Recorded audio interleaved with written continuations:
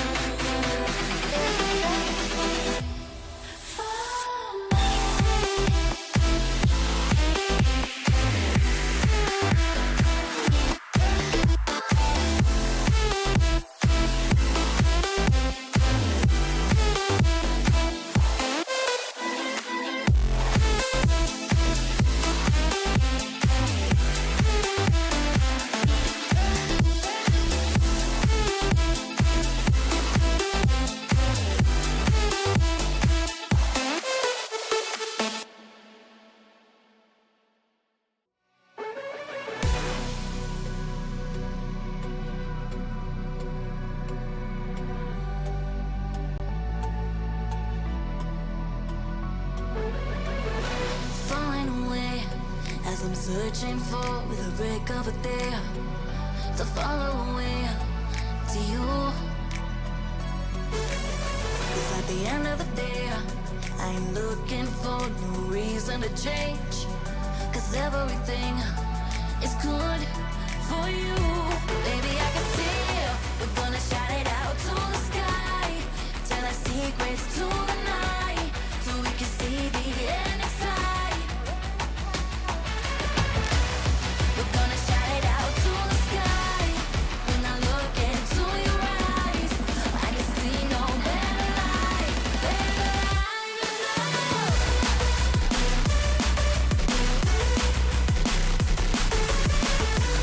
We're gonna shout it out to the sky.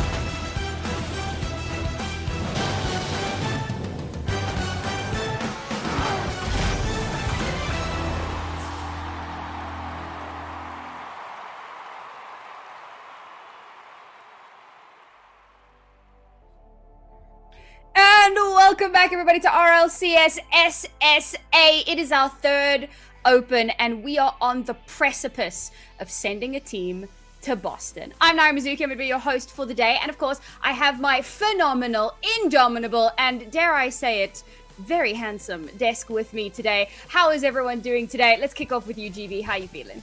Suave, dapper, and debonair. Fabulous. It's RLCS. The last. We get a massive break after this, but not before we get through the next 2 days, which is going to be intense if the GSL bracket is anything to go by. Romeo, what about you? Following the dramatics of yesterday, I still haven't recovered, and the fact that this is leading into one of the most important opens we have seen as a region, I am still shook. I still have no words. Martha's the resident interloper. How are you feeling about this open 3 of SSA? Cool, calm, collected, and not at all worried about what's going to happen today, and not at all surprised by whatever happened yesterday in GSL. Because, yeah, again, I've lost my ability to think clearly about SSA. I'm just here. I'm just happy for the ride. We're just here for the vibes. Well, speaking of being surprised, we as the talent, before each open, we do a little bit of a power ranking, and we kind of see where everybody's standing, what our temperature check is going into what the top 8 might look like, and a little bit of a clickbait title for you. The results may shock you. We're not going to go through all of it. Go through it at your leisure, chat, but I think that a couple of things really stand out if you look at the overall rankings. First and foremost, having Astronic up in 5th place, and then of course all the way down in 10 and 11th, Strive and HSK 10 and 11, but they're in our top 8, GB. You know what? I think we apologized to Punishers in the first open, with our first iteration of this. But honestly, we have a long list of apologies at this point. I mean, these power rankings are completely in the bin. With what happened, I mean, I don't think anything we predicted came to pass. It's absolutely wild. I was having a look at the caster predictions again, and you know, there are so many things that we get right because we're supposed to. We watch this all the time. We're like the big fans. And then there's teams like HSK and Strive who just come out of nowhere, and Unity who come out of nowhere, make top 8, and just say, hey, you guys suck at this. You should not do more of this. I mean, also there's some choice predictions in there. I've just had a quick look at it, and I didn't clock it when we did our power rankings. But Sam, you've got Astronic in 3rd. I did. How do you feel about that one? I was on some serious hopium there, but also the talent predictions have no stakes. There's no hoodie on the line for our, internal power rankings. So I thought, let's go for something crazy. We did get crazy. It just wasn't the crazy I was expecting, because not a single one of us had HSK, Strive, or Unity in our top 8. In fact, Unity averaged out in 14th place on the overall rankings. So, you know what? You talk about choices. Interestingly, every single talent member had 5 fears at number 1. That's crazy. Not one single talent member on the roster putting Pioneers in their top positions. Absolutely crazy. Well, that was recency bias. I just want to say it. After last night, yeah, absolutely, and things might have changed and shifted. Maybe so. I think that it also must be mentioned that Rhino was originally pegged to take KCP all the way, and I'm not throwing anybody under the bus. That graphic isn't entirely right, but the only reason I'm calling it out is because that's a very brave prediction. If you're saying KCP is going to take it in the face of all this adversity, you got to respect it. But gotta say, so far the top 2 predictions haven't been too far off as far as caster predictions go. Yeah, sometimes the graphic does get it wrong. I actually had Astronic in 9th. I don't know what region. Sure. Yeah. All right. Enough of the jokes. Let's take a look at the GSL bracket and find out how on earth we got here, because we were saying some of the results really did blow us out of the water. We said this in Open 2 already, but I think coming into Open 3, it was that much more of a what the heck happened here, Bromeo? Man, there's too much to look at here. Astronic going out in the lowers And it was just too much to look at. Amapiano beating out Astronic in the lower semifinals. Team HSK making it through over Akimbo, and Pioneers and 5 Fears taking it all the way in a sweep, which was pretty much the only thing expected that went the way to plan this weekend. But And heading on over. some big shout outs though, because as it stands now, firstly Unity, and we're going to come to Unity because they're in a very special place right now, but the only teams that have made every single top 8 this season have been Pioneers, 5 Fears, Crowcrows, and Deathcloud.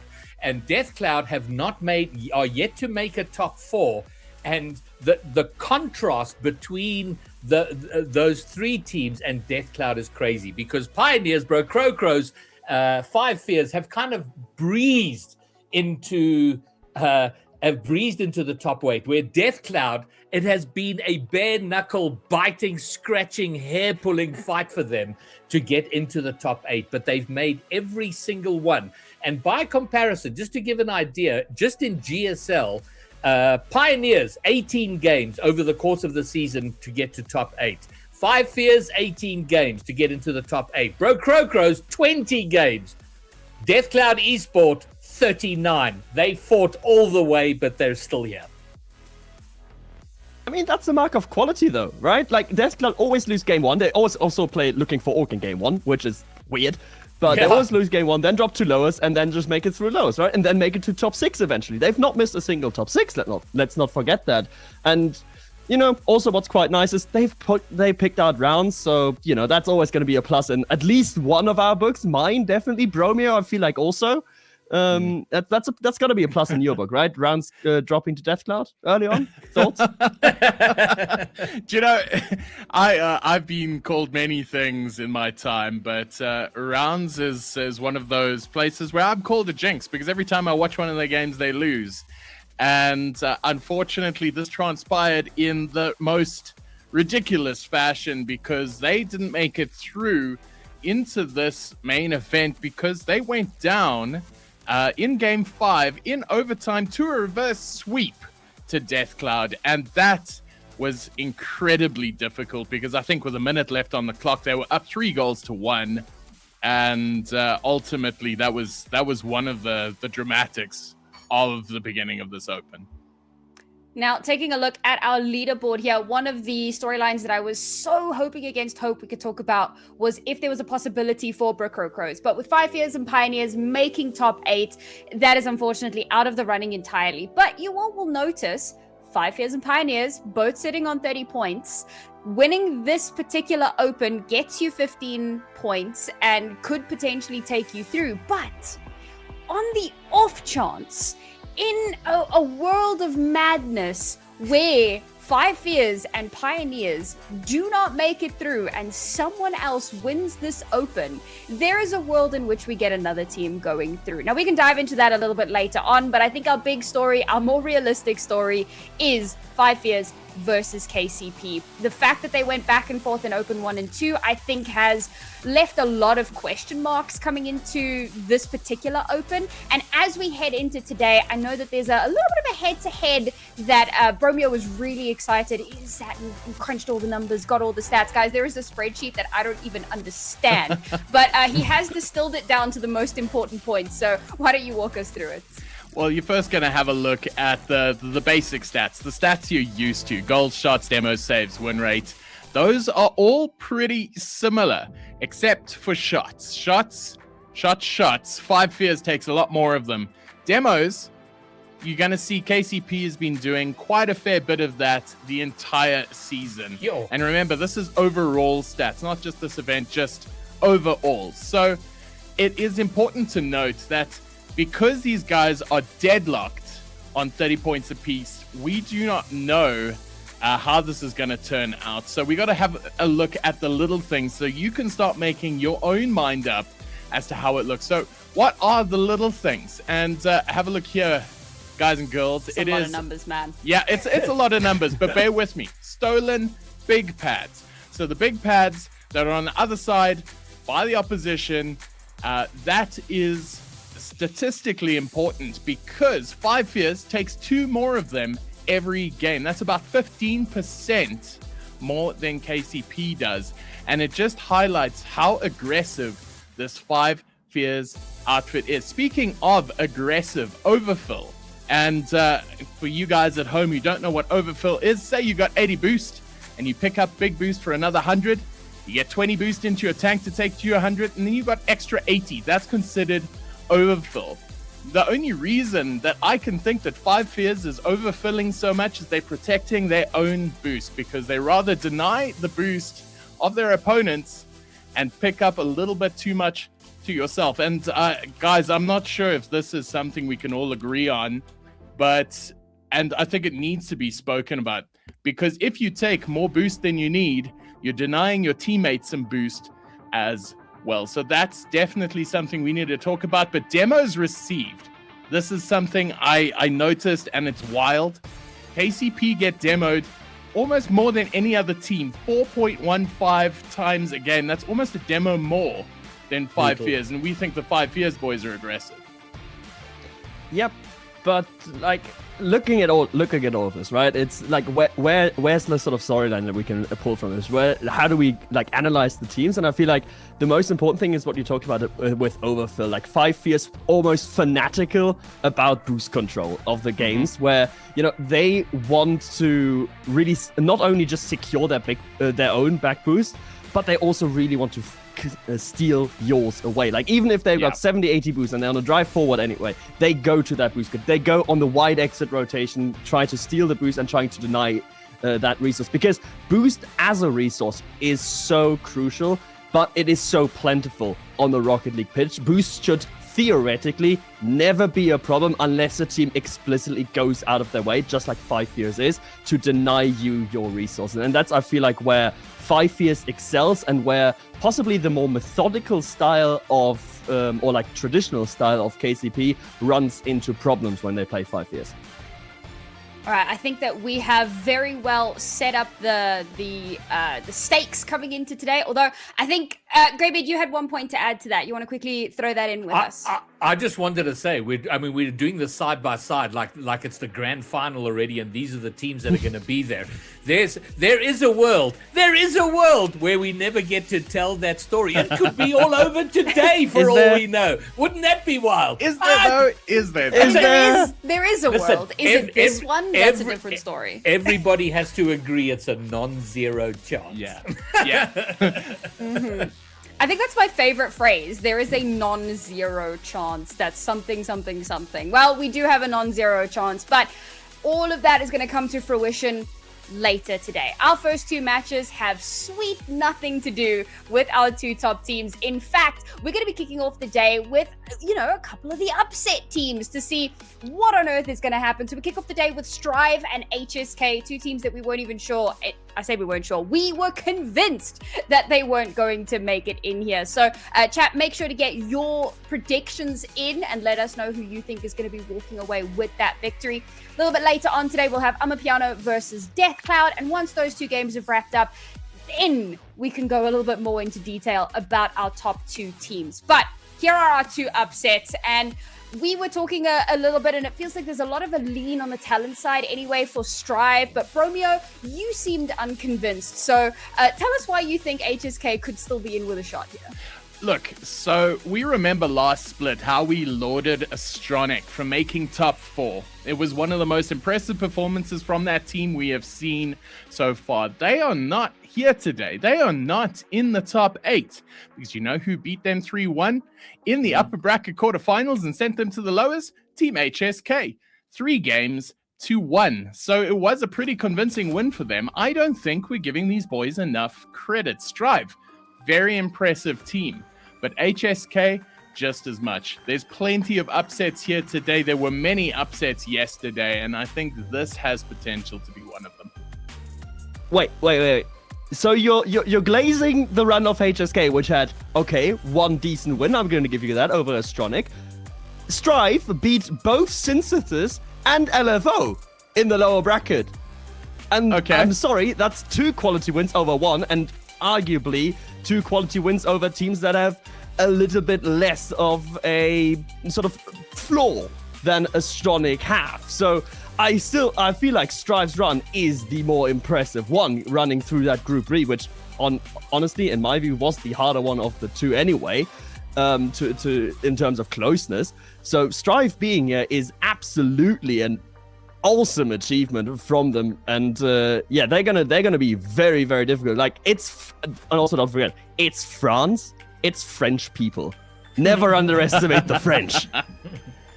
Well, I want to say, in a more broader view, the fact that Strive are an all-reunion team, you reunion stroke France, depending on how you want to count Helloist, we lose first top 8 of the season.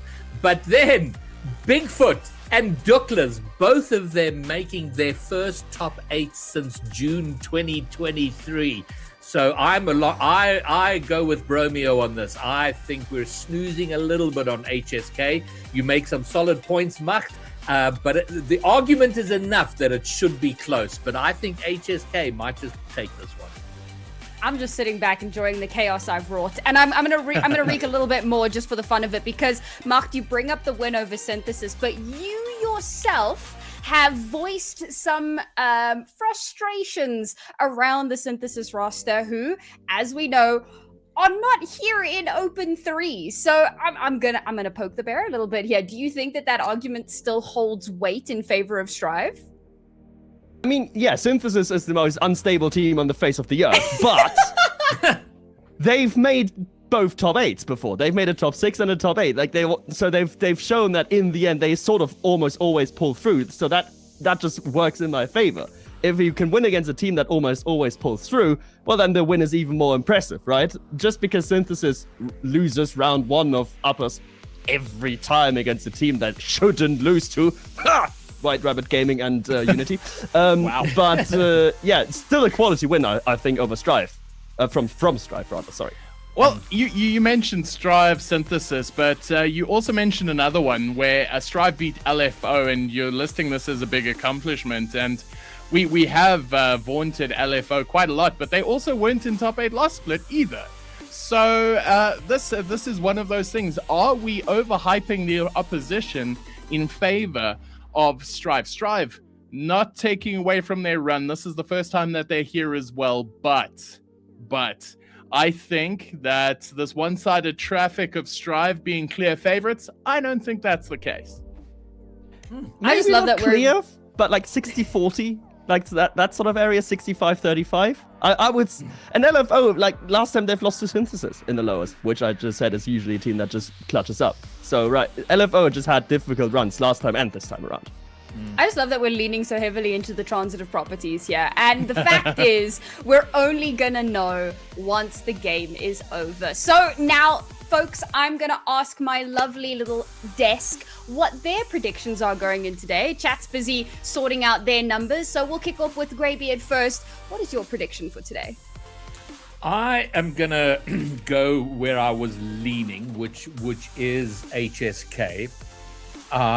And it's probably more nostalgic than anything. And it's difficult for me because I love the fact that we have, this entire French team, all these reunion boys. And by the way, we now have 4 reunion players in the top 8, which is just marvelous. And I'm so been waiting for a reunion breakthrough. So it's weird for me to not go with them. But I don't know, I'm feeling incredibly nostalgic for Douglas and Bigfoot. So I'd like to see them go. So I'm going to go with HSK. Okay. And the score? Did you give us a score? I did. I put it in. I think it's going to go distance, 4-3. Okay, I meant live. Okay, great. Romeo, what about you? I think I'm going to agree with Greybeard. I know it's not the popular one, but I think HSK has the legs to pull one through here. Strive looking very good. It's going to be a battle. That's why I'm going to say HSK to take it, but in 7 games. Okay, Macht, I see you vehemently shaking your head. What's going on in your noggin? As a European, right, I know about very few things. But the one thing I do know about is French Rocket League superiority. And just because they're in a little island in the middle of the Indian Ocean does not mean the Reunionese aren't French. Quite different, in fact. They are very French. And if I've learned anything, is that France is simply better. And also one thing, Strive, before this regional started, they employed the help of Econ. So for anyone who doesn't know, Econ is a very high-level bubble player from Europe that has turned coach. And in his time that he was a coach, he's reached every main event that he coached a team. He reached every single main event, apart from the one that's going on right now. And he's reached top 6 in the LCQ last time, coaching a team that was trying to go to Worlds. Econ is a very, very good coach, and I feel like he's ironed out some of the inconsistency issues. On Strive, I'm looking at Willow exactly for that one. But also, I feel like there's a little bit more synergy now to the Strive roster. So for me, it has to go to the French, and they're gonna do it. It's not gonna be without issue because HSK is good. Let's not forget that they are good. They are worthy of being here. But I feel like a 4-2 for Strive, Neo Tokyo. That feels like for me where it ends. Okay, I must admit, I threw my hat into the Strive ring and I went a lot more one-sided. Not quite a 4-0, but I've put a lot of belief in the Strive roster. So I'll be curious to see if that does actually pan out the way that I expect it to. And we got a little bit of time here still to kind of wax lyrical about these rosters. So, Greybeard, I think I'm going to throw it to you first because I think you're one of the people who is most familiar with the scene, with the players, with what we should be looking out for. So for some of our local guys, we've kind of waxed lyrical about the French team. Why don't you tell us a little bit about HSK and maybe the players that we could be looking out for in this first matchup?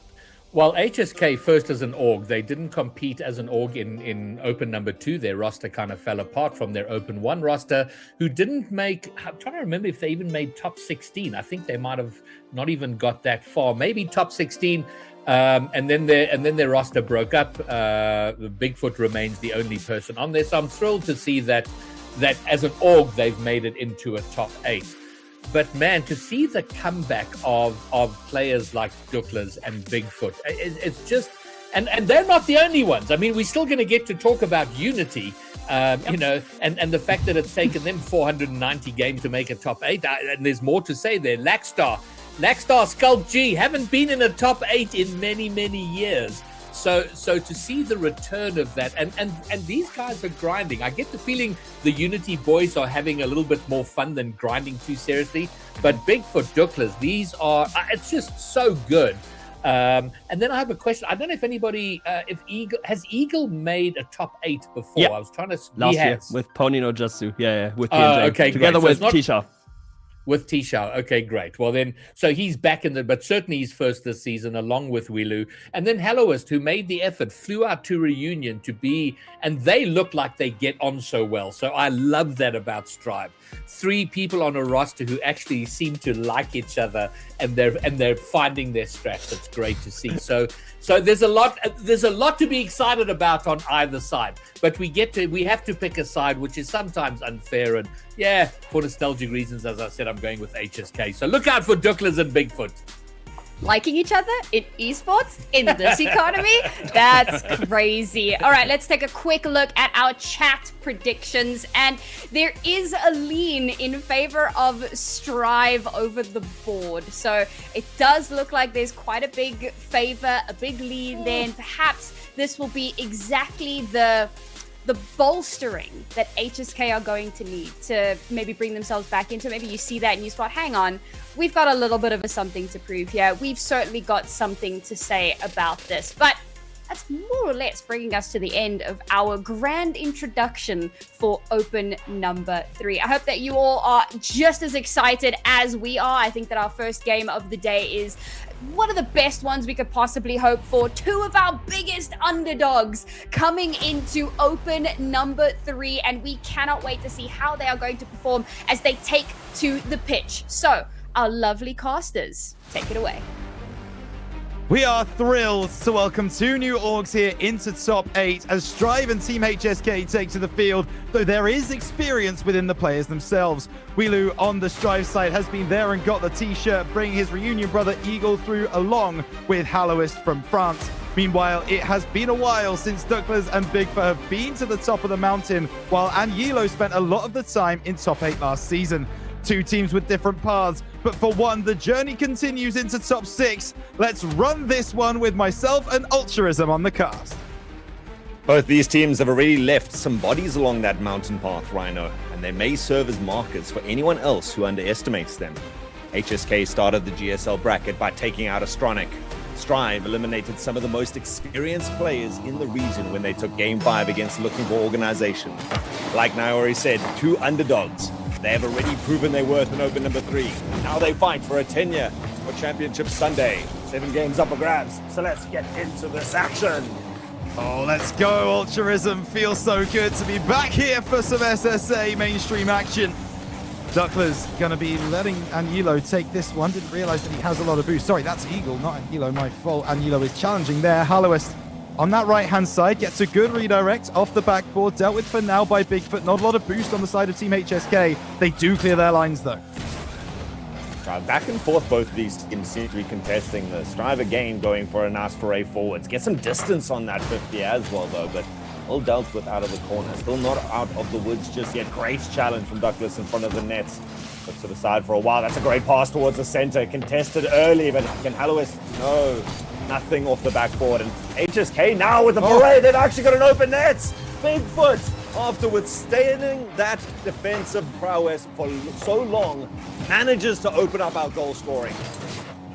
Big counter-attack from HSK there on the back foot for a while, but able to spot the gap. See that there's no third man.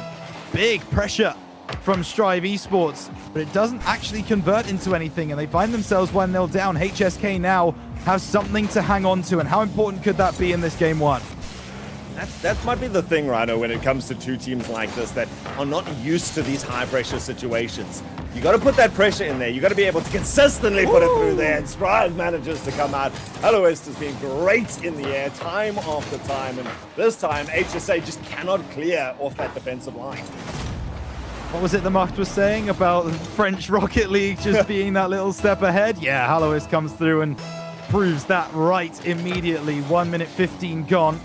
1-1, we find ourselves in game 1. This has been tipped as one of the games of the day, certainly Ultraism, and living up to the billing in the early going here in this first game. Bigfoot trying to break its way down to that right-hand side. Hallowest next up. Anyilo, a huge 50, winning that one with no boost. Still an opportunity for HSK.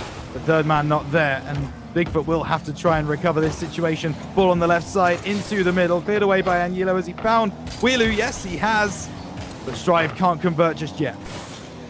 I don't know about you, Ryder, because we didn't get our predictions on the map, but I thought this was a Strive Esports all the way to game 7. You talk about this being one of the games of the day, and I am with you all the way. Still, yet nothing between these two teams. While Strive seems to be a little bit more forward-going and a little bit more aggressive to be able to create opportunities, HSK is standing pretty resolute. They're going to have to worry. Oh, it's a great pass towards the center. And even the awareness to tip it back now to Wilu. Strive looking for these opportunities side to side across the field. Those are the kind of intelligent plays I'm looking for from Strive. Those passing plays. That demo is pretty picture perfect as well. Bigfoot, the last man back. Eagle just gets bumped off that play.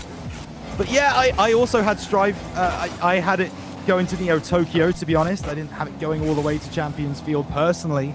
Just thinking that Strive are the stronger of the two rosters on paper, but we don't play Rocket League on paper, do we, Alt? We play it on the field.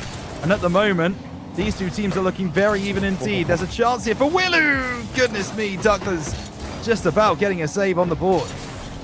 But it seems to be just that. It's always HSK making another save after Strive, creating something, and we're prepared to throw multiple bodies at this. Hallowest takes it so high in there, gets it done down, and Wilu with the shot takes 2 defenders to get in the way of that. Strive denied once more, but they are the ones setting the tempo right now, and they straight away back into the attack. Hallowest manages to squeak it out towards the side, and look at the team coming together once more. Everyone getting involved with this. Wilu unable to puncture through from that corner. Instead, Strive takes a step back and going to have to rebuild once more. And I've got to say, frustration can be a really difficult emotion to overcome in Rocket League Ultraism. If your opposition just keep making last-ditch saves and you wonder how they're doing it, and you start thinking, goodness me, how does that not go in? There's another example.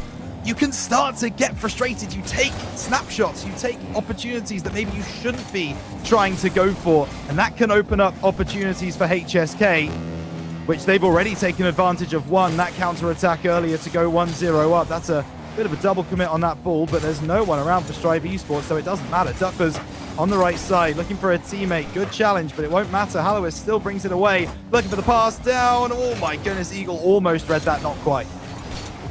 We have seen HSK with that counter-attack opportunity. And when your opponents are able to level up the score, trying to fire towards the center as Bigfoot, you always have to be careful if you're Strive there to not give this away for free. Bigfoot into the air. Not a lot of his sustained pressure coming out from HSK, but this is a great period of play for them. 20 seconds left into this match. Douglas looking off that corner. Oh, it's a miss coming out from Anilo just in front of the net. Strive now with their counter-attack opportunity. Feels like their first one. Denied quite quickly into this. So any last-minute gasps of amazingness from either side would be welcome, but it seemed like we could be going to our first overtime to start off the weekend.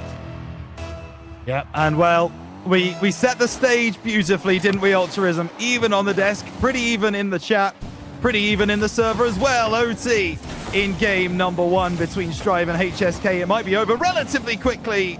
Hallowis with a chance, didn't really have the boost to follow that opportunity through though, and Duckler's trying to bring it away. Hallowis might have messed up his own teammates there. That's an opportunity, Anilo! The Spaniard wins it for HSK.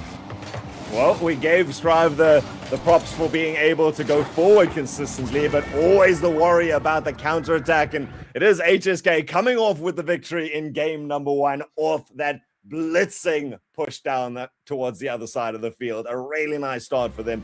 Resolute throughout where it was required, but not with all the shots that they needed, but all the shots that went in, the goals that were needed.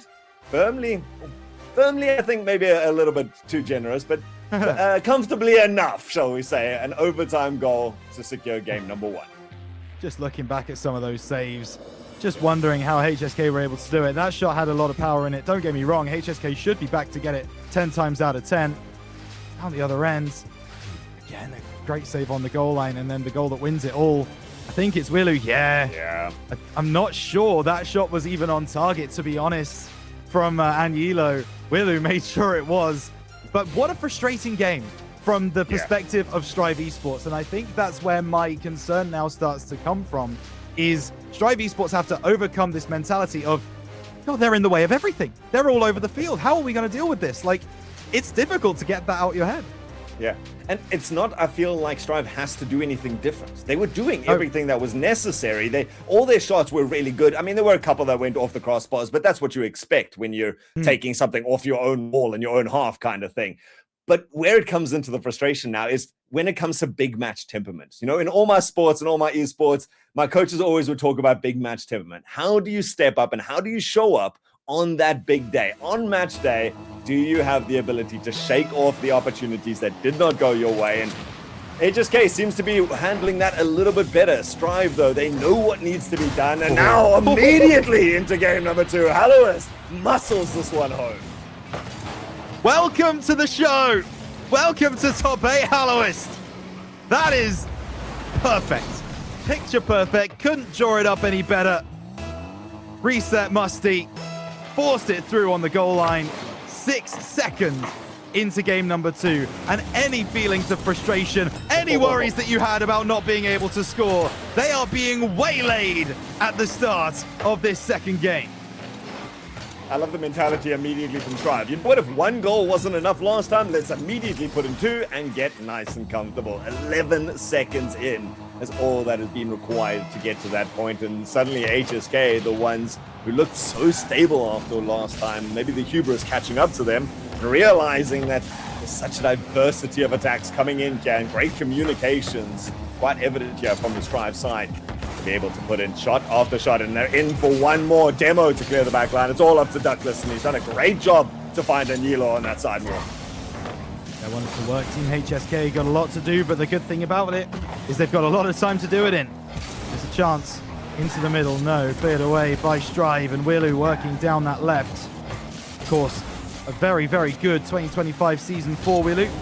Looking to extend that again here in 2026. Cleared away by Agnilo. Willu collecting on this right side, looking to through, but Douglas is not having any of it. Early challenge and then some. Good work from Team HSK to clear the ball back down the other end. Looking for the bump, doesn't come through, but there might still be an opportunity. Backflips, no, it's not going to happen. And the counter-attack might be in immediately. Strive Esports go down the other end, but Bigfoot's there to cover off. Patient play from Bigfoot, and it's so easy to let yourself get carried away by how close that goal was. I mean, there was the push through from Douglas on the side, and really we have to give some credence to Douglas, who's been doing a superb job on both defense and offense. It's going to work here again. This time it's Agnilo who only just manages to scrape that out, but HSK is doing nicely at least to create that opportunity. Still nothing from it though, and Strive still sitting quite comfortably with that 2-goal lead and looking for another one. Pass towards the center. Shot is powerful and placed with perfection right now at the end. Again, this awareness to look for the teammate. Wilu has played with these guys for long enough that he knows exactly what this is. Shout comes out, goal goes in. The Reunion A boys linking up there. Wilu inside, pass to Eagle, and he couldn't miss. Great work from Strive to get up to a 3-goal lead. Now, we haven't even played half of this game yet. Things could start to get out of hand if Halu had taken that shot towards net. It hadn't happened. Now Ducklers tries to send this away. Intercepted by Eagle. Chance on the turn. What a 50 by Eagle. Great work to keep the ball deep in HSK territory. The waterfall down. Strive still pressuring. Top right corner off the crossbar. Opportunities after opportunities right now. And it's not just loose balls. It's not through a deficit of HSK's efficiency right now. It's extra efficiency being forced out through Strive's efforts. Look at that. Eagle again going for a demo there. We've seen so many little tuck back, cut rotation 50s that have worked out to their advantage. We've seen people just resolutely going through there, or even people skip passing to allow their teammate to have the better shot. Strive just has such great awareness of what's going on. See, there again, Eagle knows that he can take the shot, but it's instead Hallowist forcing it back and gives Strive the possession that they need to now make a foray down towards the other side. Hallowist once more into there. He's got Eagle once more, but Eagle, a little flat-footed there, leaves some work for Wilu! And Douglas only tests the crossbar. Defender, no one to be seen. Strive Esports, it's a bit unfair to play with 4 players on your team. The crossbar and post coming in as that 4th man. Hallowist down the right side. HSK still off the board for now, and that will continue. That big clearance has broken the line. Bigfoot having to play it into the corner, and Yilo is there waiting for it. It's a little bit awkward, but he's not being challenged, and that could cause problems for Strive Esports down the other end. Just about a 50 victory for Hallowist. Will now be able to bring it back down towards the left-hand side. Big double touch off the corner. Eagle to take this through, wanting the bump, doesn't find it, cleared away. And Douglas does eventually get taken out of the play, but there's more stuff happening down the other end of the field. Strive Esports having to do some defending. But they've got that race. 3 goals behind it, and again, a look for the demo. It's another Yilo. Somehow regains themselves in the air and manages to go back, but it's still the 3 goals. In the final minute right now, HSK yet to breach their opposition's back lines and leaves them with a monumental task for the final 45 seconds here, Rhino. Certainly is the case. 3-0 with 30 seconds to go is almost a death sentence for any game. Ducklers off that left-hand side, looking to go the distance. Chance saved! Hallowist on the goal line. Strive Esports' last-ditch defending has been stellar in game number 2. Game number 1, it was a little bit shaky. They seem to have been able to steady their hands. 15 to go. This game is done. We're all tied up in the series Ultrism 1-1. Rano, I don't know about you, but to me, this game didn't feel a lot different from game number 1. You still had Strive being the predominators of the aggression. HSK kind of forced to resort to those counterattack opportunities and hold out whatever they could. But right now, it connected a little bit better for Strive. They got the passes more cleanly, maybe a touch more pace on there to beat the waiting defender. The shots were a little bit more precise there, and HSK just couldn't keep out those miraculous saves. And when HSK did manage to get themselves down into an offensive opportunity, it just didn't work out to them. A couple of crossbars here or there, or a nice 50 that stopped them halfway. So pretty much a repeat of game number 1, but a vastly different outcome. Yeah, I'm going to go back to the Duckler's flick into the crossbar, because if that is just a pixel or two, there it is, right in front of you. If that is just a little bit below, then that's off the crossbar and in. And we're talking about potentially a very different game, because at that point, the momentum turns. You feel HSK start to build into it. They start to get that confidence back and can roll off the back of that. But when you've not been able to score in a game, that is a really tough thing to come back from. And Strive Esports, I think you're absolutely right. It didn't look in gameplay like a lot changed since game 1, but the clinicality of Strive definitely did. And what was nice to see was that we were worried, is Strive going to be a little bit shaken by this? But they came in with full confidence. You know, they were going consistently for those aggressive demos in the back line. Douglas got taken out twice as a defensive option here for Strive as well. So maybe they were frustrated, who knows? But it manifested in a little bit more explosions across the field. And it does set us down to a level series. We go now into game number 3. Each team managing to find a victory, but HSK still feeling like they need to find a touch of pace if they want to change the tempo and wrench it away from Strive Esports. Yeah, and I guess the question is going to be asked, have they got that next gear? Have they got another level that they can rise to? Strive Esports are certainly going to be asking that question of them. Have to meet that challenge. Willu, what a 50 that is in the corner. Pass back, beautiful work! Halloist, top right corner. HSK could do nothing about this one. Willu, off that backboard. This is a picture-perfect pass right on the bonnet of Halloist. And he finishes the job, 1-0.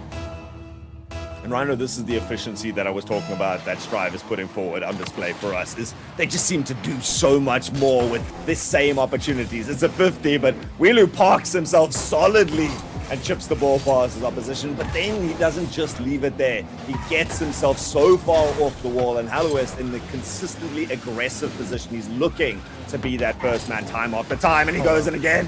Oh, this time, Halloist actually, man, sitting furthest back. Willu doesn't manage to complete that, but Halloist straight away goes back, goes high, gets the 50. And it's up to Anilo to set it high, just for Willu to return it back down. So HSK needs to get a little bit more of any of these touches if they want to try and stand toe-to-toe against Strive. Yeah, that's a bump. What a bump. That bump is everything. You can watch this again as many times as you like. Willu with the pass back. Halloist will take the shot. But just watch the backboard after this replay. There it is. Willu just knocking Anilo up onto the crossbar from that bottom corner. Means that the whole bottom area of the goal was free for Strive to aim into. Goodness me. He took aim and fired. Halloist, second of the game for Strive. Still a chance, wanting a third. Strive Esports going strength to strength, but it's their own hubris that catches them out on this one. You know what? I'll give points for creativity from Strive. Willu coming off just above the opponent's goal to try and knock that in. That was cute. But sending your third man to go through as well just opens things up. And we have talked about HSK. You give them that counterattack opportunity, they waste no time. The entire field to play with. The entire field turns into Bikini Bottom to give them something to laugh about at the end of it. And HSK, they find themselves being able to break that 5 goals unanswered. Now, manage to get themselves back in, and Hilo makes a great save there with no boost and get themselves some pressure down the other side. Yeah, that's so important from the Spaniard. But Willu, he spotted the game state. He knows exactly where all 3 players are, so he takes it down the left-hand side, avoids everybody. Great work from Eagle in the corner. Eventually it is forced away. Bigfoot, big 50, doesn't matter. Halloist backboard, open, backflips, no way! Eagle bottom left corner, but HSK will not want to watch this highlight reel back. Nope, I don't think that this is something that Strive is going to add to their mementos either. At the end of the day, they didn't have to do that much. This is something that separates the teams that are consistently in our top 6 from the guys who've just made their first breakthrough, is the unforced errors. When you give your opportunities like that, when you've had 2 people miss the ball in a row, someone else in this top 8 is going to make that count. And Strive does exactly that. They get themselves back up to that 2-goal lead. And half the game yet to go. HSK making a movement forward, and they've got 2 in tow. Ball trickles just out of the side. Eagle content to let that go. No one else is going to be able to find back in. And Yilo pass towards the center. Douglas is waiting, trying to pass it back. It's way too high for Yilo to do anything with. And HSK now on the defensive retreat. The desperate return to their side.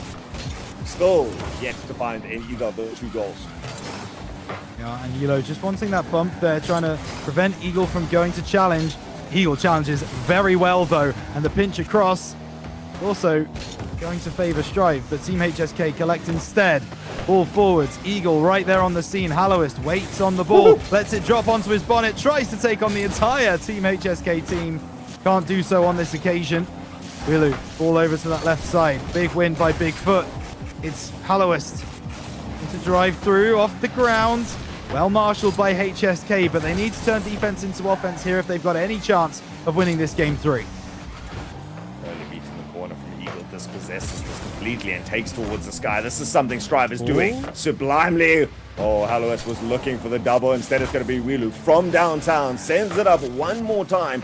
Strive has been working this aerial ball faster and more efficiently than their opposition, it has to be said. But not efficiently in this case. Double commit sends both of them towards the goal line. That one only just squeaks wide, so I think they're going to be too upset by that. However, straight away back into another position. Wilu looking for the demo on the baseline. Resorts just towards that, picking up the opponent's boost, but it puts the team under pressure. Now they have to work something back. I think Eagle there was just trying to push that ball forwards. In the end, it actually goes back towards his own net, and Team HSK can build a long period of possession off the back of it. Good save by Eagle from the shot from Anyilo. The Ducklers is next up off the right-hand side. Wilu just waiting to play that 50, and it does go just high in the sky, so Halloist can bring it away. Over onto that left corner. Away by HSK again. Eagles takes out Bigfoot, which means this attack will only have 2 players. The attack will be shut down immediately by Wilu. That right side. Bigfoot taking a moment, and with 15 seconds to go, again, the time is not HSK's friend. I think they've shown a little bit more in this game 3 than they did in game 2, but the outcome might still be the same. Oh, that ball is just not going to find its way home. Zeros across the board. Strive do take the victory, and that will be a lead in the series for them. So, really a mirror of the scoreline from game number 2, with a 1 consolation goal coming from HSK, and that one kind of a gift to them as they were able to take advantage of the free open opportunity of the overcommit there from Strive. But HSK still struggling to really form any sort of consistent offense. They're really struggling to get the passing plays to come through, and Strive doing too good of a job with the rotations to always have someone back and not give a second goal like that. But it really has to be said that Strive's goal scoring opportunities is the differentiator right now. Strive is doing things from their walls. They are taking aerial balls from their own backboard. They're getting such length down the field and able to break any sort of restrictions imposed upon them. And man, you can see there's even more in the tank that they're just not quite getting to just yet. Wilu trying for the little double touch or the backboard by Halloist constantly. Strive has got a lot to work with here. Yeah, they do. And you can tell they're having fun with it. I think that's the biggest thing, because you're talking about the things that Wilu is trying, the things that Eagle is trying, the things that Halloist is giving a go. It's not as if they're not taking it seriously. They're taking it very, very seriously indeed. But what they are doing is they are saying, well, we've tried this in scrims. It's come off a couple of times. Let's try it in the game. Let's see how things go. And they're being given the space to do that by Team HSK, to be honest. Those early challenges that we like to see from the hyper-aggressive teams aren't really coming through from HSK. They're taking the ball on their own backboard and trying to find a way through from there. So I'd like to see a little bit more aggression from HSK in this game, to be honest. I'd like to see them taking those early 50s, stop Strive at source, rather than by the time they've already reached your net. That's true, but there's also the innovation that's coming out from Strive that they need to be careful of. We saw Wilu do it earlier on the 50. They have the ability to read the overly aggressive... Oh, wait, Bigfoot funds the Eagle only just gets that out, but we've got to be worried about diving into 50s against Strive. I feel like they do too much off these 50s that they could send it past. We've seen the mind games come through on some of the dribble attempts. I think it was HelloWest doing that earlier, and other plays where you just get yourself a little too out of commission. So certainly if you're playing position number 1, get that space down to 0 as fast as possible. But everyone else needs to be careful. Let's just create some reason for Strive to have to fight for possession. Yeah, absolutely. There does need to be that struggle and that fight. Strive need to feel like they're in a game. And there was a moment there on that far wall where Team HSK did exactly what I asked. They took that early 50, but the 50 went in their favor so much that Strive were able to just take it off their own backboard and boom the ball clear. And suddenly HSK, you're running back towards your own net. It's got to be that second man as well pressure from HSK to keep Strive Esports deep in their own half. They're definitely not being able to do that right now. Ducklers pass across to the left-hand side. It will be taken forwards by his compatriot Bigfoot. Stolen away, but that pass inside is perfect. HelloWest just about getting there first, and Yilo had a real opportunity. And I love to see that. We have yet to see HSK really being able to complete the connections between players nearly as well as Strive. Ooh, great shot comes in there, Bigfoot. Quickly up to that one, but it's the passing plays that I think HSK need to rely on a little bit more. Drops down in front of the net, maybe communicated. Bigfoot has some space down the other side to try run away. HelloWest make sure that that space evaporates in half a second. HSK though, retained possession, looking for the teammate now, and Yilo is gonna just let that one roll in. I think helped along the way by Strive. This is not the original plan, I'm sure, but at the end of the day, HSK manages to come up with the first lead of the series. I never like it when there's a goal scored that actively makes me cringe. That actively just like sends shivers down your spine of, oh, that's not one you want to concede. Strive Esports 1-0 down, but they are the makers of their own demise at this particular moment, looking to turn things around very quickly. And Bigfoot, he had to be very quick to that one. Brilliant save. A pass back from Team HSK in their own half. Well, that will show you the confidence of this HSK team right now. Yeah, that's it. Oh, great shot from halfway there. And Eagle does just as sublime and sumptuous as Greybeard would say a job there to make the save. It was a rocket out of nowhere. HSK looking a little bit more alive, bolstered up, it seems, by that 1-goal lead. And big touch there, too hard of a touch, gives us straight to Eagle, and Yilo wastes no time, he charges it down, looking for the demo afterwards, picks it up, and Douglas manages to get one as well, so a little bit of an overlap. HSK here in the ascendancy, looking to try and shut down this net. Milu, all he can do is turn it towards his own side. That's a great flip there from Eagle to be able to pick that up early, but it's all the way back to the backboard. Bigfoot taking it up high. Both of his teammates now straight into the air after this. They seem to have given away possession. And HSK, with all the space that they needed to and all the impetus at the beginning of that play, now resigned again, trying to wrench it back. Oh, yeah, it might be though. Yeah, they're doing a good job of it, but that ball is not going to find a teammate. So now it's Wheelu with space, time, and boost. Normally the 3 ingredients for a Rocket League goal. It's not going to happen this time. Eagle passes down. HelloWest takes a hot shot from his own half. Just pressuring Team HSK, keeping them honest, making sure they stay in their own half and they stay alert on defense. Time is going to start ticking down here. Strive Esports haven't scored for the first time in a game so far. They will need to change that if they want to extend out to series point and prevent HSK from equalizing the series once again. Douglas down the left-hand side, has a player inside, played away by HelloWest once again. He's been brilliant at the early 50s this game, and a big demo as well there from HelloWest. Bigfoot trying to find a teammate. No one is there from Strive Esports. No one's closing the gap. You've got to score, lads! I like what you say, though. The impetus really now is on Strive. They've got the goal to make up, and they've just really lost the control over the game that they seem to exacerbate over the last 2. You know, right now they're not getting extended periods in possession. They're being challenged early, and this one could be an extra one. Eagle only just manages to turn it down to the side, but still, HSK burns a couple more seconds off here. Big flip. This could be Strive's one moment to bring it back right now. 10 seconds left. They've given away possession. Eagle going to have to make a heroic turn right now, gives it away straight away. HelloWest with the entire field yet to go, or cannot touch down, or HSK will be able to pick up their first game. They do. Actually, the second game right now changes the tempo of the series completely. Where we thought Strive was going to run away with this, HSK, they win 2 games by a single goal. It matters not. This is a level series. Yeah, it is. Technically speaking. Look, I don't know if I'm just being harsh here, but I cannot see at this particular moment Team HSK currently being the better team on the field. Strive Esports are the creators of their own downfall. I mean, that's the goal that wins you the game. Let's be honest. That's not created by HSK. That's not a forced error on the backlines. So I love HSK. I think they're doing good work and their defense is good, but Strive, I just know there's more there.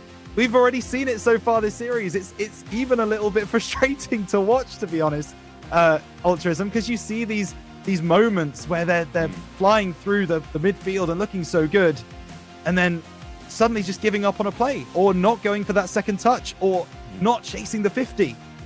Something's changed. It's weird because you're 100% backed up by the goal differential right now. I mean, Strive is sitting 4 goals ahead in this matchup after the 4 games. Theoretically, they should have won every single one of them. I mean, game number 1 took us to an overtime after HSK was able to bring it back. Strive was the first team to score, and they've done so game after game. And like you say, it just HSK holding on and managing to rebuff, it seems. But let's not forget, this HSK side are the ones who managed to knock out Astronic. Not even in game number 5. It was game number 4. 3-1 was the scoreline there. And so HSK has something yet to show. Astronic's not a side that typically makes a lot of mistakes. So this was something manufactured by HSK, and they're going to do it. 8 seconds into game number 5. We have a goal. HSK, maybe this is the resurgence that we were looking for.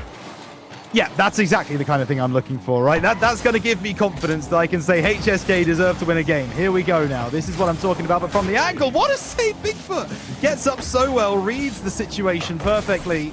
Strive wanted the goal immediately back, but they're not going to get it. And now, will we see another game very similar to game number 4, where Team HSK just kind of turtle up a little bit, make sure the defense is rock solid. Yes, go forwards a little bit when they're invited to, like here with Bigfoot through the middle of the park, looking to drop that down. Not going to happen. Still a chance. The challenge is in. Or will Strive be able to break their way out of their own half? I mean, it's Parc de Paris. Oh, it's got to favor the Frenchman, surely. Surely right now, hence the 1 goal advantage, right? I mean, at the end of the day, you've given HSK what they needed to, because Strive going to have all the fans cheering from effectively their home grounds, but they're going to need it. So far, HSK feeling a lot more confident. That's a great attempt at the double off the backboard, but Strive again being a little bit more spread out. HSK, when they're going forwards, they're suddenly starting to throw a couple more people ready to make that opportunity count for them and then come back. Nice little rebuff towards the side. Eagle going to try and do something out of the corner. Pops it up high. Alois is pushed forward a little bit too far, and Yilo managed to get some distance down the field. Now it's up to Wilu. He's got it full tank of boost. Manages to get a couple of touches on this. Can't hand it down to any of his teammates, and it's up to Alois to just float it up there. Eagle was hopeful on the backboard, but there's the couple of shots coming through there. Strive looking to build some pressure for the first time in a couple of games. Yeah, but these are pot shots. Altruism at best. That one's not. That one would have flown home if it was on target. But a lot of the Strive shots are just coming from midfield. They're easy to read. All 3 members of Team HSK are back. It's not high percentage. It's not likely to get you a goal. If you're waiting for Team HSK to make a mistake on their backboard, you've played game 4. You know it's unlikely that they are going to make that mistake that gives you an empty net, an open goal. So I just don't understand the way that Strive are attacking this game 5 in the slightest, and Team HSK are taking advantage of it every single time. Halois down that left side though, has beaten one. Backboard will not be left free. Big from HSK to make sure they didn't have that easy double. They can find a way out. Wilu, again, I don't know if that's a shot or an attempted play off the backboard. Either way, gets demoed for his trouble, and Team HSK can move forward again.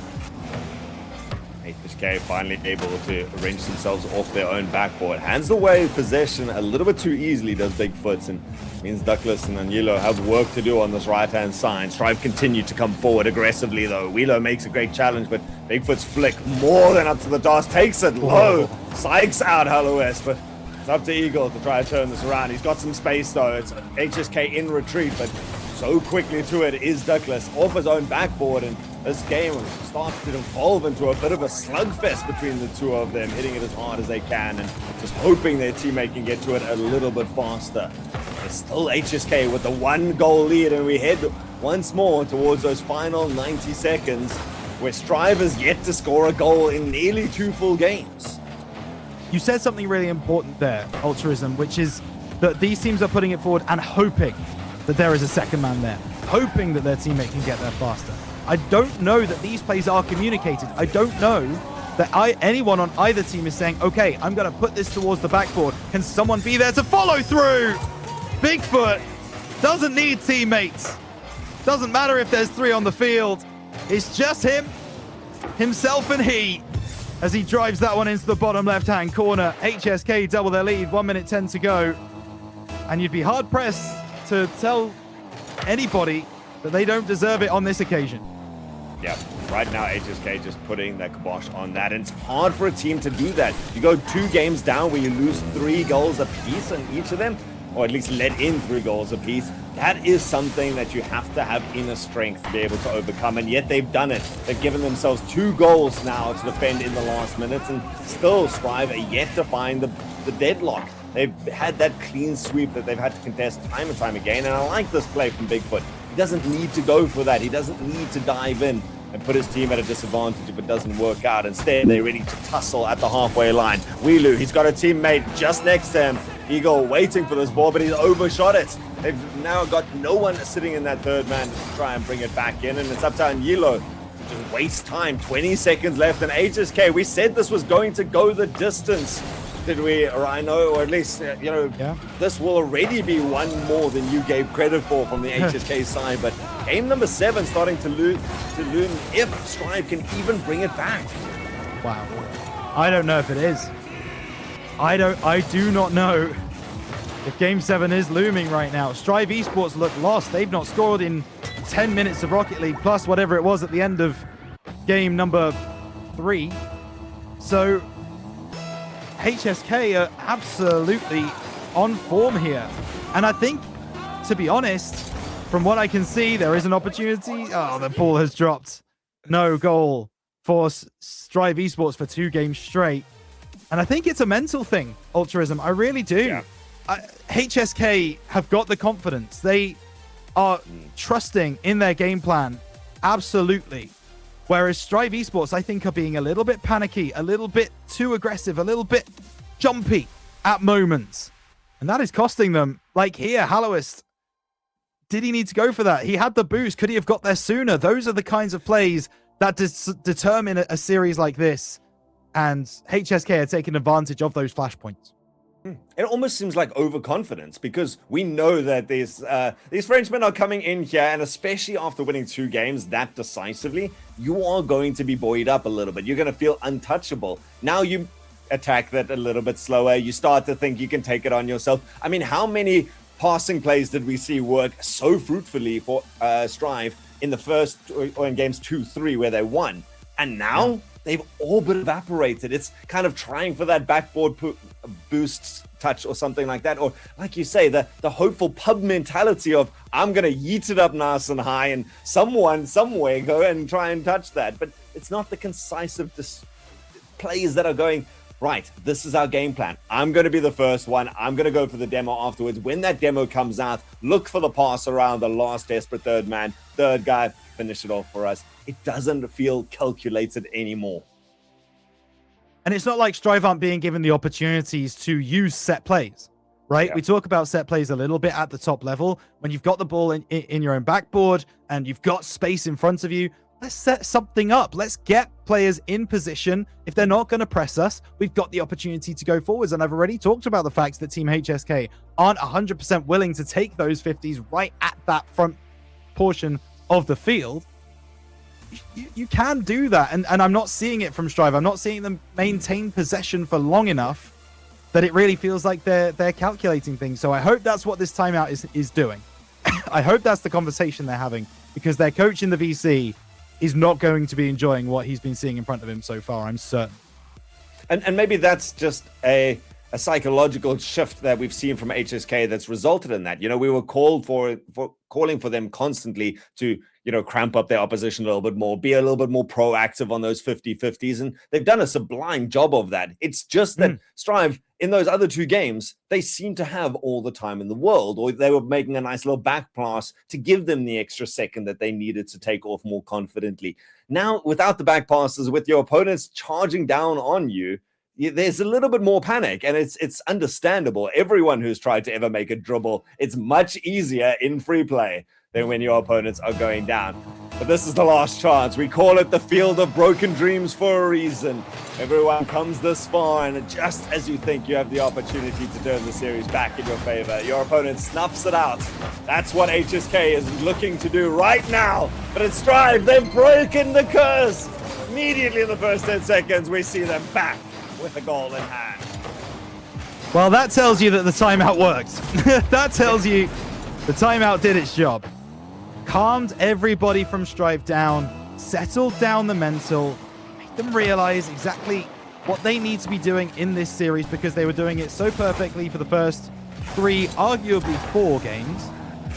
And now they have got the lead. They've got that goal that has eluded them. Hallowis looking for another one, does get the 50, doesn't follow through, and how dare you be in our half, says Anguilo. There we go. Now we're starting to see a little bit more of that old Strive mentality. The back pass this time didn't work out to their perfection.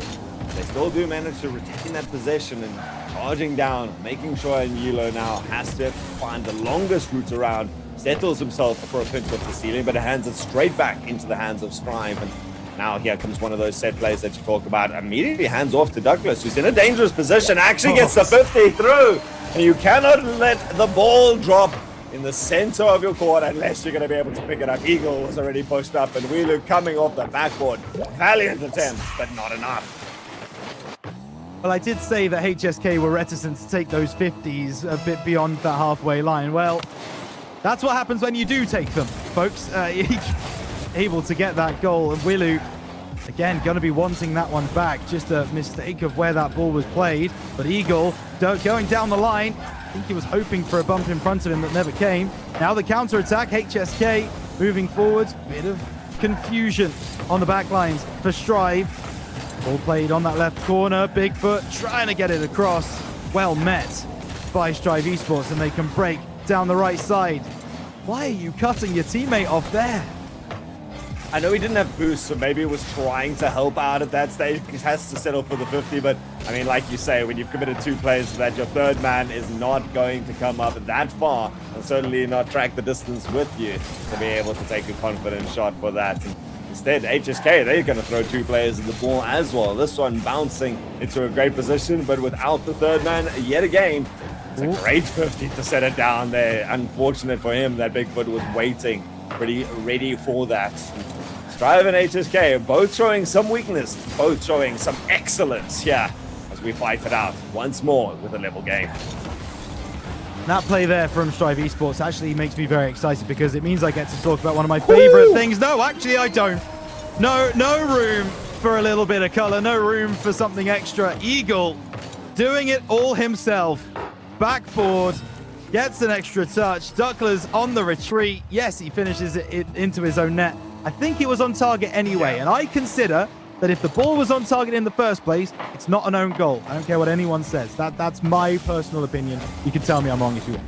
Oh, I'm with you, Rhino. Let's make this nice and crystal clear for everyone right now. It's just an attempted save at that stage. You haven't turned it in.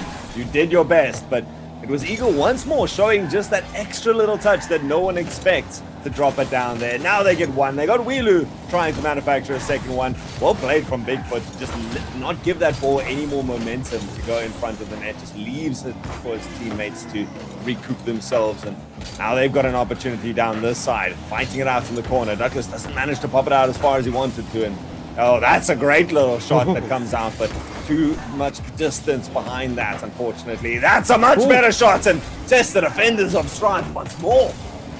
Goodness me, that came in with absolute venom, didn't it? There's another opportunity. Team HSK really taking it to Strive in the back half of this game.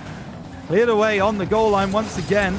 Strive Esports lacking in the boost department, though. How long are they going to be able to keep HSK out for?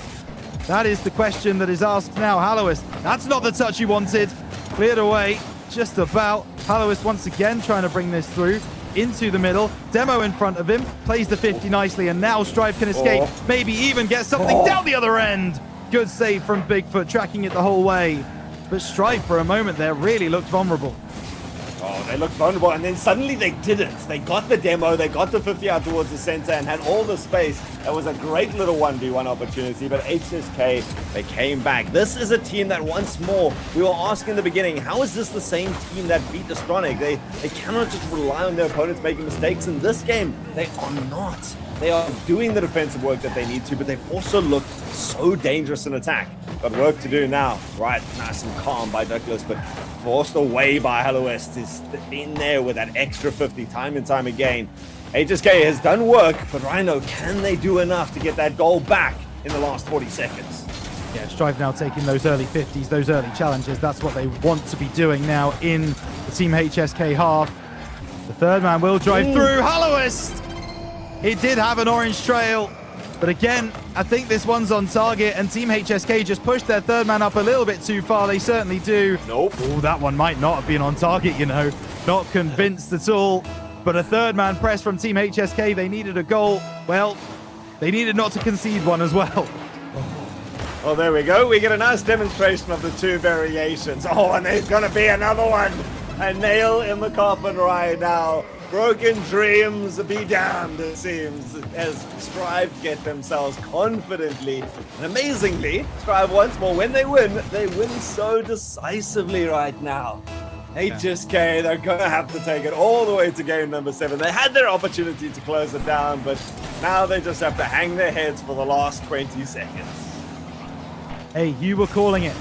You called it absolutely earlier in the series. You said, smells like Champions Field. Well, you have a better nose than I do, because I certainly wasn't expecting it to go this way. Ducklers, right-hand side, Team HSK, one for the road! Nice. Bit of momentum into Champions Field. And a lovely goal right now. Like this is a well-constructed goal that the team is going to be proud to show off time and time again. The pass that high off the wall means no one from Strive can get up to the challenge, and a nice, clinical, well-placed finish. I think it was Bigfoot at the end there. Gives them a goal that they are going to feel like, yes, we know how to beat them. Our main job and the main reason that they won the games that they did for HSK was mitigate the offensive opportunities from Strive. This time it didn't happen. They gave away too many goals, but managing to find 2 back yourself is kind of what the game plan seems to be for HSK. Yeah. Not sure if that's a plan, to be honest. Not convinced by it, but either way, Strive Esports making their game plan work in this game number 6. And that is something that we've already seen so far this series, but it's also something that we've seen HSK come back from in the next game and be able to have an answer for. So Strive need to be very aware of the game state and of the way that HSK have adapted previously. And they will need to do some work to try and make sure that they stay on top going into Champions Field. Don't let those nerves get to you. We've seen them get to you already in this series. Just keep those heart rates down. Try and play your game. It's proven time and time again that it works. Yeah. And there's obvious signifiers that Strive is letting out as well. You know, when they're taking these little pot shots, as you called them earlier, from halfway, that is a good sign if you're HSK. It means your opponents are rattled. If no one's taking to the air, Strive doesn't have the space that they need. And so little things like that can bolster up the moods of HSK. They got that goal at the end, and so far they first and foremost need to deny an early goal from Strive, because that has been synonymous with their victories, it seems, and they've at least survived the first 10 seconds. We're set up for a great game here to end off our first series. It's Champions Field. It's game number 7. Love it when a match one of the day goes to game 7. It just sets the day up right. It's just what you want to see first thing on a mainstream. Strive Esports and Team HSK have proven that they are both heavyweights in the division, punching back and forth, trying to get the better of their opposition. Who will land that knockout blow? We'll find out in the next 5 minutes plus. of Rocket League. Bigfoot trying to get through a couple of tackles. Can't do so. Eagle to clear away. Early challenge from Anilo. I already like what I'm seeing from HSK. Yeah, I feel like this is not going to be one of the breakaway games that we've seen too often now between these two sides, and that does not bode well for Strive because each of the close contests have gone the way of HSK and already into the attack, like you say, giving no space, taking the boost from their opposition, looking for the demo as Bigfoot slows it down in his opposition's corner and gets that extra touch and nearly had Douglas in tow to be able to slot that in, but Strive yet to get the ball really far and confidently out of their own half. Douglas again makes a great 50 and looking for the pass, actually leaves it up to Bigfoot. HSK looming, but must not get caught in the trap of overextending because Strive has the distance on them and ready with Hallowest.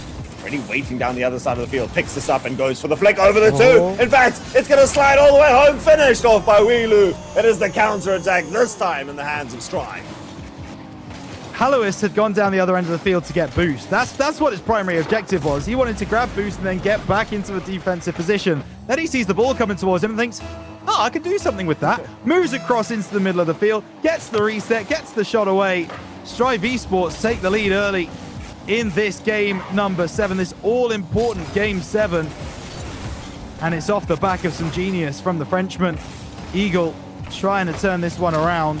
Not able to do so, but he will get a demo on the way out, which means HSK are going to struggle to remove this ball from their half at the first time of asking.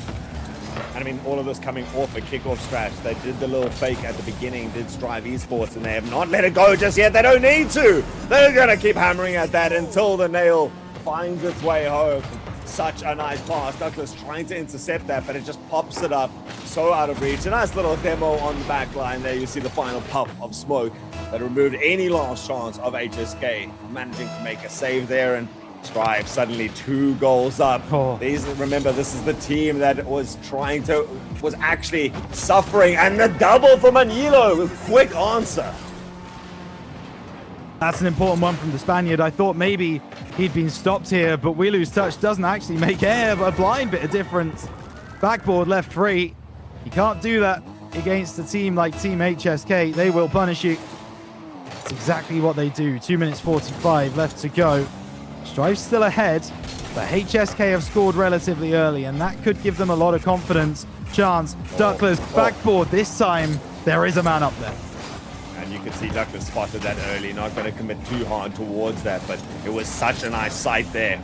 The backboard was clear when he first set off, so really good sign from HSK to challenge in the air, and this aerial superiority that Strive has been threatening the whole time, suddenly starting to dwindle, remove that arrow from their quiver. So once more, HSK, they get the link up, Bigfoot! He's been so good at receiving these passes, and he makes no mistake this time. Absolutely no mistake. Lovely pass from Anilo that it's measured to perfection, really. Eagle tries to get up as quickly as he can. Can't make any connection at all. And Game 7 is a microcosm of what we've seen so far across the series. It goes one way, it goes the other way, it goes back the initial way. It's a roller coaster, it's a seesaw, whatever you want to call it. This game could not be decided by anything other than a game of Rocket League. It really feels like you could flip a coin and you'd still get it wrong.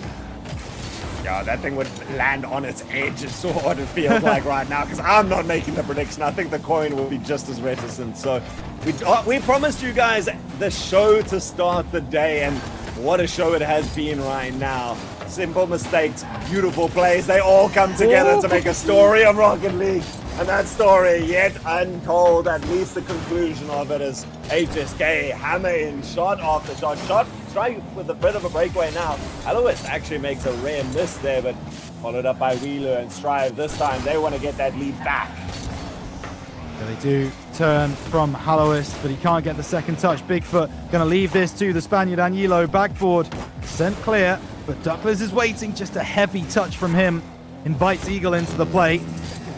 Now down this left side, it's Bigfoot. He's had some really huge moments across this series. That one won't go down as one, but you just think maybe there's a sting in the tail for his story as this series comes to its conclusion. 45 seconds, entering golden goal territory now, Ultraism. It's all to play for. entire series like this decided by a single goal. It seems only fitting. One of these teams making their foray into the top 6, probably for the first time for many of these players. And right now it really comes down to one mistake or one moment of brilliance, one lapse of communication, or the call to set the entire team ablaze. Douglas gonna cut around for this one. Doesn't have the boost to really do much with it, but at least slows it down. And the final 10 seconds loom with Strive lingering around their opponent's net. Hallowest has been so good at making these plays. Eagles with them. Got no boost to follow this. It's trickling down towards the right side. Wheeler with the final shot. No, wait. It's saved away by Agnello. Drops down. Eagles gonna have a shot as well. Bigfoot up to the task. Overtime looms if they can make one more, and they do. I don't know if Agnello really wants to track this. He's got Douglas behind him, but they let it drop. And we have a game 7 overtime to start our weekend. Was that Strive's opportunity? Was that the chance that they're going to get to win the series? Maybe that is the one that will keep them up tonight. Wheelu trying to make it not the case, trying to forge another potential opportunity. They'll have to deal with HSK's first. Hallowest down this right side, gets beyond one, hands it off. Good block from Agnello. And now the breakaway shot from distance. Wheelu is there. It's not a save. It wasn't on target. 34 seconds gone in OT. This is South Africa. This is SSA. We saw it last, 2 weekends ago in Open number 2. Overtimes, they can change from seconds to 10 minutes long. We have no idea how long this is going to be, and the players are going to have to keep laser focused the whole way. Hallowest gets a great pop out of the corner. He's got one teammate up, but intercepted by Agnello there to keep it out. Still, he wrenches this back, and 2 players now from Strive going to be able to get back in time to make another foray forward. HSK yet to really get the possession back towards himself. Douglas slowly trying to play it out, but guarded the whole way by Hallowest. It's up to Bigfoot now. I don't mind the slow play. That's a nice shot from the angle from Wheelu. Might as well test the defense. See if you can get yourself a double commit and go off the back of it. Hallowest, that's on target. Good save by Agnello. Gets demoed for daring to get in the way of the ball as it headed towards goal. Now Eagle down that right side, intercepted immediately. Ball played out nicely. Agnello won't be able to get a second touch to it. Hallowest, that's more up than out. Chance for Bigfoot. Wanted to find the top corner. Agnello keeps the play alive. Pancakes off the backboard. No one's there to follow through. Strive Esports survive and turn defense into offense. But HSK turn them away. Oh man, you talked about at the end there of regulation time whether that was Strive's opportunity. This kind of feels like maybe that was HSK, but they're going to have another shot at this. Ooh. Oh, Bigfoot, he's turned sideways, so all he can do as third man, slow it down. Eagle doesn't want to make the challenge there. He realizes that he has to be the shot save. And it's a pinch away across the open field. Eagle with the challenge gets it through. Overtime series decided by one little play. The diving third man from HSK leaves them open, and it is Strive to go into the top 6. It had to be, didn't it? It had to be a third man push into a pinch that could have gone absolutely anywhere on the field, and it ended up dropping into Team HSK's net. Well, if that hasn't warmed you up for a stream of SSA mainstream, I don't know what will. Top 8, welcome everybody. A Game 7 OT to get things going. And 2 teams playing, I mean, let's be honest. They weren't playing at 100% either team, but they were playing exactly the same percentage that led us to this point. Oh my goodness, how does that not go? And then at the end, we're just looking back on these now with fondness. How does that not go? Goodness me, this is just a moment. And then, yeah, that third man pressure. Agnello probably didn't need to make the challenge. Ultraism. We can take a breath now, thankfully. We can take a breath. And back to the panel. Hand it off to you guys, because what a series. Look at Bromeo. Look at that face right now. How does it end up like that?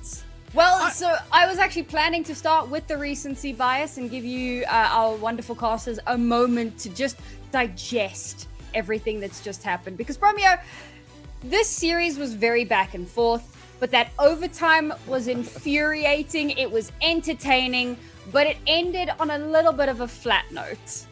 Man, I feel like the way that game ended was perfect because nothing about that game went to the script. There was no semblance of order. It was all chaos. Everyone was just hitting the ball. There was no tactics. It was one of those games where you just look at it and enjoy it. Don't try and analyze it. Don't try and do too much. Just enjoy the fact that we got a Game 7 overtime. And I'm very sad that HSK lost. I was very invested in that result. But the way it went down, I feel like Strive would go further in this. Okay, maybe we should analyze it, because if we don't analyze it, we're all out of a job. Yeah. So I'm gonna ask my casters, give me a little bit of analysis here, because it felt like, as I said, right, it was very back and forth, but it didn't feel massively structured for the most part. It kind of just felt like a lot of reactionary play. I think that's fair. I think that there were moments of brilliance that can make you kind of understand why they were able to knock out teams like Astronic or Looking for Organization in the GSL. They were beautiful plays. There were a couple, Rhino and I kind of highlighted Bigfoot's, the cross from Anilo onto Bigfoot in the air and the shot down the center. Those are some of the highest level plays that you can look at. We didn't see any backboard double touches or anything like that. There were attempts at that, and that's kind of the chaos that you're alluding to. But the other moments, the 50s that were just kind of someone dive on this, that was kind of the predominant feel of the moments. And it then caused or required some monumentous skill or some beautiful plays to kind of sink it home at the end of that. But that was never the game plan. No, it wasn't. I mean, okay, if you want some analysis, we often talk in Rocket League about the difference between a team's floor and a team's ceiling and what that gap is. And oftentimes when you're at the very top level, those are very close together. Your floor is still very, very top level. Somehow, in a best of 7, we have seen the floor and the ceiling of 2 different teams across the course of that entire series. Normally, you'd be like, they didn't play well in that series, but they played really well in that series. No, it was individual games, individual 1-minute stints for each of those teams.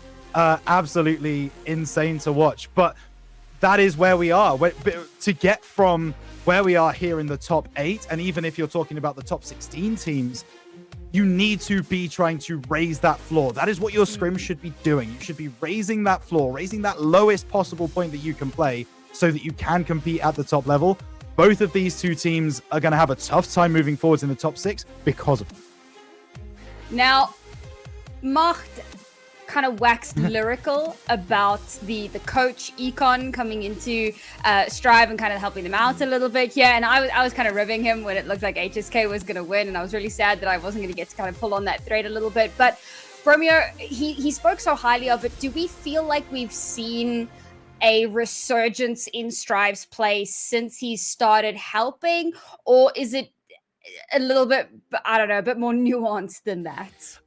I think it is way more nuanced than that. The quality of Strive, they've got a pedigree of players you expect to see in top 8. So the fact that they haven't been as frequently as we would have hoped, that's an indictment on them, not their ability. And I think the way that Strive has been playing, they're not very consistent at this point, and I think time will fix that.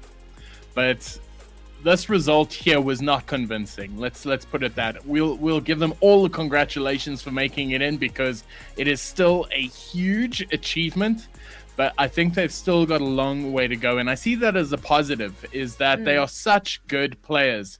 And if we're being really honest, they should have put HSK away.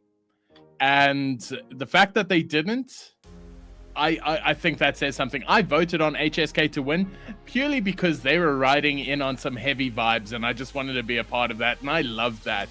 And I love the way that they played, and this game was an epitome of that. There wasn't too much logic to it. It was just great. But I do feel that Strive has a lot more in the tank, and I certainly hope to see that a little more in this tournament. I like what Bromeo says about the pedigree of the players, but maybe that's the impact of the coach. The coach hasn't been here the entire season. So we saw when Strive is playing their game, when they're playing comfortably, etc., they did really, we can say, put HSK away. In each of the victories, they were a couple of goals to their credit. And so maybe that's what the coach is doing, especially after the timeout. That timeout buff was real here for Strive. They managed to come back and swing the entire series, not just a game behind them. And that's some wise words coming from somewhere. We've got to assume that that's the coach doing. And so I think that this was not, I don't think we can really ascribe Strive's entire victory and their path to this point on their coach.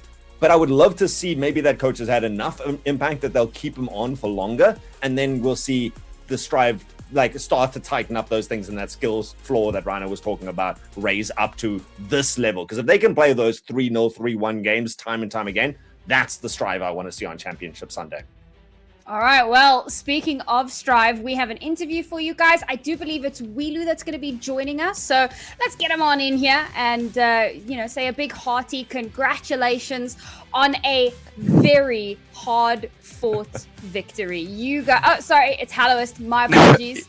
I had that backwards. But well done, well done. You guys performed very well. Big comeback towards the end there. And I wanted to ask, we were just talking on the desk about Econ and how he's kind of come in to help you guys, as I understand it. And Alt was just talking about the really big timeout that you guys had. So can you tell us about that timeout and kind of what was said and how did that help you turn things around?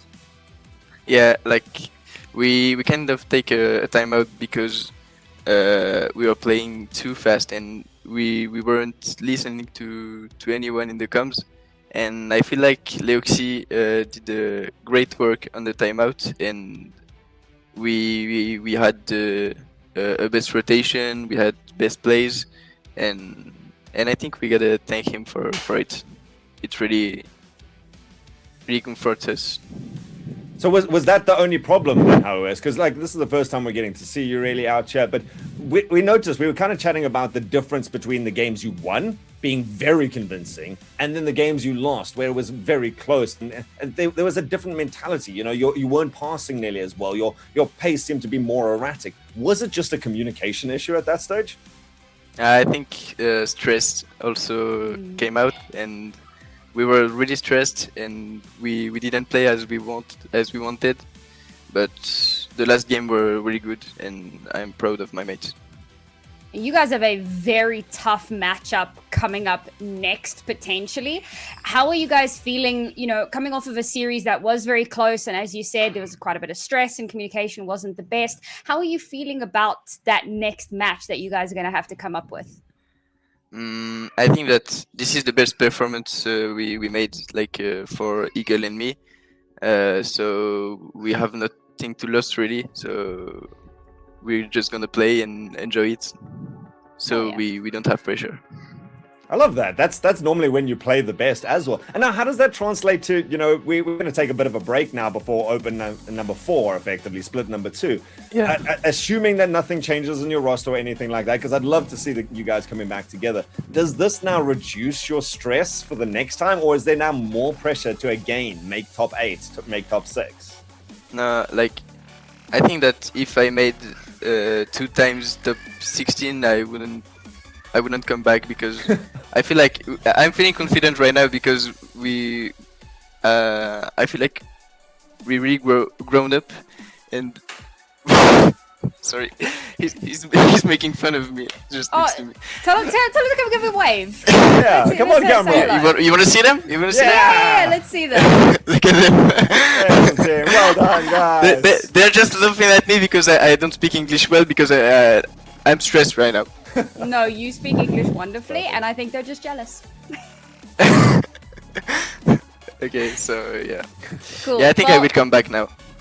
We are looking forward to it. We're going to let you go and celebrate with your team because spirits look very high over there. So congratulations once again, and we'll see you tomorrow. Let's go. I love that. We need more team cams. We need more of everyone just absolutely vibing and having the best time. We talked about HSK getting by on the vibes. I think there's a lot of vibes in the Strive camp as well. But that's going to be us kind of wrapping up our foray into our first game, so we can start lining up the pins for game number 2. So we'll take a look at our schedule and bracket once again so that you guys can see where we are at this point in the tournament. And obviously, if you are just joining us, that was game number 1. A slogfest, a 4-3 series that Strive Esports do manage to come out on top of. But we're moving on to our second game of the day now. And this one I think is also going to be a bit of a tough one. So before we dive into the analyst and you know, all of their opinions, because man, they've got opinions. Just want to remind everybody in chat, please do get your votes in. Let us know who you are going to be taking this epic rematch between Amapiano and DeathCloud Esports. And remember that you can vote for your driver of the day. acgl.gg / I want to say vote. It'll be on the screen. So just go, yeah, I was right. Hell yeah, memory on point. Go vote for your driver of the day, or wait until the end of the day because there will be more drivers for us to see. Okay, I said it. Epic rematch. Open number 2. These two teams played against each other, Rhino. We've already proven that transitive properties are a bit strange, but we know what the head-to-head looked like before. So what are we expecting coming into this game? If the previous game was chaos and unpredictability, this game coming in right here is a battle of two brilliant minds of the game. We are looking at DeathCloud and Amapiano, who have both shown across the course of this split that they are able to develop a game style and continue to work with it. Amapiano, so impressive in Open 2. Really loved what I saw from them. Looking for them to continue. And Triple T over on the other side, there's a certain analyst who's on the desk who adores the DeathCloud roster. And why not? I mean, Tweaks, Twinzer, and T-Shao have been looking so good. So they have very defined play styles, and I'm excited to see how they clash again. I think that having that groundwork certainly does maybe lean you in a particular direction. So, you know, coming into this ult, do we think that it's going to be a bit of a rehashing, a bit of a kind of similar thing to what we saw before? Or are we maybe thinking DeathCloud might have it in them to pull up the revenge arc and get themselves into that top 6 this time? I mean, we'd always talk about paper means nothing right now, but this paper means absolutely nothing. You could not have a team that was more closely. I mean, they're both sitting on literally a 50% win rate, 0.03 between their goals. And the only thing here is we love going on recency bias, right? If there was ever a team that has shown their best foot forward in recent past, it has to be the Amapiano side. I mean, Greybeard, I think, was the one talking about how much Nitro himself has developed. And Cams has always been someone who sits at the top right there. He's taken on a little bit more of that third man, a little bit more of the defensive second man role. But I think this team is finally starting to show themselves coming together. And DeathCloud, I think, coming in as the underdogs is just... they got the work to do. It's whether they can step up to the new Amapiano side, in my opinion. All right, well, let's we're definitely going to be looking forward to that one. Now, in terms of individual performances, you know, coming from the last Open into this Open, Bromeo, was there anyone that we're hoping to see maybe step up a little bit more, that maybe we felt was a little bit quieter than they should have been? And if they do show up today, perhaps that could be a difference maker. Look, I'm such a big fan of both of these teams. Amapiano, Cams, Kexi, Nitro, and DeathCloud. We're looking at T-Shao, Tweaks, and Twinzer. And honestly, I'm just having a look at the previous split and this last game that they played against each other. It went to game 7, but have a look here. They went 3-1 up, DeathCloud. DeathCloud were on match point. And then a timeout was taken, and then they proceeded to lose the next 3 games, 4-0, 1-0, 3-2. And that, for me, speaks volumes of this Amapiano team, because DeathCloud's a good team. They've been here every single time. They've made top 8 every single time. They're a good team.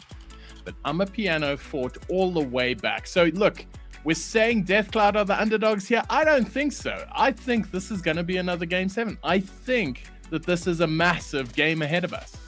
All right, well, you've put a lot on the line, so you've given us a score. Give us a team. Who's taking this one? Rapid fire. I think Amapiano takes it. Okay, Alt. Amapiano, a little bit easier, 4-2. Okay, Rhino. DeathCloud was predicted by everyone on the desk, and then they were proven wrong in Open 2. I've got Amapiano again.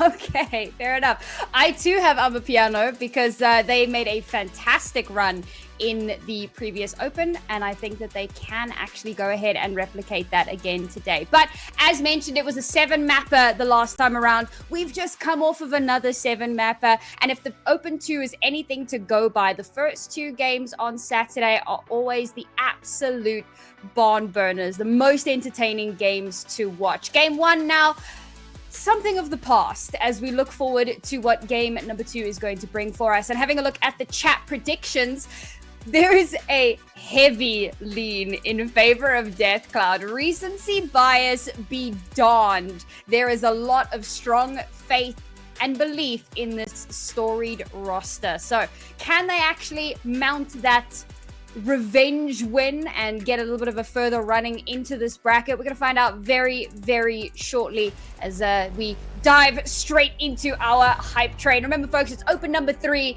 Boston is on the line. Everything to play for today. No mistakes can be made. Casters, tell us about the mistakes they might make. It's deja vu on Saturday for Open 3. Deathcloud, Amapiano. We've been here before. A thrilling series once unfolded. But will that happen today? Amapiano, they emerge victorious then, moving on to a top 4 finish in the end. Triple T, Deathcloud Esports, they have revenge in their hearts. Who survives? Who goes home in our last Open before Boston? Gravian, let's find out. Well, Deathcloud, win or lose, they will draw blood, they will bite, they will scratch, they will do what they must. And they've done it every, oh my word, but 10 seconds in, Nitro is going to deliver a banger and get Amapiano in front. That first touch in the air from Nitro, so unbelievably nice, so unbelievably well controlled. And Amapiano able to take the lead. And Deathcloud Esports, I mean, it's one of the teams that, if you've got Twinzer on your team, you sort of are known for defense by default. He is one of the best goal line defenders that we have this season in SSA. But bringing in an early goal against Deathcloud must feel nice for Amapiano. Yeah, that's going to settle their nerves, but I'll know Deathcloud won't be done. One of their favorite things, I mean, they've reverse swept several times. I know Bromeo just mentioned that they themselves were all effectively reverse swept, but they had 2 of them just yesterday. So they know how to fight from a precarious position. So let's not get them out. And Macht, let's not forget, Twinzer for the Windsor! That is certainly the war cry that's going to emerge in Twitch chat from everyone that is supporting Deathcloud. And also maybe the war cry that is going to emerge from the players themselves. But it is still early doors, so of course, the series is going to be going on for a long, long time as Cam puts a great fake. Hexy is there, T-Show on the line. And the Baylor's team out from pressure. 3 minutes 40, the early goal, still the only goal separating these 2 teams.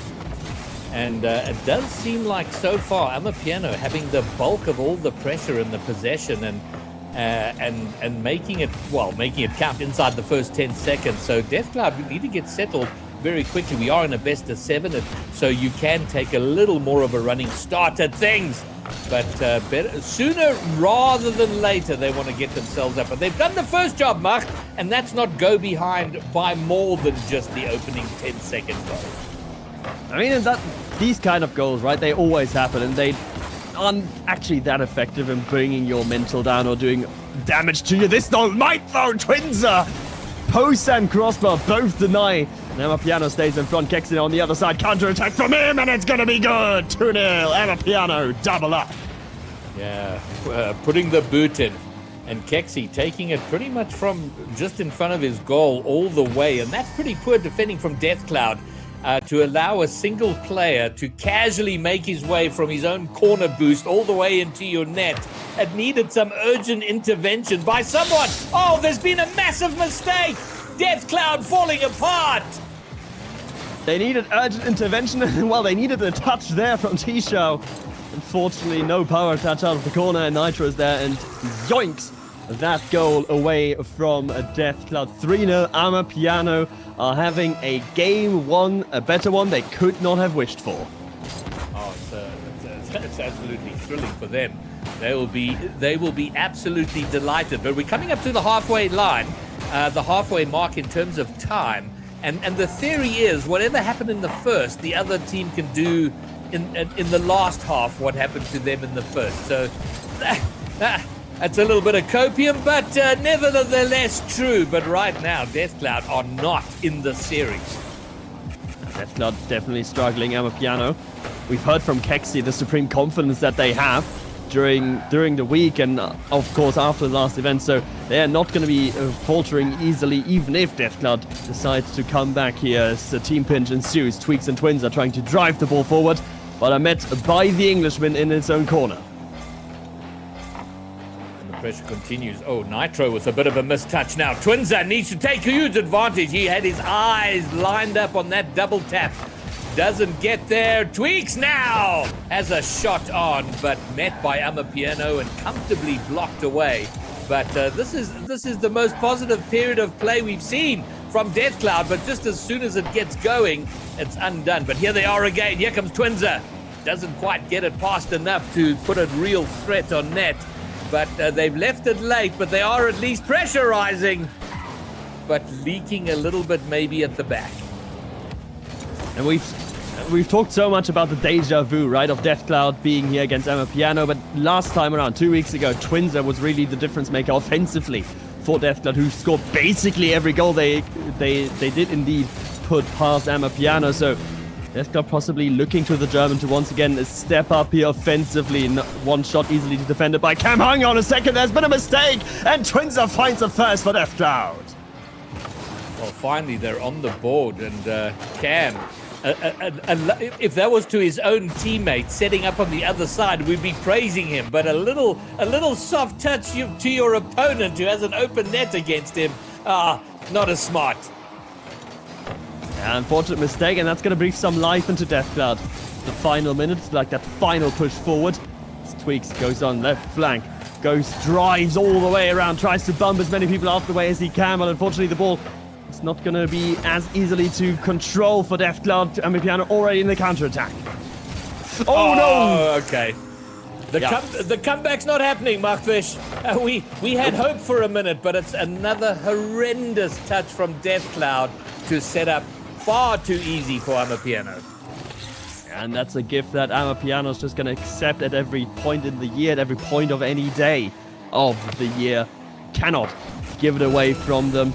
Amapiano 4-1 up now over DeathCloud, and that is game one pretty much signed, sealed, and delivered, but still a second goal coming out of Twix. Yeah, it's one of those goals where you're not exactly going to get too hype about it. It was a goal. There. It's there. It's a nice one, but is it going to change game one? And that is the part I'm seriously questioning at this point. Unless there's shenanigans off this kickoff, but so far it doesn't look like it. Unless DeathCloud can get on it. No, Amapiano get there and might have another crack at the DeathCloud net. DeathCloud net in the dying moments. But yeah, I think this game is cooked. Amapiano off to the races in game one. Yeah, and that is going to be already the first difference from what happened last time around. Of course, then DeathCloud taking game one in a 5-4 overtime victory. Here, Amapiano still scored 4, and that this time around was enough to secure game one. And I feel like, GB, that's a deserved winner for game one at the end. Yeah, there was definitely, without question, there was a better team on the field there. We've kind of hyped up how close this can be. I mean, it was really close in the last Open. This very series went to 7 games. So we were expecting it, but if DeathCloud don't change things up, and Darius, their coach, is gonna have to have words with them between games, because they can't come out in game 2 like they came out in game 1. Yeah, and I think that's valid to speak of, and that's the start of the game, right? Is where it's 10 seconds in, Amapiano already score, and then it's just loose mistakes that come out from DeathCloud that's really gonna put them on the back foot. So I feel like overall, once DeathCloud sort of stabilized after they conceded the third, it was a bit more of a open affair. It was a bit more of a closer affair. So that's the sort of like positive they need to spin from game one, right? we stabilized in the end, and once we did stabilize, it was good. But the individual mistakes were simply too plentiful. Well, two of them, I mean, if we discount the opening, the kickoff goal and say, well, that happens, 2 direct goals from Deathcloud mistakes. So without those, that's a close game. But in the end, a fairly dominating one by Amapiano. So game 2 underway, and the first good news, Macht. It's been 14 seconds, and Deathcloud have not gone behind. Baby steps. Small baby steps. Improvements have to be made at some point. But oh no, there's another Deathcloud mistake. This time though, not as costly. There's good 50 coming out from Tweaks, I believe it was, in the midfield. And Twins are taking it over 1. Twins are asking for his team support. He's not going to get anything. So has to do it on his own. Some Tweaks following up himself. As Deathcloud try to set up shop in that blue half and trying to put up some pressure against Amapiano early on. And it's good. There is something developing here, but they might have given away. T-Shout bangs it forward, tries to follow himself. Cam gets in the way, and suddenly it's a 2v1 in front of the Deathcloud net. There's going to be an opportunity. Here comes Nitro. Doesn't get the double. He's bumped off of it. Cam doesn't get it, but shot number 3 will get it in. Everybody involved. Nitro, Cam, Kexi. There we see the double commit. Both T-Show and Twins are respecting Cam, respecting his ability to put the ball on target, both diving for a save. And in the end, that leaves the open net for Kexi. 1-0 Deathcloud, 60 seconds played. 1-0 Amapiano, so 60 seconds played, and Deathcloud have to fight once again from behind. I have to say, even though my prediction has gone in favor of Deathcloud, and I still do see them having the capacity to come back here, I am so delighted for Nitro. Who's a player who's been long, his breakout season has been long coming, and seeing him at this level performing the way he is glorious. It certainly is. Nitro, of course, like, as you say, an overdue breakout perhaps. We sort of hoped for it in 2025. We didn't get it then, but we might just get it here in 2026 with Amapiano. This side that's just suddenly decided to team together, and suddenly it works! Speaking of the man, Nitro puts a ringer past Deathcloud, 2-0. But look at that touch from Cam. Seeing Nitro lining up in the corner, recognizing he's got boost, he's got position, and importantly, not a lot of players in front of Nitro. Fantastic pass and fabulous finish from Nitro. And yeah, maybe it's time to start believing. It was a desk sweep for Amapiano, and maybe they were onto something, Macht. I mean, yeah, us two, we were the only ones that went in favor of Deathcloud, so maybe we should have listened to more what our colleagues said. Still, long time ahead, moving forward here. Amapiano not out of the woods just yet. It's not even half time here in game number 2. Deathcloud, though, struggling to find some meaningful offense. Cam 50-50 with Freaks in the midfield. Nitro's going to collect and crucially gets it to the side wall. Kexi, a little bit of boost at his disposal, takes it low, tries to go up high afterwards, but Tisha on the back, but already there, ready to collect as Amapiano going to the second half of game 2 in the lead, still 2-0. Fantastic flip reset from Tweaks, but I don't know if it's going to do too much. Oh, it's passed into the middle, but thank you very much. Nitro in a 1v1 doesn't smash it past. But Deathcloud, man, their touches need to be more sure, need to be more accurate. And they've got to be finding each other because, you know, passing to your opposition, we've already seen multiple times. Not a winning strategy. The less said about passing to... Oh my goodness! Hold that thought. Passing to your opponents, bad.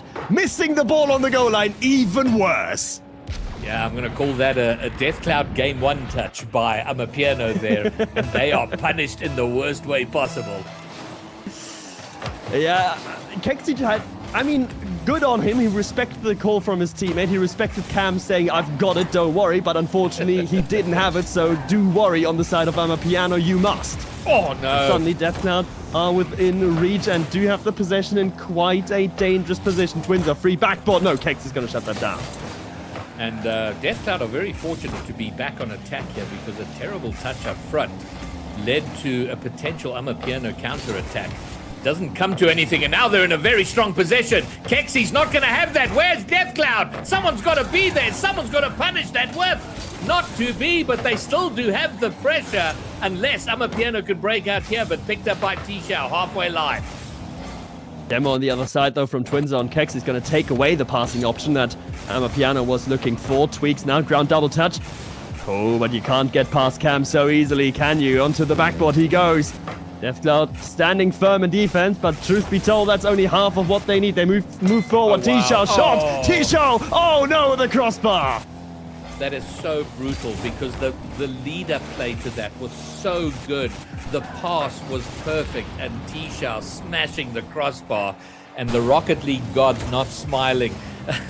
Devious as it bounced the ball, crossbar and out. Maybe now they will finally find the net, but no one again. Too many times, Mugfish, they've moved forward as a unit and then it feels like the second man for Deathcloud is waiting too far back. Yeah, they're just unsure of when to commit, but also credit where credit is due to Amapiano. Even on low boost like Cam was just there, they are willing to cut in. They are willing to just put themselves in the position to make Deathcloud sort of second guess their push forward. So there's also one thing that we have to acknowledge here as Tweaks finds a redirect. It's going to be awkward. Kexi deals with it rather nicely. T-Shao can't keep the ball alive. Amapiano up by 2 in the series. And you know, you look at the scoreline there and you say that was a far closer game, a much better game for Deathcloud. And in many ways that is correct. But a loss in a game like that can, you know, when you go behind early and you go 2-3 goals behind, you're like, guys, we cooked this one. You try and get things back, but you've almost sort of written it off. This one was close. This is a frustrating, to me, a more frustrating loss for Deathcloud. But again, Amapiano, a 2-game advantage. Yeah, I mean, and I totally agree with you in the sense that you know as a player when you made mistakes, right? You know as a player that, okay, yeah, that's an easier loss to take rather than a game where you feel like you played all right or you played well and it was a close one. I feel like these losses always sting more. These losses always hurt that bit more, like just mentally. And so also right idea from Deathcloud to take the time out to be like, okay, yeah, we've improved, but still there's some stuff we need to iron out. There's some stuff we need to talk about. Stand up, stretch, just get a bit of movement in and then refocus for games 3 because this next one is an absolute one they have to win. Yeah, it is that, I mean, mathematically, technically, and in all respects, it is not over for Deathcloud if they lose game 3. But Mark, you and I know it's pretty much all over if they lose game 3 because the best of 7 reverse sweep is a unicorn. And especially when you're in the top 8, you're in championship weekend, those reverse sweeps are so difficult. And so in everything but name, this is absolutely a must-win for Deathcloud. And they are taking the time out, and that's very smart. And I've never spoken to Darius live, Machtfish, so I don't know how motivational he is. But you feel like he's got to pull out some stops here in whatever he's saying in the chat. I mean, I hope he has read some leadership books in the past. That's all I can say. How to motivate your employees. Something like that is absolutely necessary right now because, yeah, the thought of a best of 7 reverse sweeps surely will, like, it will be above their heads like a sort of Damocles almost. That they know they can't really lose this one. Let's see if they can do it on the pitch as well. Game 3 already underway, and Deathcloud seeing a lot of the blue half on the first 15 seconds. And that's a good start, but now they've got to make it count. We saw that blistering shot from T-Shao saved in second game. Oh, that could have been a disaster for Deathcloud. Their pressure resulting in a pinch goal over the other side. It doesn't happen, but Amapiano have turned it around. But Nitro's been yeeted into the nether realm. But as it turns out, in front of the ball. But here come Deathcloud. T-Shao trying to find somebody. Twinza lurking behind him. T-Shao, great pop into the middle. But Tweaks can't go up for it just yet. Tweaks though past one and nearly finding the bump on Cam. Hang on a second. Twinza threads the needle. Absolutely no angle to give on that shot. Cam was there. Kexi was there. But still, it is 1-0 Deathcloud for the first time in this series. They take a lead. Twinza for the Windsor. But in retrospect, pleased with how Tweaks handled that, because I was concerned that he didn't go up and challenge quickly after my complaints in the first game. Maybe a second goal here, no. But he caught it and made it awkward enough, allowing Twinza to come in there and find the net. And I'm going to be very careful with this. Hang on a second, Tweaks. Oh, that's slightly high. Could have been Does that go, a contender does that go for in goal if of the he, day. But does it go in if he leaves it? Nah, I think the defender gets back to it in time. Yeah, fair enough. I think it would have been close, but I feel like the touch is warranted. Also, like, if you can go for the clip, you go for the clip, right? Never miss a clip. And, well, there you go. The confidence of being a single goal ahead. Yeah, I'm going to go for the clippable shot. And the attempted double easily read by Amapiano and cleared. But they've been under pressure for the vast majority of this game 3 so far. Yeah, definitely. And the pressure is mounting. Even so, a difficult position to be in defensively, but the ball is not going to be big yet, but it's still not going to be in. Somehow, Deathcloud can't put the ball in from about 5 centimeters ahead of their goal. Oh, Amapiano, they do survive, but for how long? Twinza, 2v1 situation. Brilliant pass up to Tweaks. Double touchdown. Crossbar denies. Oh my God, they're going to have another crack at it. Cam misses. He had no boost. And the pressure for Deathcloud builds. They have a 2-goal lead, and they've done this very well, keeping the pressure on, and Twinza for the Windsor gets a second. And finally, it works out the rotation from Deathcloud. Finally, they stake in close enough. They get the boosters, and they are allowed to be in the blue half for longer than they previously were in games 1 and 2. That perhaps the biggest change for this goal that manifested. That's a 2-0 lead, and now Amapiano in the unenviable spot of having to come back from multiple goals behind. Yeah, a position they've not been in this series, and they were feeling so good, and it's going to be a 3-1. Twinza now gets the hat-trick. And in this self-same series, 2 weeks ago, Twinza scored 10 goals over the course of the series.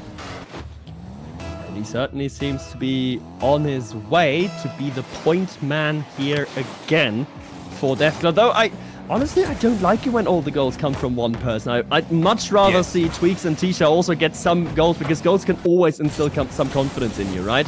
Like a good assist, yes, but nothing just beats actually having the last touch before that ball ends up in the back of the net. But once again, it might be Twinza. No, he leaves it through. Tisha just going to lob it up high, allowing his teammates to get some space, get some time to go back, because the counterattack was coming quick. Oh man, Tweak stuck on the post, almost gets him into massive trouble. Tisha, though, will pick up, take it out, gets it over. Oh, gets a bump. Might make things awkward, but no one there to cover. So Amapiano will be able to lob it forward. Cam trying to get on the end of that shot. Cam, can he turn around? He can't. Tisha lobs it high. And he might have had designs on heading it netward, but not hard enough, not high enough, not enough. Oh, Amapiano! Almost, but not quite there. Long clear now from Tisha. Still throwable, mind you. 3 goals in 70 seconds, and I believe there was a comeback of that sort from Deathcloud themselves yesterday in the GSL stage, so they're very much aware of the fact that this is a throwable lead, though Amapiano have not been as frequently in the orange half as they have before this series. Deathcloud doing a great job to just keep them in their own half, keep the ball close to the backboard. Tweaks could have rocketed anywhere, but fortunately for Deathcloud, he didn't make contact with it, and Deathcloud do a very good job of controlling the time. Tweaks redirect slightly too high. Yeah, the throw is seldom off the table, but I think Deathcloud have done enough where they should have this on one on lock. But you say that Amapiano score this one here, suddenly there are two a potential very awkward kickoff. 20 seconds to go. Deathcloud, hang on. They've got to find the next 15 seconds to get themselves into the series. And as long as they keep possession, as long as they keep it over on the Amapiano side, they're doing exactly what they must. And now we've reached the time, Machfish. The throw is impossible. Yeah, and Tisha has got absolutely no want of keeping that ball alive for longer than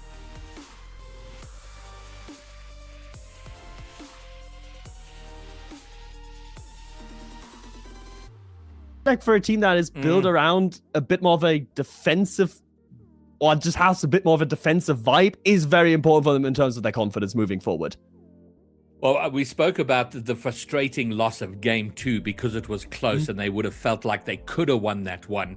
And on the inverse, after their timeout, they come out and put on a performance like this.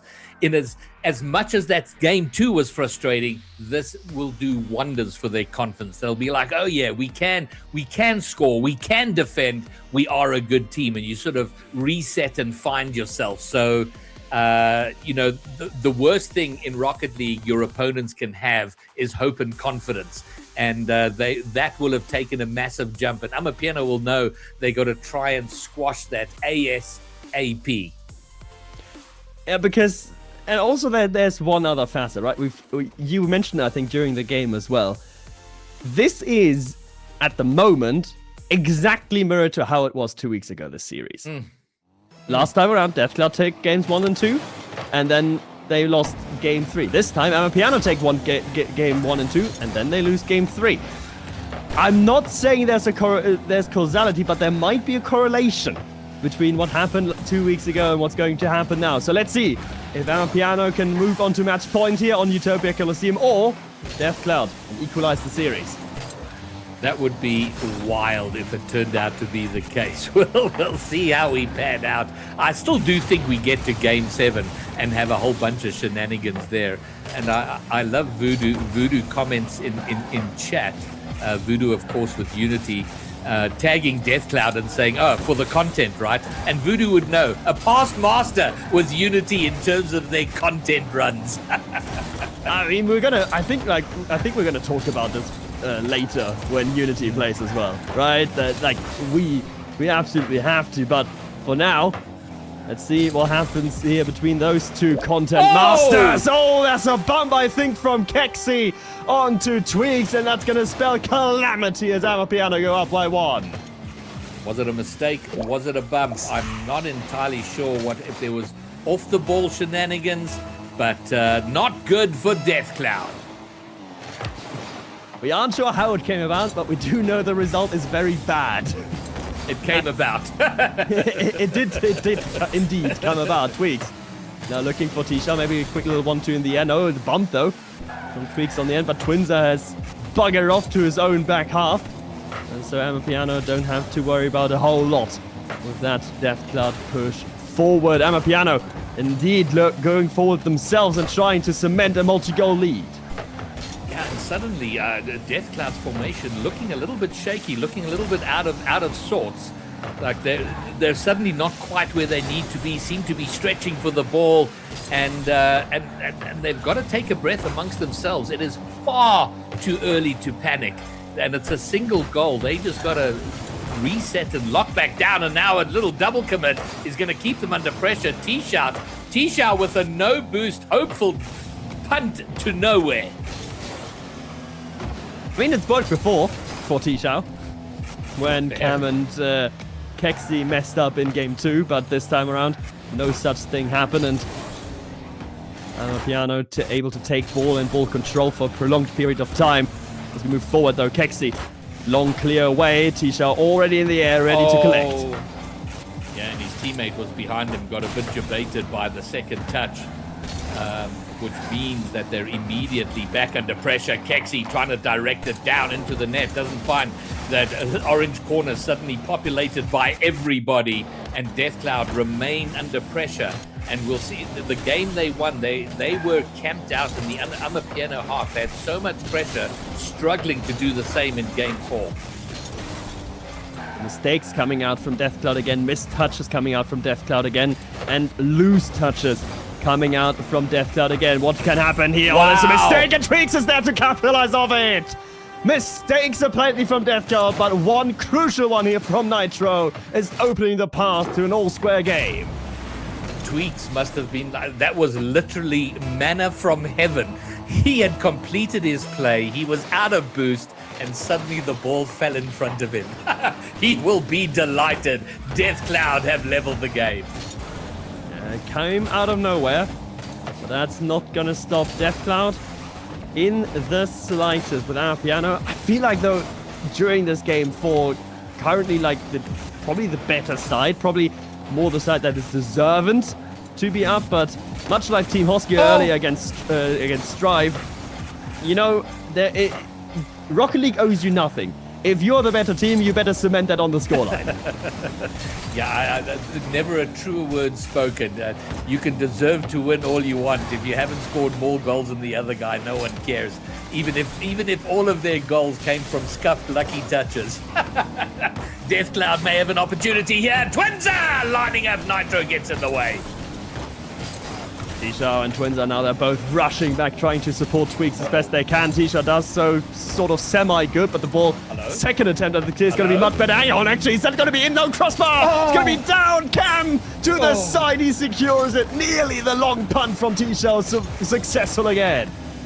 And I feel like that was a touch of experience. Even relatively high-level players, I feel, are punting that into their own net in a panic. Yeah. Cam does magnificently to keep it out. And it's not just he doesn't punt it high, he punts it controlled, like he puts it controlled into the corner, right? Away from harm, away from danger. That's the experience that Cam brings to the table. So ground pinch goes awry to the side. Last 30 seconds now, Deathcloud and Amapiano in a deadlock here in the battle for game 4. And we're moving with a big strides towards an OT, perhaps the first of this series. And I feel like it won't be the last. And Deathcloud have come back. Amapiano had the best of most of this game. The last minute and a half, though, Deathcloud have asserted themselves. But as we have been at pains to point out, it doesn't matter how much pressure you have if you're not scoring. But we are indeed... No, that still doesn't bounce. They might still have an opportunity. It will bounce, and we will have Game 4 overtime. Let's see who will be victorious in our first overtime here. Tweaks. Going to try some shenanigans early on after the kickoff. Tisha coming in, only taking it to the corner, trying to cement an attack here rather than go for quick shots. Twins are trying to dunk his way through. Tweaks with the follow-up. Now he does have an open backboard. He goes for the direct shot. And Tisha following still. Deathcloud with possession. Deathcloud with boost. And Deathcloud trying to use that early advantage here to find the opening goal, to find the winning goal of this overtime. Marcus, to use a word you use, in the overtime at least, Deathcloud feels like they're the team's deserving of a win. But they're going to need to complete it out. They've had all the pressure, all the opportunity, and still they can't finish it up. Maybe now, no. I think is that Tisha can't get around it to put a shot on. He's done very well, gets 2 50s. Oh, but they've left the net open. No, Tweaks gets back to defend. And crucially so for Deathcloud, overcommitting at this point in the game could have been a death sentence. Kexi tries to find Nitro on the wing, can't quite complete the pass to get it to him. Tweaks has to be ultra careful.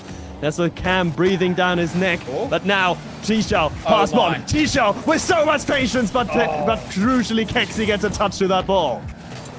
Man, oh man, that was such a great little play. Deserving of a goal, but it's not going to happen. You've got to finish it out. Deathcloud continue to have the best of this. They are knocking on the door, but one errant pinch, one stray touch might be all over for Deathcloud. Here comes Kexi. He's going to go high and it will be cleared. Oh no! Whoa! Oh no. What was that? Oh no, not like this. What happened there? Not like this, Deathcloud. Not like this, Tisha. That wasn't going in. Tisha with a 117 banger redirect into his own net. That is catastrophe. And the mirrored script Markfish takes a detour from 2 weeks ago. Suddenly, it's shenanigans and interesting. It's still mirrored, though. We're 3-1 after 4. That's all I'm saying. Oh, fair enough. Fair enough. It is still mirrored. So, you know, now all that needs to happen is Deathcloud win 3 in a row. And that like looking at that replay, that actually just hurts more. That just hurts. Especially, imagine your Twinser. You're like, okay, it's wide, easy. I've got the clear when it comes from the backboard, and it's in my net. I'm trying to. How long was that overtime? I didn't even notice the time when the goal was scored. But for all of that overtime, Death Cloud were threatening. They were pressuring. They were taking shots. They were keeping it in there. Amapiano, sometimes very solid defending, sometimes a little scattered, sometimes a little panicked. But Death Cloud were all over them, and then they lose it. In the way we just said, as deserving as they were to win that in overtime, that's what happens if you don't take your shots, don't take your opportunities. Rocket League is a cruel mistress. Yes. Right? It is just the reality of it's just the reality of the game. It's just the reality of this esports. It is only the result that matters. Doesn't matter how you get there, as long as you did. And for Death Cloud, the only result that matters now is winning Game 5. We move to Paris, Parc de Paris. Under the lights of the Eiffel Tower, Amapiano are going to try to close the series out sooner rather than later. Yeah, well, the T-Shao, with his French connection, he will be hoping there'll be a bit of an Eiffel Tower buff for them.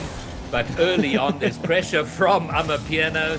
And, but to the... Oh, there's been a double commit. If this is clipped back quickly to the other side, there might be a counter-attack on, but Amapiano kind of give it away a little bit too easily. But they do maintain possession, and they are the team on attack.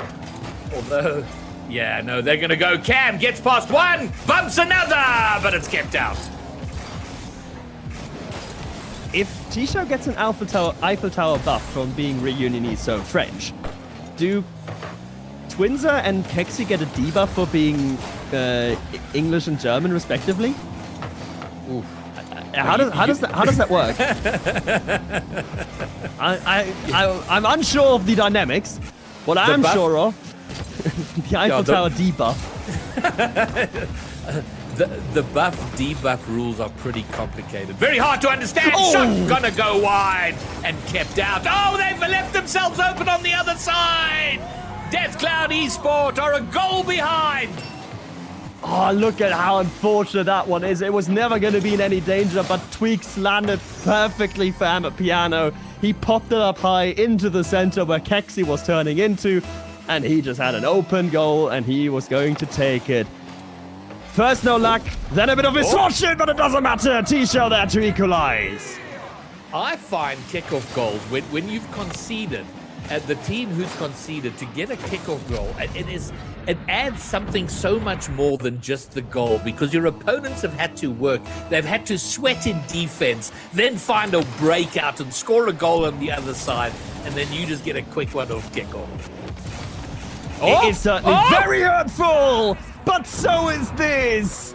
T-Shao, give the man space, and he will make you pay. Wow, that was savage, brutal. And we were talking about Twinza scoring all the goals early, and we were saying, Tweaks and T-Shao need to get out there. What a great way for T-Shao to do it. And they've gone from being a goal behind to a goal ahead in the space of about 12 seconds. Yep, that's how quick it can go with Rocket League. That's how quick it can go if you're not on it 100% of the time. Death Cloud suddenly in the lead here, and maybe even pushing for a third. Nitro, great first touch in the air, great second touch in the air to get it past Tweaks. Gives his teammates a lot of opportunities, but unfortunately none of them will come to pass. T-Shao, that's a great fake, but unfortunately he does not get rewarded with the boost spawn. He demands the respect from Kexi on the goal. You could see him backing off. You could see that he was unsure. Did he get the boost on spawn? Did he not? But that's the respect you have to give someone like T-Shao in offense if they have the boost.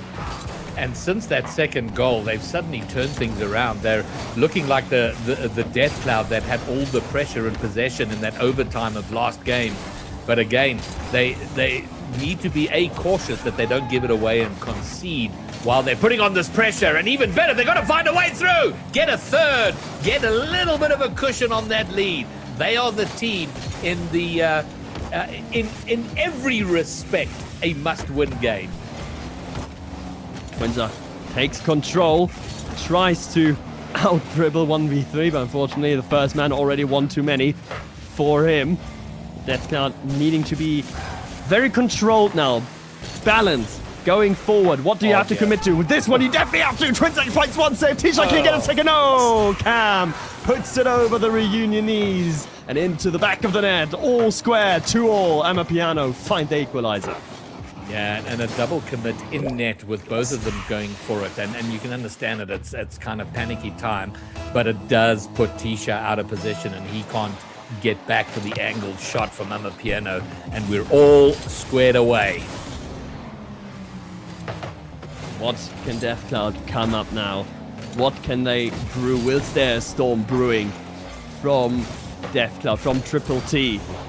Kexi caught out of position, but shot not on target. This one tweaks on the back foot, but Kexi back in position now.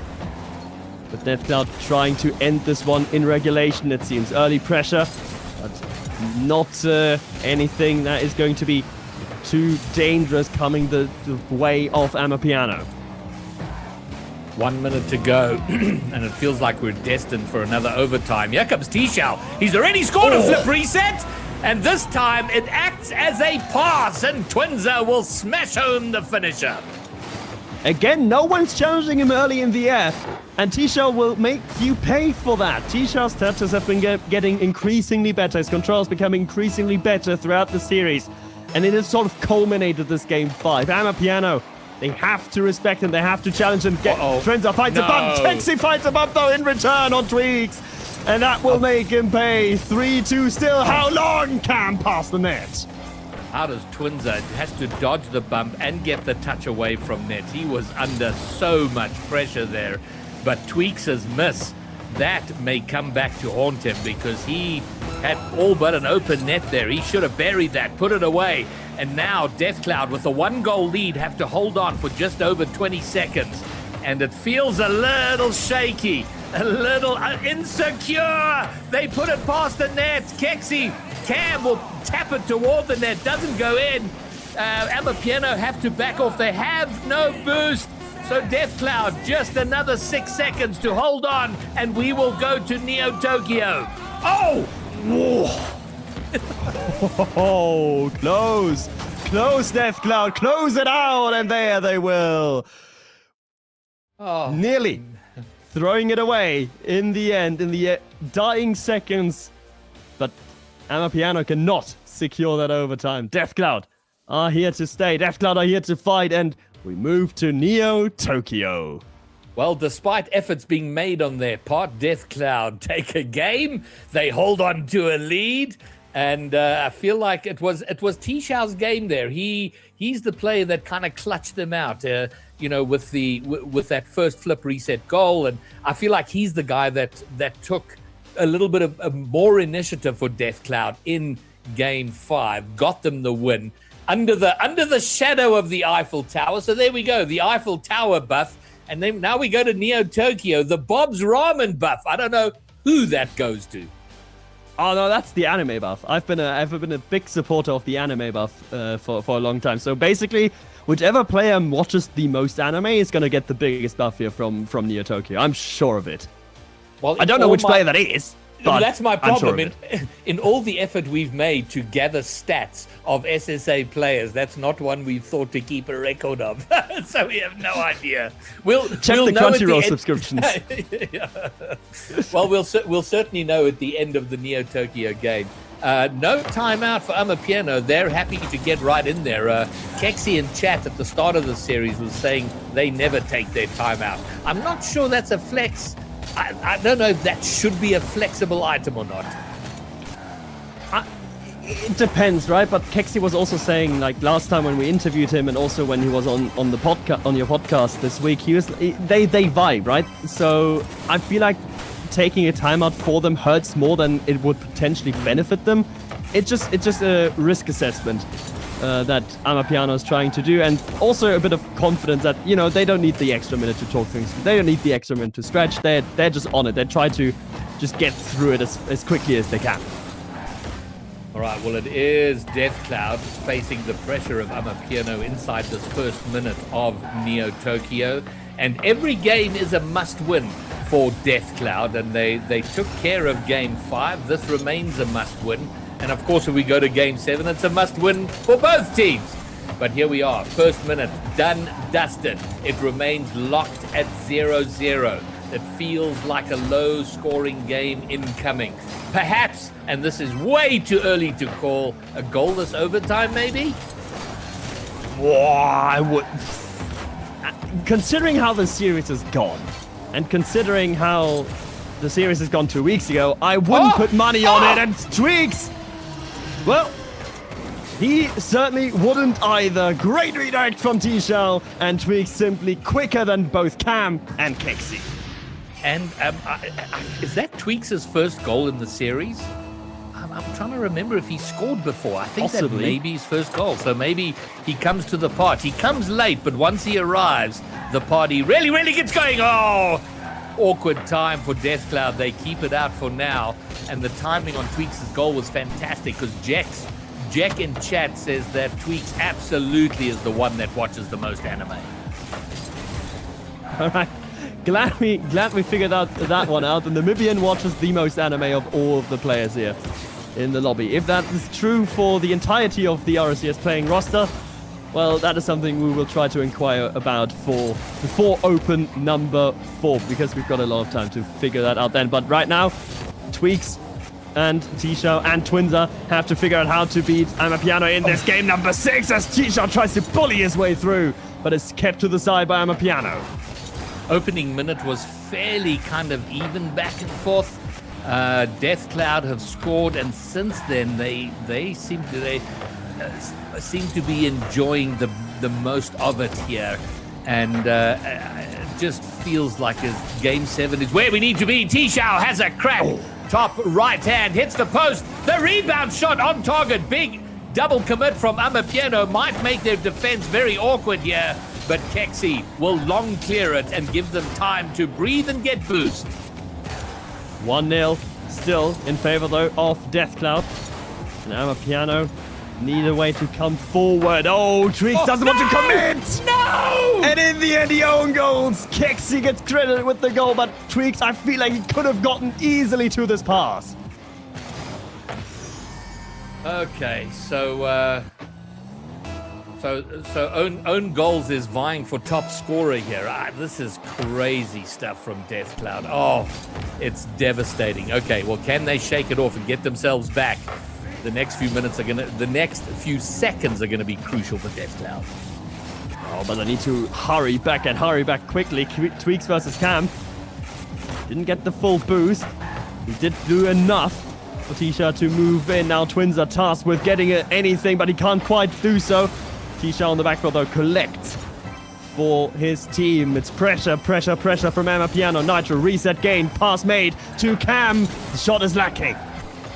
And not just the own goal giving up the lead, it is Deathcloud who are facing all of the pressure. Awkward moment for Amapiano. They survive it for now, but they've had the best of it, and here they come again. Cam towards the net, touched away by T-Shao, and this time not into his own net. Does get the clear, but pressure for Deathcloud continues. Well, there's no demo from Amapiano yet, no physicality from Amapiano yet on the goal line, on the last defender of Deathcloud. Something that they might need to pick up on. Cam into the center, it goes into the mixer, but Cam will not be able to push it through. No dunk acquired. Tweaks is into the corner. One demo here from Amapiano, and suddenly an open net. 2-1. Oh boy. Yeah, that own goal, I think, has kind of wrecked Deathcloud a little bit. They've not looked themselves. They've not looked like the Deathcloud that have won the games they have when they've been on top of things. That has all suddenly gone away. There's a little bit of desperation, a little bit of panic, and right off the kickoff, they are facing even more pressure. It's heading toward the Amapiano net, but not being threatened by anyone from Deathcloud. 27 seconds of the Boston split is potentially just all there is for Deathcloud, unless they find something here on the breakaway. Tweaks. Does he have a pass at center? Yes, he has. He looks for Twinza. He finds T-Show in the end. Still 10 seconds to go. Oh, no. Last pitch effort, but no demo coming through, and the ball trickles towards the orange net. Twinza able to keep it alive. Massive flick from him, past the last, but can he get back up to it? Yes, he can. It's still alive. How long? Oh, it doesn't work out for Deathcloud. Amapiano moves through. Oh man, I feel robbed. Congratulations, Amapiano. You are deserved winners. They will go through to the top 6, but I feel robbed of a game 7. It should have gone that way. But you know what? Amapiano, when it was important, they did what they had to do, and Deathcloud had the opportunity. They had the opportunity in this game to take it and didn't grab it with both hands. And for me, we can cast our minds all the way back to game 1 and those 2 devastating mistouches, which put them behind by 2. And they certainly didn't recover in that game, but it feels like they were on the back foot in the series from that point. Yeah, definitely. It does feel like also just from a conceptual standpoint, but like this series, it was like we talked so much about the deja vu, we talked so much about the parallels between Open 2 and Open 3, and I think in the end, it was again Deathcloud just making too many individual mistakes. Unfortunately, the mirror just didn't hold up entirely towards Champion Sphere. But that's it from series. So let's get the desk back in. Let's get Sam back in, and Bro and Ald. And what do you guys think from the green room? How did you enjoy this one? I found that was quite fun. I too feel robbed, but not because of purely because I didn't get my 4-3. I was so close to having a perfect prediction on that one, but unfortunately not to be. As the only remaining Deathcloud voter on this desk, Mark, how are you feeling about that prediction? Well, we always say Twins are for the Windsor, but apparently it's Twins are not for the Windsor today. Twins are for unfortunately, for Twins are for the loser, I guess. Yeah, that story checks out. But yeah, no, I feel like, again, like at the end, just too many individual mistakes. And Amapiano did well. Amapiano did exactly what they need to do, and it was a more controlled series. And overall, I feel like from Amapiano.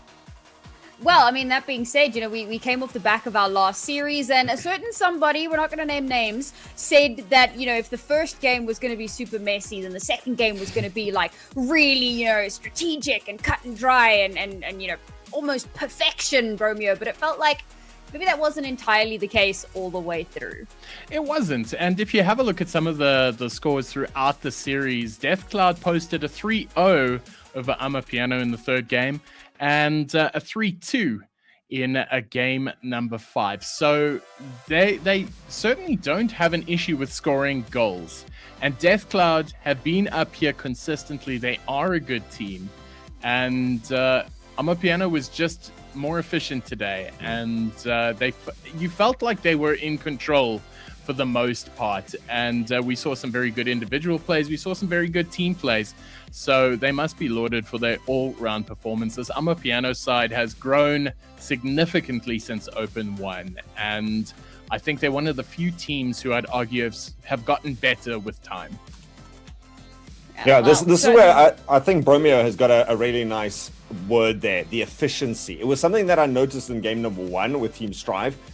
When they were getting more value than their oppositions, they were winning the 50s a little bit better, or, they'd go for something and then go for a nice demo that would work on the way out. That's kind of what I pictured that we were going to see right now from Deathcloud, not so much, but certainly Amapiano. They brought that in so well. And when they were going for a double tap off the backboard or something, even when it didn't work out, there was the one shot where Cam had the second double tap. Mark, you pointed it out, and both of the defenders kind of crossed paths because they knew that shot was there. But Cam had the ability to kind of like just back it up and change the game plan the whole way through. And that's just why I said Amapiano had this with a little bit of a leeway, the 4-2 prediction, because they just felt a little bit more in control. They seemed to have a little bit more vision when they came into these plays, whereas when there was Deathcloud hitting the ball, some of the time, about half of the time, they didn't seem to know really where that ball was going to end up after the touch.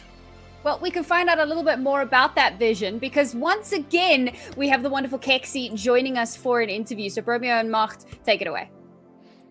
Man, oh man. Hey, how's it going, Keksi? I'm good. How are you? Great, thanks. And I'm sure you're feeling even much better after this win. Spoke to you on Monday about about your expectations from this and having a look at your run last time round. We're saying this was another date with Destiny because you went to Game 7 against Deathcloud in Open 2. This time, you did it in 6 games. You finished it at Neo Tokyo and in much more convincing fashion. How was your approach to this game? Same as last, or did you apply some learnings? Yeah, same as last. The only thing we changed was the kickoffs. We tried to do less fakes this time because they hard cheat literally every kickoff. So we thought, I thought, I just told the boys to win every kickoff, and then yeah, apart from that, same again. I just, like last time I said in the interview, you know, the first 2 games I threw away myself. So as long as I didn't do that this time, we'd be fine, and that's how it went. We were fine.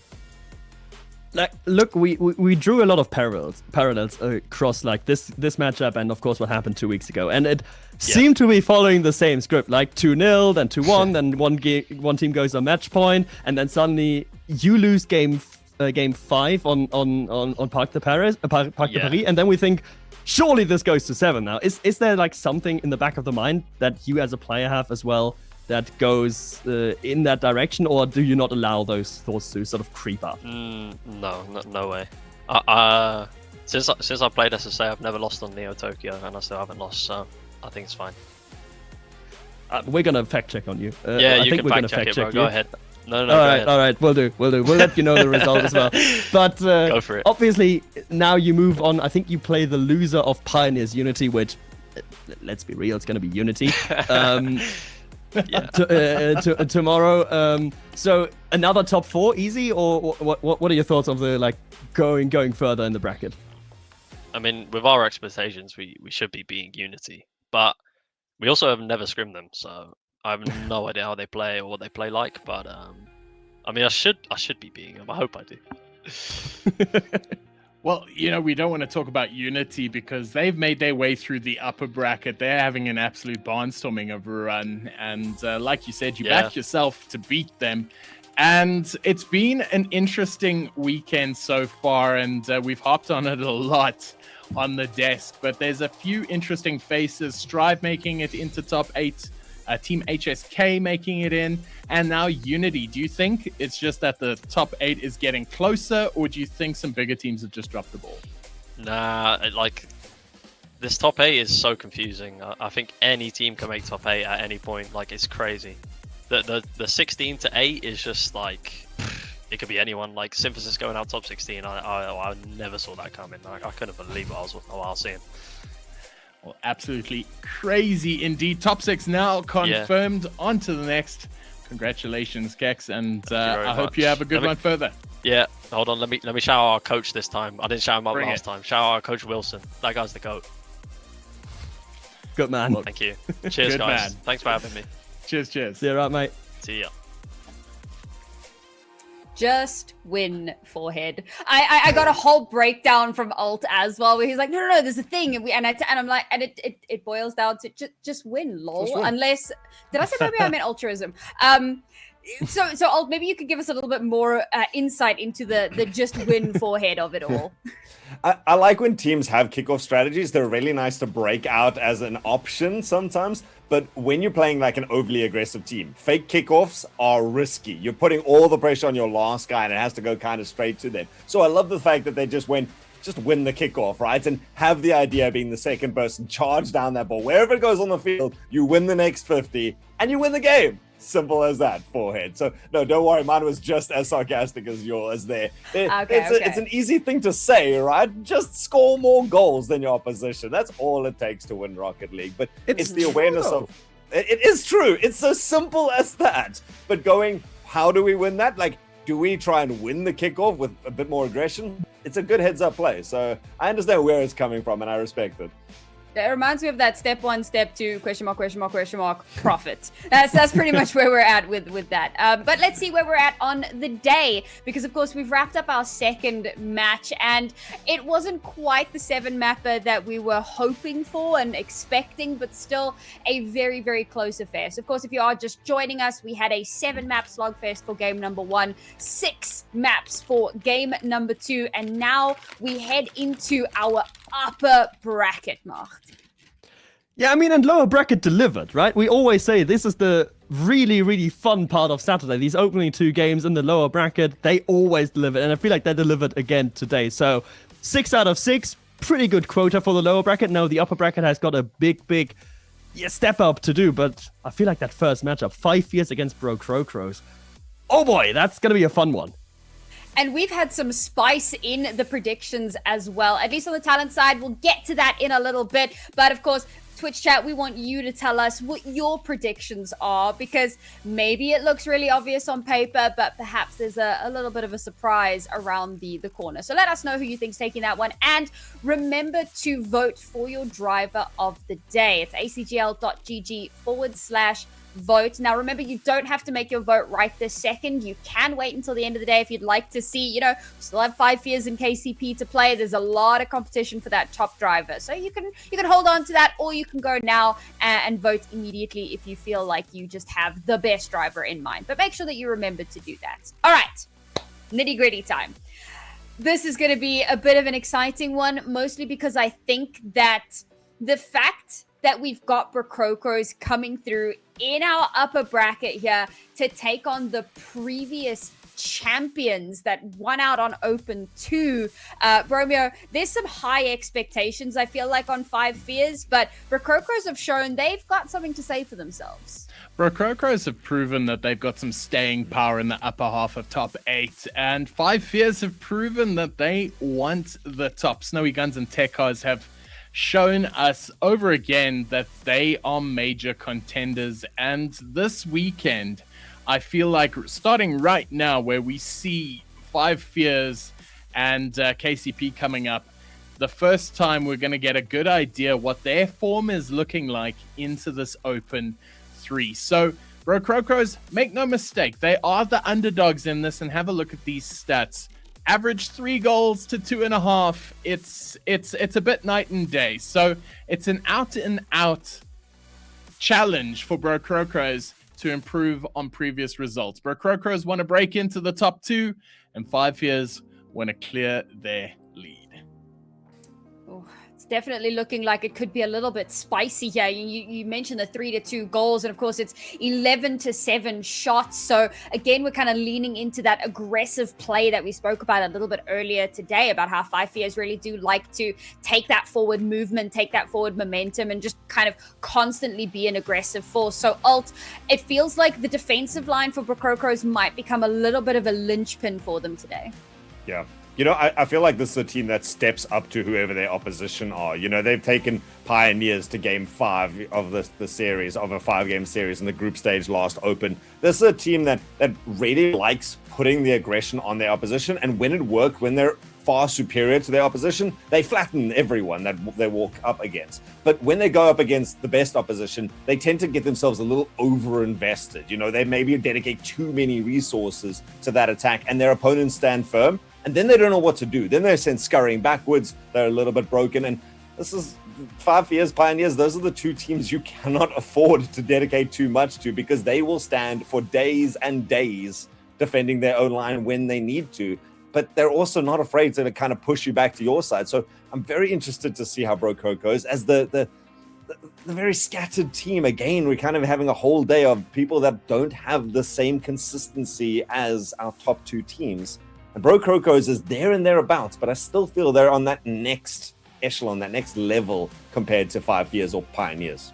Well, bearing in mind that the core of this roster have been in every single Open as well. There's only 4 rosters that have been in all 3 Opens that have made it to the top 8, that have kind of had this consistent performance here, and this is one of them. So we definitely don't want to be counting them out just yet, coming up against the 5 Fears that are maybe on a little bit of a hot streak at the moment. And I think that that's going to kind of bring me neatly into our predictions, mostly because I want to bring up, he's not here to give us this insight, and I'm sure he'll give all of it when he next has the opportunity. But Greybeard himself has predicted that this is going to be Brocrocos going absolutely Brocray and winning out against 5 Fears here. He's put it at a 4-3, so he's predicting it to be a very close affair. but ultimately he does believe that they're going to be the ones that come out on top of this one. So I'm going to throw it to my wonderful desk and see, do we have anyone else that has that belief in Brocrocros, or are we still very much on the 5 Fears train? Bromeo, we'll start with you. I'm sad that you asked me to pick this one up first, because I think my verdict is going to be the most damning. I think that 5 Fears are looking lethal right now, and because they're in sniffing distance of that major, they are going to be ruthless. In my prediction, haven't given Brocrocros a single game. It's going to be a sweep. Whew. All right, Alt, what do we think? Greybeard said there's a non-zero possibility that there is a Brocrocros coming through earlier, and fair enough. I've had the grace to give them 1 game. That's it. I think that 5 Fears is just too good. It's not that Brocrocros is lacking. 5 Fears is just too good. Acht, any belief from you? Last time these two played, it ended up 4-1 for 5 Fears. I think there's going to be a second time this result happens. 4-1 for 5 Fears on my end as well. I'll be honest, I've also put it at the 4-0 sweep for 5 Fears. But I do enjoy being proven wrong, and as the host, I think I'm the one who's allowed the most leeway to be utterly incorrect. But let's see what Twitch chat said. How did you think that our 2 teams were going to fare coming into this series? Oh my. Yep. I think that's... Story checks out. I think that's the most overwhelming vote we've had in one direction, at least as long as I've been here. It's generally maybe a little bit more split, sometimes maybe a little bit angling more one side than the other, but that is quite a dominant belief. Let's see how our casters feel about this. It's our first upper bracket game of the day, Brocrocros versus 5 Fears.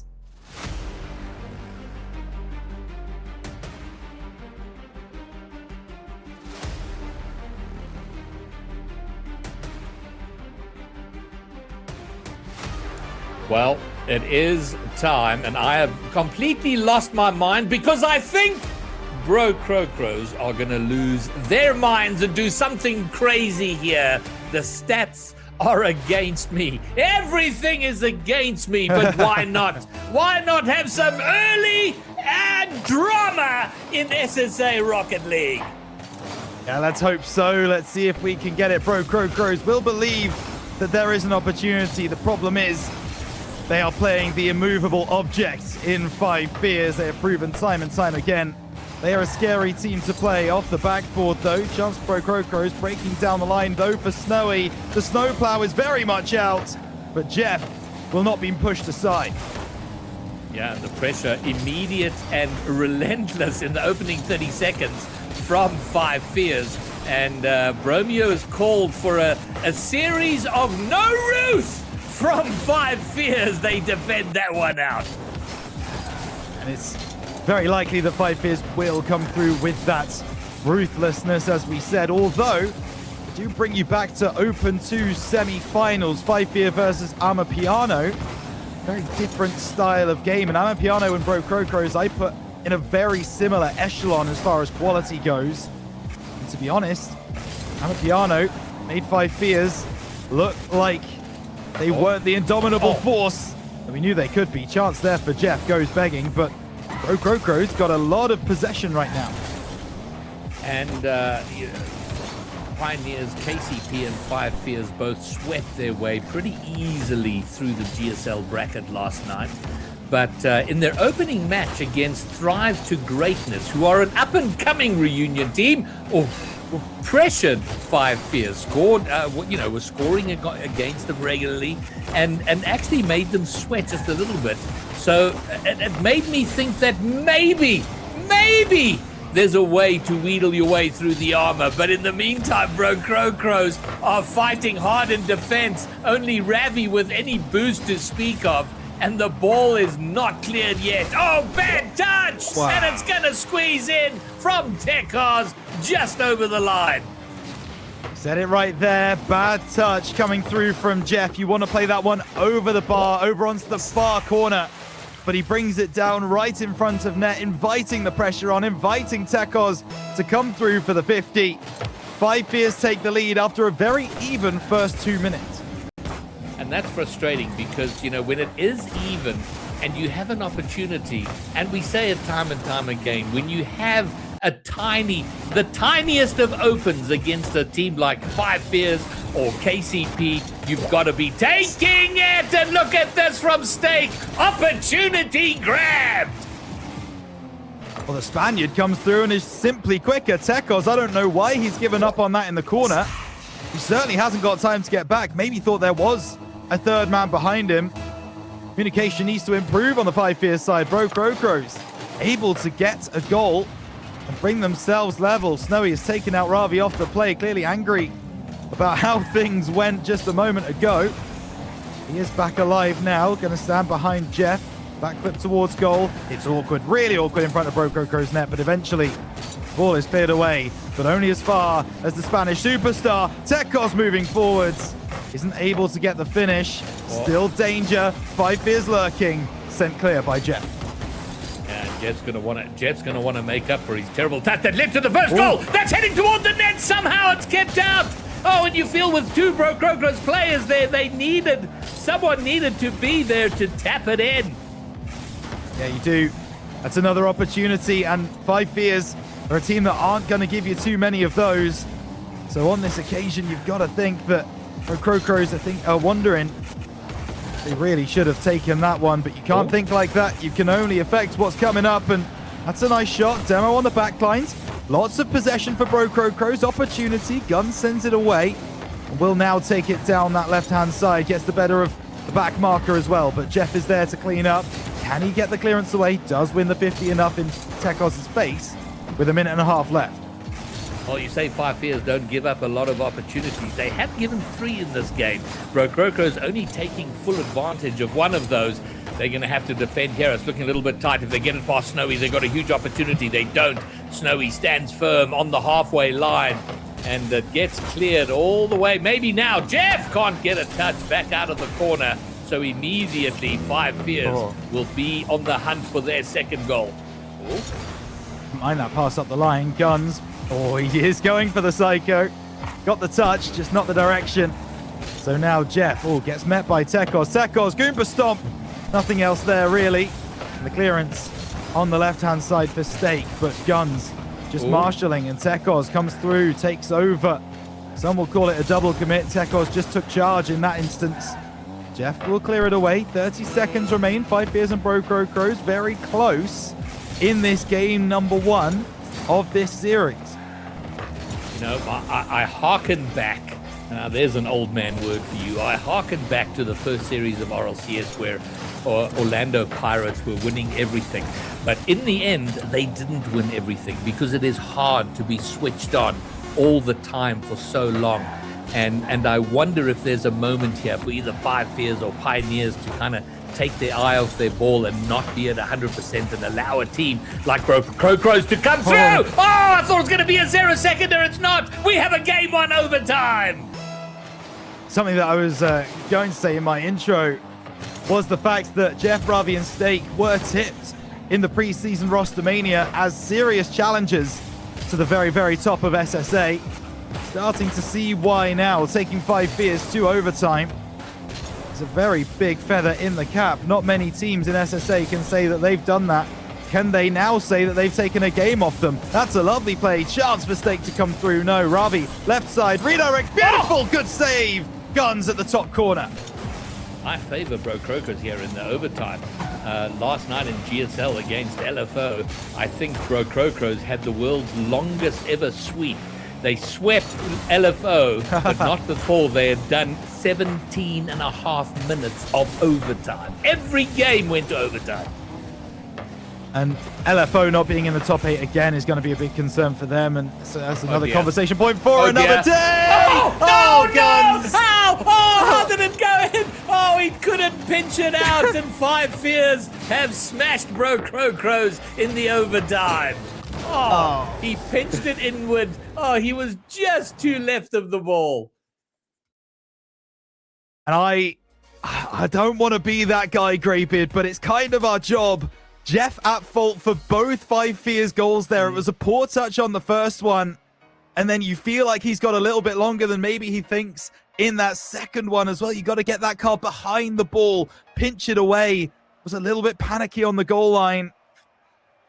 Yeah, that's going to be a problem for them moving forwards. Yeah, and you know what, we go on and on about, you know, when you're the underdog, you take your opportunities and you get 5 fears to an overtime, you've got to be the team that wins it, particularly game one. Yeah. You so desperately need that early momentum. Oh, that redirect was so delicious. Ravi absolutely denied there. Yeah, you feel they're the team that have got to make it happen. And now you go... You're already behind when you arrive on the field with 5 fears at 0-0 with the countdown to first kickoff, you are already behind. So when you get an opportunity to slip ahead, and you feel like they're a little bit more behind than just the one game suggests. But it's not over yet. Let me not read the obituary too early, Rhino. No, and I tell you something, anybody who predicted kind of a 4-1 or a 4-2 in this game is licking their lips a little bit now, starting to feel that buzz of adrenaline, because game number 1 could have gone either way. 5 fears didn't look comfortable. They didn't look set. They didn't look like by far the better team in that game 1. Will that change moving into game 2? That's going to be the question. Forbidden Temple will try to be the place that Bro Crocros get themselves level in the series. The Temple is forbidden. Bro Crocros inside the first 10 are having to do some defending. Here comes Jeff. A little bit of a heavy touch. He's going to get on the end of that. He might have an opportunity here, but he's put that hopelessly wide and pretty much hands it over to 5 fears to try and get a clear and maybe a counter attack, which is not on just yet, but maybe now. Steak's been bullied off ball. He's been bullied out of the play. So Bro Crocros once more got to do some defending. And tell you what, that's a bit of confidence there from Jeff. Just putting his car between the ball and the net, saying, well, if you want to take a shot, you're going to have to go through me first. That's exactly what they try and do, but Jeff stands strong. That's a nice play down the field. Jeff has got an extra touch.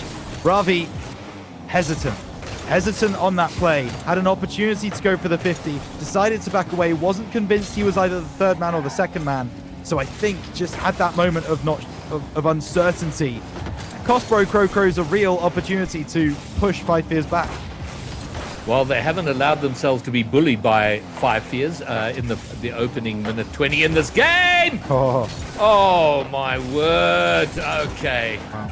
I got confused there. I was like, is Tekos actually an orange player? I was confused at what was happening there, but they couldn't get it completed either way. Bro Crocros survive a bit of a scare. Might have something cooking here. No one in front of the net to really do much with it, though, and 5 fears will look to develop something threatening of their own. Yeah, they will down that left-hand channel. Tekos brings it away, and you can pretty much back him in most 50-50 scenarios. Ravi, it's enough of a touch there that Bro Crocros are moving forwards, away by guns for the moment. Down the left side for Tekos, playing middle, loads of boost to work with. Doesn't have his flip, so can't really close the distance onto the ball. Snowy, an opportunity on the left side, once again cleared away, this time by Steak. Tekos will bring it forwards. Jeff has 100 boost, so he should be able to deal with this one. Pops it high, maintains possession, but Guns takes it away from him. A lot of this game being played in the middle third, Greybeard, and that speaks to Bro Crocros' ability to keep 5 fears guessing.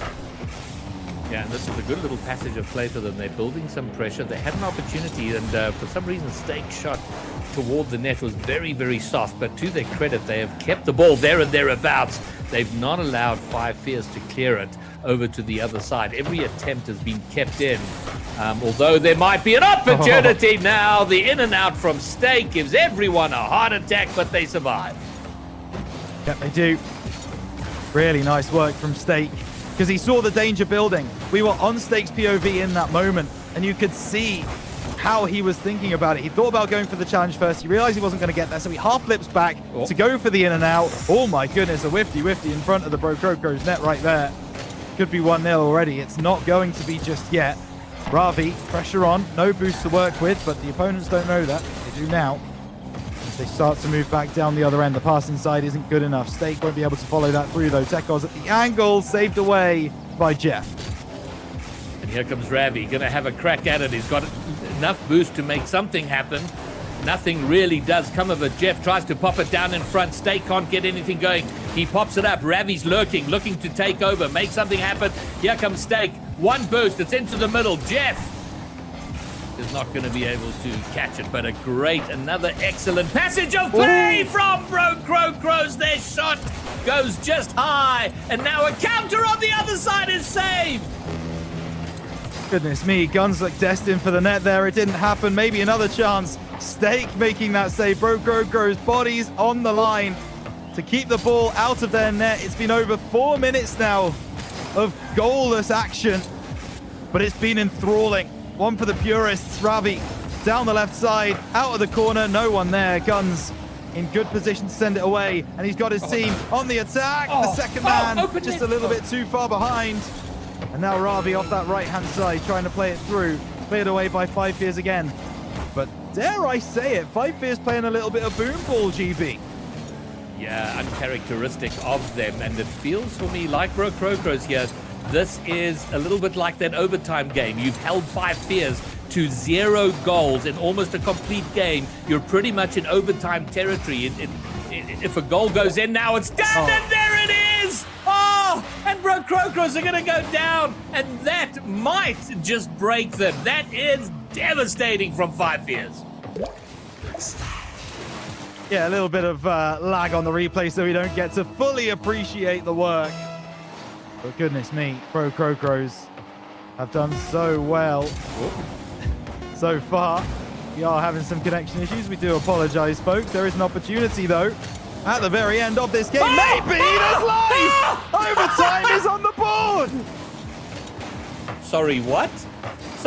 What is going on here? Ravi gets in the way there. And we've had no goals. 4 minutes, 51 seconds, and then 2 in the remaining 9. We have a consecutive overtime. Well, Five Fears had to hold on for 6 seconds at the end of game 2, and they couldn't do it. Does that mean Crows are going to be able to get themselves back level in the series? They're going to have to fight for it. They didn't score in 4 minutes and 59 seconds, essentially, in this game so far. Snowy trying to get there, cleared away by Ravi. He's got help. That's Jeff. Backboard is going to be saved away. Steak in that third man position, just trying to get it to a teammate. Ravi bumped off the play. Five Fears can build again with Guns over the top of one. He's still got possession. He's got his flip ball, but he doesn't use it, and Crows survive.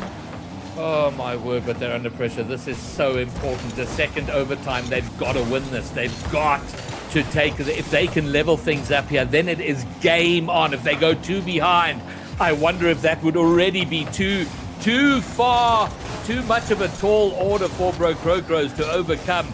And for now, before they can think of scoring, they've got to defend. That's heading toward the net, but an easy collect for Snowy. It is. Tekos down the right, but he's not been seeing the same kind of caliber of impacts that we expect to see from Tekos. Normally so solid in front of goal. Can guarantee him for a hat-trick in most games. Today, he's been kept a little quiet by Crows. Jeff, down the right. No boost to work with, so we'll hand it off to Ravi, who doesn't get in front of his man. Steak push forward as third man. That could be dangerous now. Crows have to make some evasive maneuvers, and they do. Guns, left side, ceiling, looking for the pass, sent away. Snowy waiting in that position that he loves so much. And Five Fears win game 2. But goodness me, Greybeard, it's not in the circumstances we expect. See, Steak was bumped. Guns doing a nasty in the net, doing what he must, because Steak would absolutely have saved that. It looked like such a tame shot. Easy should have been saved, but it's not. And Five Fears win a second consecutive overtime. And man, oh man, it is so frustrating for Crows, because they will know how close they were twice in a row to taking down Five Fears. They don't do it in the end. The highlights package going to be pretty short, because we had a goal 6 seconds from time, a goal 0 seconds, and then a goal in overtime. Yeah, we did.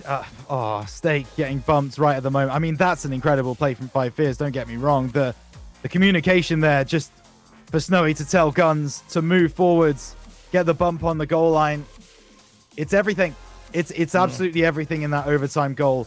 And we've seen, I mean, how many times have we seen it, GB? Snowy scoring from that third man position in the midfield, waiting for that ball to drop to him. Everybody's causing chaos in front of him, and he's the calm in the eye of the storm. He finds that shot through the bodies, and he gets it over the line. That is the Snowy goal.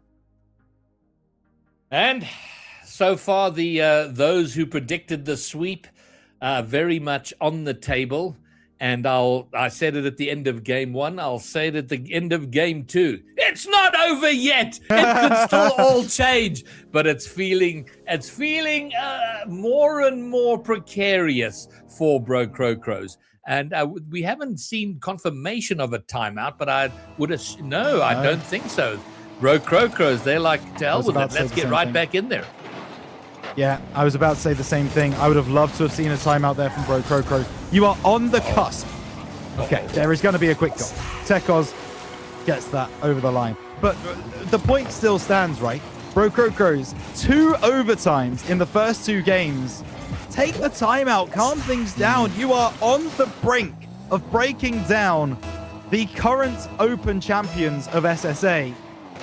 I'd have loved to have seen that moment, just to take a breath, if anything else. Yeah, I fully agree with you. And while the evidence would suggest the same, conceding an early goal after keeping 5 fears to 4 minutes and 51 in the last game. Oh, that's a nice pass. Ravi is beaten, and the shot from Stake goes wide. Oh, dearie me. On the plus side, Bro Crocos are absolutely still in this. They are fighting. They're looking very good, but just 3 or 4% less good than 5 fears. And it is that. It's certainly single-digit percentages. And I'll tell you what this should do. This should strike fear in the hearts of every other team in SSA who's coming up against Bro Crocos this weekend. Whether that's Pioneers, whether that's anyone else, Stake does it on his own. And I just want to check here.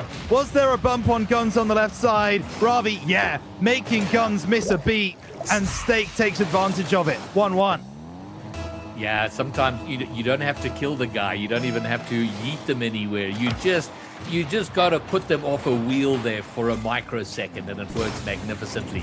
Tekos, though, wanting to punish quickly. Follow-up shot behind was Snowy. But Bro Crocro's reading that, and Snowy, oh my goodness gracious. The champagne is immediately put back under the table. Wow. That recovery on the backboard from Snowy is so intelligent. The way that he's able to just, like Spider-Man, stick to the wall and be able to bring that one back. Oh, a fake kickoff. Here we go. Opportunity not taken. Guns not in the mood for any nonsense, not in the mood for any fake shenanigans. Snowy will finish the job. And suddenly, 5 fears are starting to run away with it. Yeah, well, here we are, game 3, and there's three of the 5 fears already happened. The remaining 2, no doubt, won't be far behind. And Bro Crocros, through some brilliant work from Stake and from Ravi, got things leveled up. But how short-lived was that little game? Yeah. And this is the 5 fears that we expect to see, right? This is the ruthless nature that Bromeo was describing. They just want to keep scoring. Somehow Jeff keeps the ball out at the bottom left-hand corner. But this is the 5 fears that we expect to see coming into an open where their major spot is on the line. They just continue to hit shots against your net. Whether you're there or not, it doesn't make a difference. And eventually they will break you down. They have broken Bro Crocos down. Oh my goodness, what a save. Guns on the line. Yeah, I think I've heard the sound of 5 fears locking in, and which has got to be terrifying for any opposition, because suddenly Bro Crocros just don't seem to have answers. They're firing out potential answers, but none of them are correct so far. And they certainly aren't. Ball into the middle. Ooh. Attempted bump there that doesn't come through, which is going to give 5 fears the benefit, the advantage as they move down the field. That's a nice pass in from Stake, though. Will it waterfall? It certainly will. Stake reads it really well. Difficult one with the pace on it.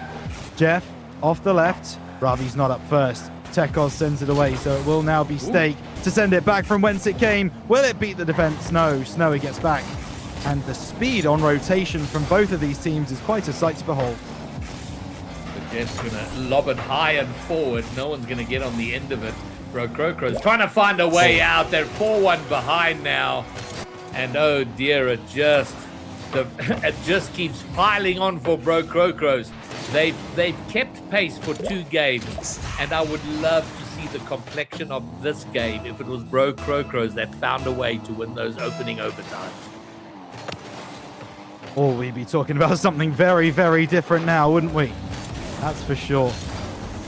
Fortunately for Brocrocros, it did not go that way. 5 Fears, multiple times across their time here in the RLCS, have proven that they have ice in the veins. They have the calm nature to be able to deal with moments like that. Big overtimes, big plays, big games. They've been there, done it, got the t-shirt, signed a few autographs while they were there as well. Good bump play. Not happening, and Guns will send it away. 1 minute 20 to go. 5 Fears probably getting the game over the line that they expected to from the start. Yeah, I'm wondering if it's just a case of 5 Fears going through a bit of a slow start phenomenon, because they had this last night in GSL, the opening game against Thrive to Greatness. Thrive to Greatness were pressuring them and looked good for 2 games. They lost the games, but they did look good, and you go, ooh, 5 Fears, maybe they're a little bit vulnerable. And we've seen it here. They were a little bit pressured, a little bit vulnerable in the opening 2 games. However, they did win them. And then you come out game 3, and they're looking completely untroubled. They certainly are. Absolutely no problems. Maybe a couple of problems starting to come in now. 40 seconds. 2 goals to find. Big kickoff coming, Rainer. Yeah. Absolutely. If Brocrocros can smash this, there could be late drama. We've already seen a fake kickoff from both sides before. Imagine 5 Fears wouldn't risk it. They do risk it. Goodness me. Ball on the left side. Passing play. Ravi with the early jump.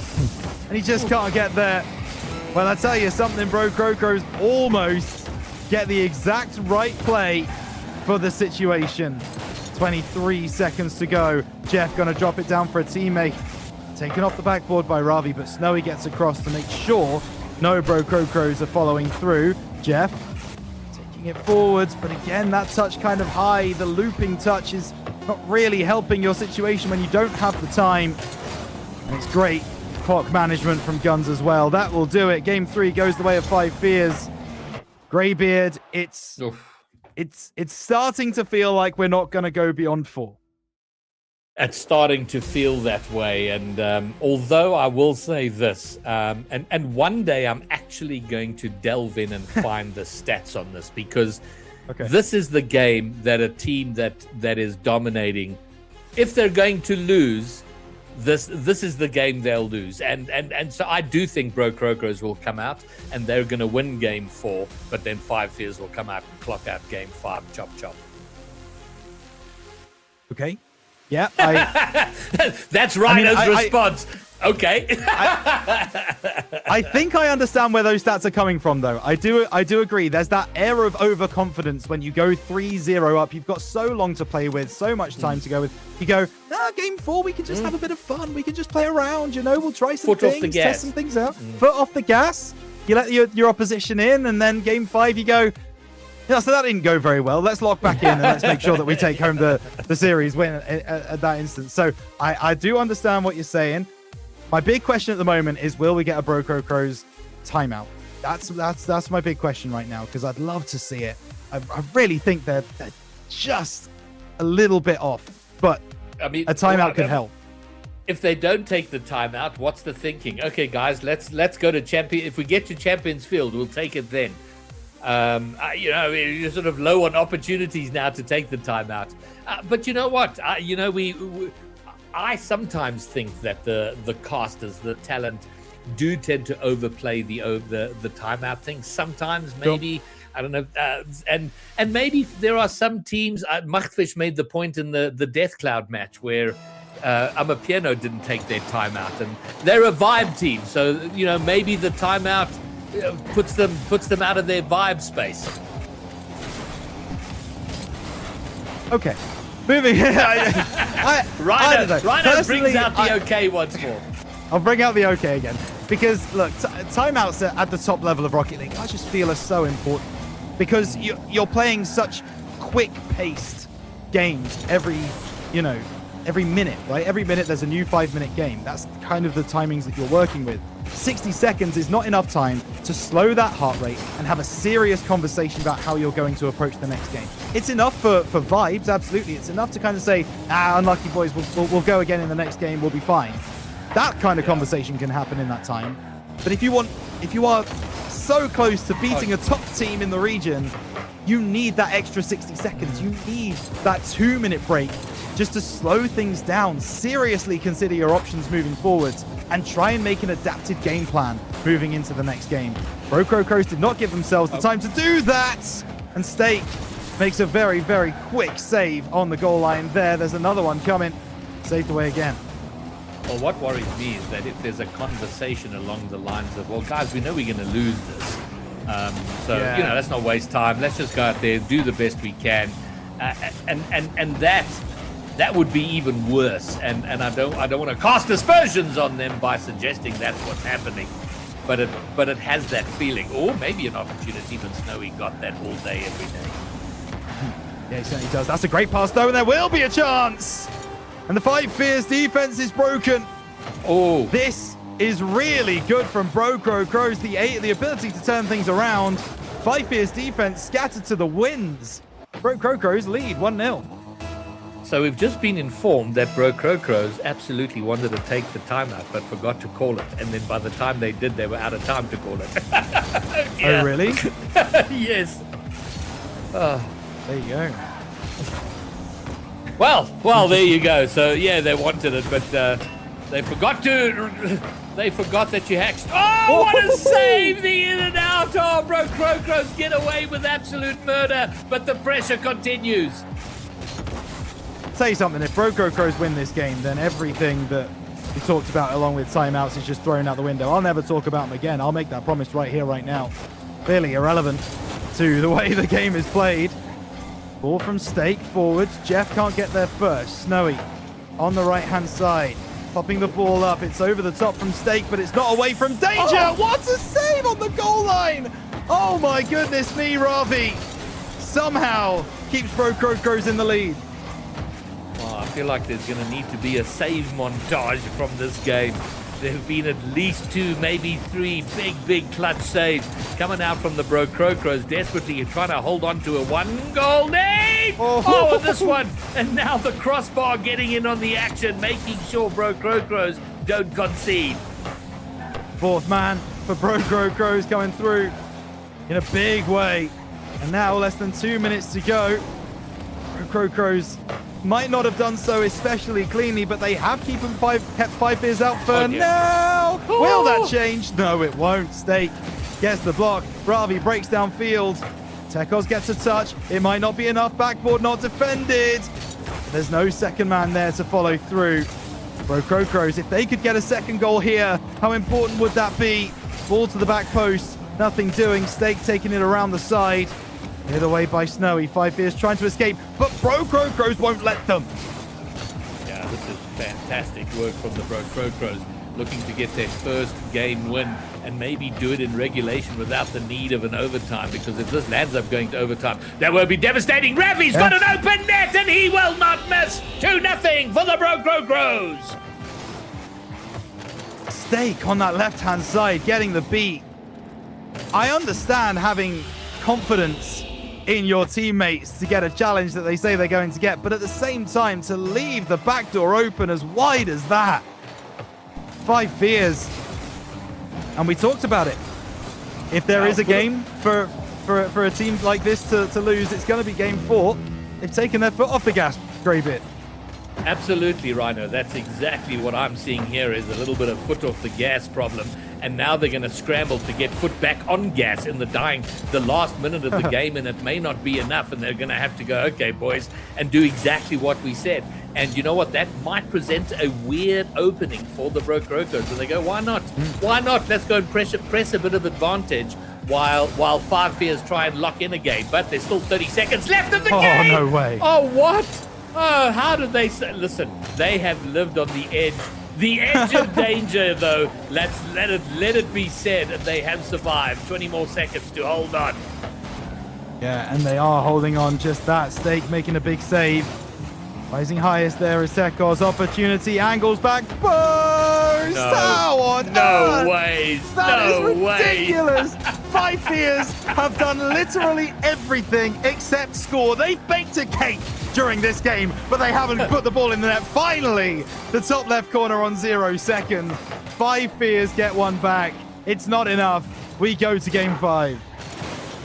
And I tell you something, Brogrogo's got lucky on so many occasions there. They had some amazing clutch saves. But I tell you, and it's a credit to 5 Fears that if 5 Fears had put that ball, the first goal in with anything over 10 seconds or over left, my money would have been on them to equalize. So Brogrogo's hang on by the skin. So predictions of a sweep are off the table. Yeah, well, that's a shame. That's a Well, shame here's the for my montage. predictions. Here's the montage, the save montage. Okay, we've seen one. there's How gonna many be how many so more many. clutch saves we're going to see here? Will Well, there here's be another one one? for sure. Oh no, that my was goodness, that's crossbar not a save. Hey, it counts. It counts. Fourth man. Yeah. But yeah, I mean, here will be another one, I think, as this one comes off the left-hand side. How? Oh, guns. Oh, guns. How does that one not go? And then... Excuse me? Really? And then finally they do get a goal. But well, it kept out for about 5 minutes. I mean, that's impressive. I think the opening 40 seconds for Bro Crocros in this next game are going to be critical because 5 Fears are going to come out swinging. They're going to come out swinging hard. They want to crush their opposition, crush them hard. If Bro Crocros can survive that 40-second onslaught, maybe they find a way back into it. But they need to be locked in hard. And you know what? Why not? They could have taken the overtime, the timeout now. Just go, you know what? We should have taken it last game. Let's take it now. They haven't. The next 40 seconds, critical. Yeah, I'm not allowed to talk about timeouts ever again, so I'm not going to comment on that. I'm just going to watch what happens on Parc de Paris as we move forwards. Tekos, reset. Here we go. Taking the game by the scruff of the neck. Good save from Jeff onto the crossbar, but that's a signal of intent from Tekos. 100%. Well, they've survived 10 seconds. They've got 30 to 40 more to survive before they can confidently start looking to like go and attack and find their own way through. But you know what? I play low-level Rocket League. What am I talking about, Bro Crocros looking to find a way through early themselves? Yeah, team low-level Rocket League, stand up and be counted as it's going to be Stake trying to take this one over the top. Can't get the better of his man. Guns, the dunk, that's special. 2 50s, one back-to-back, 2 dunks back-to-back. 5 Fears on the board quickly. Well, there you go. The opening 40 seconds, 38 seconds in. It is 5 Fears in the lead. So, Bro Crocros, whatever is slightly worse than being on the back foot is where Bro Crocros are right now. Yeah. So they're going to have to find something again. But they fought back from behind in the previous games 1 and 2 certainly. So there is always that opportunity that Bro Crocros will find an opportunity. 5 Fears, now that they've gone one ahead, there is still that potential chance taking their foot off the gas again. Not going to happen on this occasion. Snowy, left side, guns at the back post, cleared away by Jeff. A double commit in front of Tekos. But as long as the ball stays out of the net for Bro Crocros, they're not going to care how it gets done. Oh, yeah, well, listen, for Bro Crocros right now, I don't, have they even had a shot on net yet? I'm not sure. It's felt like it has been 5 Fears traffic that needs to go in! And it does! Jeff will clean up at the back! Clean up on aisle 5! Jeff responds, even game. I talked earlier about the rotation speed of both of these teams being impressive. Where are Snowy and Guns? Yeah. Like, the ball's going towards the 5 Fears net. Tekos is the only man back. If things go wrong, does need some kind of support network. Tekos is brilliant. We're not going to dispute the quality of the man himself. But by the same token, he does need help from time to time. Snowy and Guns' rotations just taking a little bit too long on that occasion. Broke Crocros take advantage. Left-hand side, they're in the ascendancy now. Tails up, starting to move forwards, but stuffed on that side wall by 5 Fears for the moment. Stake has time, space, Musty. Pass isn't going to work. Tekos gets down the field. Guns gets a demo. Is it going to work? Double commit. Tekos tries to break through. Snowy's following in. Bottom right corner, no. Good save. Man, great press forward from 5 Fears, but Broke Crocros, fantastic work to keep themselves together on the back line and keep it out. But the momentum has once again shifted. Broke Crocros are looking bright, positive. 5 Fears turn it around, having attack of their own. Here comes Ravi. He will flick it, but easy pickup from Tekos. He's not overly challenged there. Popped awkwardly into the middle, picked up by Guns. Bit of a heavy first touch. Can't make much of it, but still it heads towards the Broke Crocro net. They're stuck on their side for the moment. Now they try and press forward. A boostless Ravi can't do too much with it. Okay, he wanted the wave dash to try and get there. That's a great shot, great save as well. Stake gets down low to his bottom right corner. Gets a hand to it. And the scoreline remains 1-1. How long for, though? That is the question! Not for long. The answer is not long at all. 1 minute 49 to go. 5 Fears convert. One of my afflictions, Rhino, and I may have many of them, is getting a little ahead of myself, because at 1-1 I was already thinking of, if Broke Crocro sneak a win here, does that sow any seed of doubt for 5 Fears? And yeah, I just got way too ahead of myself. Oh my! Oh, they're keeping it out. I tell you something, if Broke Crocros do find a way back into it, they're going to be looking at the defense, their saves in games 2, in games 3 and 4. 4 and 5. Oh, gracious. 3 and 4, 4 and 5, doesn't matter. Just save the ball, get it out of the mouth of your net. Guns doing his best to try and keep the play alive. Still over 60 seconds to go. And I don't think you're the only one who was thinking that, Greybeard, by the way, about what if Broke Crocros are able to sneak it, because to be honest, I bet the Broke Crocros players were thinking about that a little bit as well. Okay, it's 1-1. We can find a chink in the armor, find a gap that we have done already so far this series. Maybe there's a way for us to get back into it, and Stake might be able to find a chink in the armor right here. Gets the reset, fakes out too! Stake, that's unbelievable! The patience of the Spaniard is enough to level things for Broke Crocros. Oh my word, complete and utter filth from Stake. Fantastic work. Okay, game back on. Love to see it from Stake. So few people would have the composure to fake out not just 1 but 2. Goodness me. Broke Crocros off the back of some individual magic from their Spanish import. 5 Fears looking for some from their own. Tekos over on the left-hand side. Not going to get too much done there. Ball 1, but not much more. 5 Fears trying to break down the line, down the left-hand side. 2 back for Broke Crocros, and they managed to figure it out between them. Who's taking it away? That is Stake. He's got no boost. Trying to move forwards. The 50 has to be right. It's not correct. The 50 over to the other side is good. What a catch from Stake on that far wall. That ball was coming at him at a rate of knots. Is that ball going to drop? It's not going to drop. It stays alive, but it's saved away. And 0 seconds has elapsed. Will one of these teams score to prevent OT? They won't. OT comes through. All right, 3rd overtime of the series, and the overtimes have not gone well for the Broke Crocros. 2 overtimes, they've lost them both. They need to turn that around now. This might be it for them. They will have another crack at this tomorrow, of course, but wouldn't they love to see something happen right here, right now? Sow a bit of doubt into the minds of 5 Fears by winning this overtime. But the opening stages of the overtime has all been 5 Fears. They do such a good job of just making you feel suffocated in your own half. Can't get out. They split the pitch in 2, so you're not crossing this line. Ball into the middle. Shot on off the crossbar. The save away. Broke Crocros living a very charmed life indeed. And maybe their life is over. What a save, Ravi! How on earth has he got his car in front of the ball?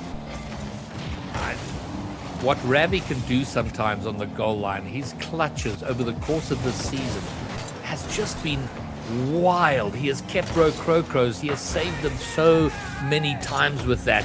But they have got to get out of defense. I mean, how much longer can this go on from? I mean, you can only clutch so many times before you got to at least have a shot at your opponent's net. You would think so, but check the boost amounts in the top right corner. That's going to dictate everything for the next few moments. They need to be able to pick up 100 boost. The boost starving from 5 Fears is absolutely ridiculous. Eventually, it will come home to roost if Bro Crocros are not able to get some boost in those tanks. There we go. There's 100 picked up by Stake. Guns cuts that one off. He wants to break that halfway line again. Stake up onto that left-hand side. He's used so much boost now. Ravi has a little bit in the tank to try and break free, and they might have done so. Over the top goes Ravi. Time to fill the boost tanks. 5 Fears not capitalizing on the pressure. And now suddenly opportunity for Bro Crocros. 5 Fears though, get it out. Looking for a redirect his guns. Bro Crocros get in front of it. They might have another thing. Oh! Squeezing it past Snowy, almost, given away by Stake a little bit too easily. That's going to give possession back to 5 Fears. Floating awkwardly in front of the net, but no one from 5 Fears there. Here comes Ravi, runs out of boost, so can't follow that up. But they'll still have maybe half an opportunity. Jeff, that looks a little bit awkward. Gets the demo, though, now turning around on the play. Right-hand side, has he got help? Jeff on the right-hand side, doesn't matter. The block comes through. Tekos out of the corner, trying to go coast to coast. Not going to happen. No waterfall here, but a good interception off the ceiling. No one turning from Bro Crocros. Eventually, Jeff does make a play. But once again, the spacing just not quite right for a Bro Crocros attack. We played 3 minutes now of OT. And Bro Crocros break again. Down the middle, Tekos waiting on that ball. Oh my goodness. Real chance that doesn't come through. And now another chance possibly here for 5 Fears. Heads into the Bro Crocros corner. Jeff taking it off the ceiling. How far does he get? Not far at all. It's going to come right back toward their net. There's been shenanigans and bumps in the net. Not going to matter. Jeff comes out ahead. And now he will go to set something up. And Bro Crocros running forward to try and cause some consternation on the goal line. This is falling there and thereabouts awkwardly. But like we've seen for the last 3.5 minutes, and he pressed forward. There's an open net. Surely it goes in now. Indeed it does. 3 overtimes, 3 wins for 5 Fears. 4-1. 5 Fears will march into the semi-finals. Bump in the middle of the park on Stake. That is the death sentence. That is the 5 Fears going over the top. But what a performance from Bro Crocros. Let's not get it twisted. They were right there alongside the 5 Fears all the way through this series. Credit to them. That double dunk there from Guns is absolutely nuts. What a game of Rocket League. What a series of Rocket League we've been treated to, Greybeard. I get so excited because every series we have, every championship Saturday, Jeff and Ravi get more experience, and this is just so good for the future of our scene. And ultimately, a good, and by scoreline, dominating win by 5 Fears. But Bromeo said ruthless. I saw a lot of Ruth during the course of this 5 series game. Yeah, she was definitely present, wasn't she? She was around, but Stake, goodness me, Stake, I just want to watch that over and over and over again. That double fake on the goal line. So pretty to watch. I believe we can bring the panel back in, guys. Give us a minute, please. Yeah, no, I spoke a little bit about... all good. Spoke a little about the Bro Crocros potentially going Bro Cray Cray, but it felt like maybe it was GB that was a little bit Bro Cray Cray. Although that's what we thought going into the series. Watching that series, however, Bromeo, it felt like maybe there was a case to be made. Sure, it did go one-sided, but the Bro Crocros were certainly there. I think we would use this word plucky. They were plucky. And look, no. That's completely and factually incorrect. The first 2 games were overtimes. That speaks to how close Bro Crocros is, in fact, to 5 Fears. 5 Fears is better, but not by the gulf that many give them credit to. And I think there are many teams or many players with the ability to come close. And I think we saw a bit of that tonight. And so Brokoko shouldn't be disheartened from this. I feel like, if anything, they should be encouraged, because that was a very good display of how to stay in touch and exploit the mistakes of one of our premier teams. So big ups to Brokoko. 5 years were full of Ruth, as we saw. A good one there. But I think the worst thing out of this game was to give Ultraism another perfect prediction, because now we're never going to hear the end of it. I feel like that could have gone a little under the radar had you just not said it. You see, he's already typed in the chat. Like, you should have just not said anything. I will say, kudos to Alt. Gotta give credit where it's due. He called it, and he was absolutely correct. I look forward to seeing if that trend is going to continue on the rest of the day. But speaking of trends, 5 years certainly on a massive upward trajectory based on the map, or the match rather, that we've just seen. Graby, do you think that we're in for a potential another grand final victory, maybe Boston on the horizon? No, I don't, and we'll get into that when we start talking about our next matchup. But I think there is a sense of inevitability in terms of where the grand final is probably going to end up, and it's all going to be decided on there. But based on, so firstly, from a perspective of Brokokros, I mean, there is no doubt that Brokokros are the third best team in this region, and it feels like it's getting by some distance. They are so good and just getting better, and every time they come up against Pioneers or Five Fears, they get even better. They learn a bit more. They get and Ravi is 14. He's 15 years old. It just thrills me.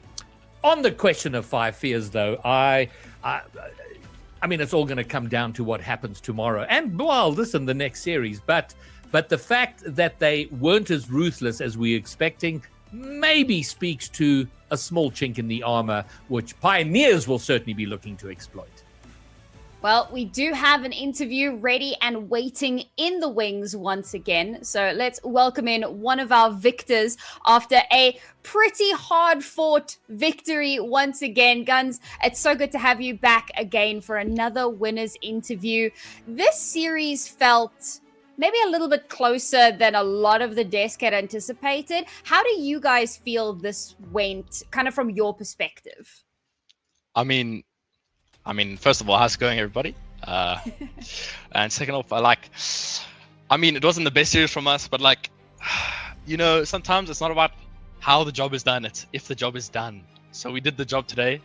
That's the most important part, Yeah, that's all I have to say. I don't know what to say. Yeah, the job is done. Yeah, you're absolutely in top 4. That is guaranteed. I want to talk to you a little bit about the rest of the region just for a moment. We'll focus on your team in just a moment. But there's been a couple now of opens, Open 2 and Open 3, where both yourselves and KCP, as seen as the top of the region, have been really challenged in both the semifinals and in the upper bracket as we move into the Saturday. Do you believe that the standard of Rocket League in SSA as a whole is improving? I mean, I think so, especially with the imports, especially the high level imports like Steak and Tekos and Lewis, and Torres. I can name so many, but Kexi as well. It just adds a level of more consistency, especially in positioning and stuff like that. They also bring a different style of play, especially with South African Rocket League is super it's back in 2020, we're still back in those days, but we're slowly getting there. Well, that raises an interesting question for me, because so you mentioned the international players and what they bring to the table, and certainly on an individual level we're seeing that. Do you think that the local players are learning a lot from them as well in terms of upping their own individual play as well? Yeah, I think so. I think we're getting a little bit more creative. Before, everybody used to be super telegraphed. That's the big thing. Before, when we used to play a little bit lower teams, very telegraphed. They could tell what they're gonna do before they do it. But now, it just adds a new type of creativity, I would say. Yeah, I love it. I love to see that creativity as well coming through in some of the South African players. Let's focus back then on Five Fears specifically, and I want to talk about you specifically, Guns, because this is kind of the first time you've been in a situation where the major is on the line in a final weekend. This is a big weekend for Five Fears, and it's going to be a very basic question, but it's a very loaded question at the same time. How are you feeling about this weekend and about your team? I mean, for me, like, I don't look too deep into it. I mean, I'll only look deep into it tomorrow, like when it is the finals. But like for now, I mean, obviously we want to make the major, like we want to go play internationally and stuff like that. But right now, for me, I'm not really focused on it. Like I think I said it in the previous interview. I'm more focused on the regional first, and then the major after. Like, because you can't get to the major without winning the regional, you know. Sure. So for me, like that's number one, and then major number two. That's a fantastic mentality to have, I feel like. Well, any shout outs from your side before we let you go and celebrate your victory? Shout out to my mom. She's the GOAT. Did you go and give your gran a hug again? No. My gran is in the UK. She flew to the UK on Thursday, so she's not here right now. Okay. Well, maybe if you win the grand final, you could give your mom a hug and come tell us about it. Yeah, I will do. Don't worry. Awesome. Congratulations again on your win. Go celebrate, and we'll see you tomorrow. All right. Thank you very much, guys. Have a good night. I love that. One foot in front of the other. Focus on the game in front of you. Focus on the hurdle in front of you. It's such a good mentality to have as you slowly claw your way into potentially being the best in the region. But that is a question that we will only be able to answer tomorrow. For now, we can take a look at our schedule and our standings and see how things have kind of gone over the last few hours. That was game number 3 of the day. You know what? I'd like to say it was closer than we anticipated in each match, but the overall scoreline certainly reflects the dominance that we expected coming into this series. That means that the Prokokos will be going down. They're going to be playing against Strive tomorrow, and I believe that's going to be our opening match of the day. So look forward to that one, folks. But from here on out, we look forward and we get to see one of our other top 2 teams taking on a Unity Greybeard that we collectively had sitting in 14th position on our overall power rankings of the top 16. Unity have played every single season of SSA RLCS. It has taken them 490 games to get their first top 8. And I want to shout out Unity as an org, as a group of people who have just been such a present figure in this community for so long. And I can't express how much I love them and how delighted I am that they have made their first top 8. And not just that, making a top 6. And shout out to Lackstar. Lackstar, who hasn't made a top 8 since June 2023. Skull G since June 2022. It is crazy, and I couldn't be more delighted. There's a big however, which we'll get to. All right, well, before we do that, I just want to do the quick kind of housekeeping. So first and foremost, remember to go and vote for your driver of the day. If you felt like someone in that previous series was the absolute best on the track on the day, make sure to go and let your voice be heard. acgl.gg/vote, or you can wait until the end of our 4th series and then give your vote at that point. There's another little bit of predicting that you guys can do. We've kind of set the stage a little bit. We're going to dive into that a bit more, but it's Unity versus the KCP or the KC Pioneers. Let us know who you think is going to be walking away with this victory. I'm a little bit concerned about what that Twitch chat vote is going to look like, but we'll get to that a little bit later on. Now let's deep dive a little bit into this. And, well, Greybeard, I'm going to throw it right back to you. You mentioned a caveat. Give us the caveat. Okay, well, I think look at those stats. That's the caveat. My word. KCP, let's first talk. They had a perfect run through GSL last night. 25-0 on goals. And the ruthlessness that Bromeo was talking about in 5 Fears, we definitely saw it out of KCP last night. And my worry for Unity is that ruthless KCP show up today. Well, it certainly does feel like that might just be on the cards here. Obviously, coming into this, I think for a lot of people watching, there'll be a lot of information about the Pioneers. This is a team that people are going to be hyper familiar with, but there might be a lot of people that aren't as familiar with Unity. And while we could wax lyrical about the Pioneers and how phenomenal they are, Rhino, let's get a little bit more of a deep dive into Unity here. What are we looking at from this team? What could be a potential win condition for them? Oof. Okay, there are two different questions there, all right? So, look, Unity are incredibly quality, all right? They've proven that in this open, and they've proven it by the people that they have beaten. They were able to, it went to 5, but they were able to beat Synthesis, who are a consistent top 8 team here in this region, and they were also able to beat Supersonic Legends. Now, let me tell you who was on Supersonic Legends, if I can find the tab. It was Byrachu, Dylan, and Mercury, which is a very, very solid team in their own right. A lot of names there that the region is going to appreciate and understand that they are right on the cusp of that top 8 as well. So Unity have shown yesterday not just that they're quality on the field, but that they have ice. They have the ability to see out a game which is super close in that game 5, and they've got the ability to just say, hang on, we can win this. Let's play our game. And they do that brilliantly. And if they are able to continue to remind themselves of that during this series, there will be openings for them. Yeah, I think it's very telling that they come into this as part of the upper bracket as well. You know, already an upset, the fact that they made it into top 8, but coming through into that upper bracket is fantastic. But here's an important point I think we need to touch on, Bromeo. We spoke about this at length 2 weeks ago. KCP came into Open 2 looking mortal. What are we feeling about how they're going to look this weekend, and what needs to potentially change to clinch that Boston spot? Well, look, we're talking about, you know, undercooked. Are they at the right temperature? Are they ready to come out of the oven? We don't know until we see this game. And I know that my fellow panelists have been talking very highly of Unity, and rightfully so. They have really been around the block. Gravy had mentioned 490 games before they made a main event. That's 490 games of Rocket League played.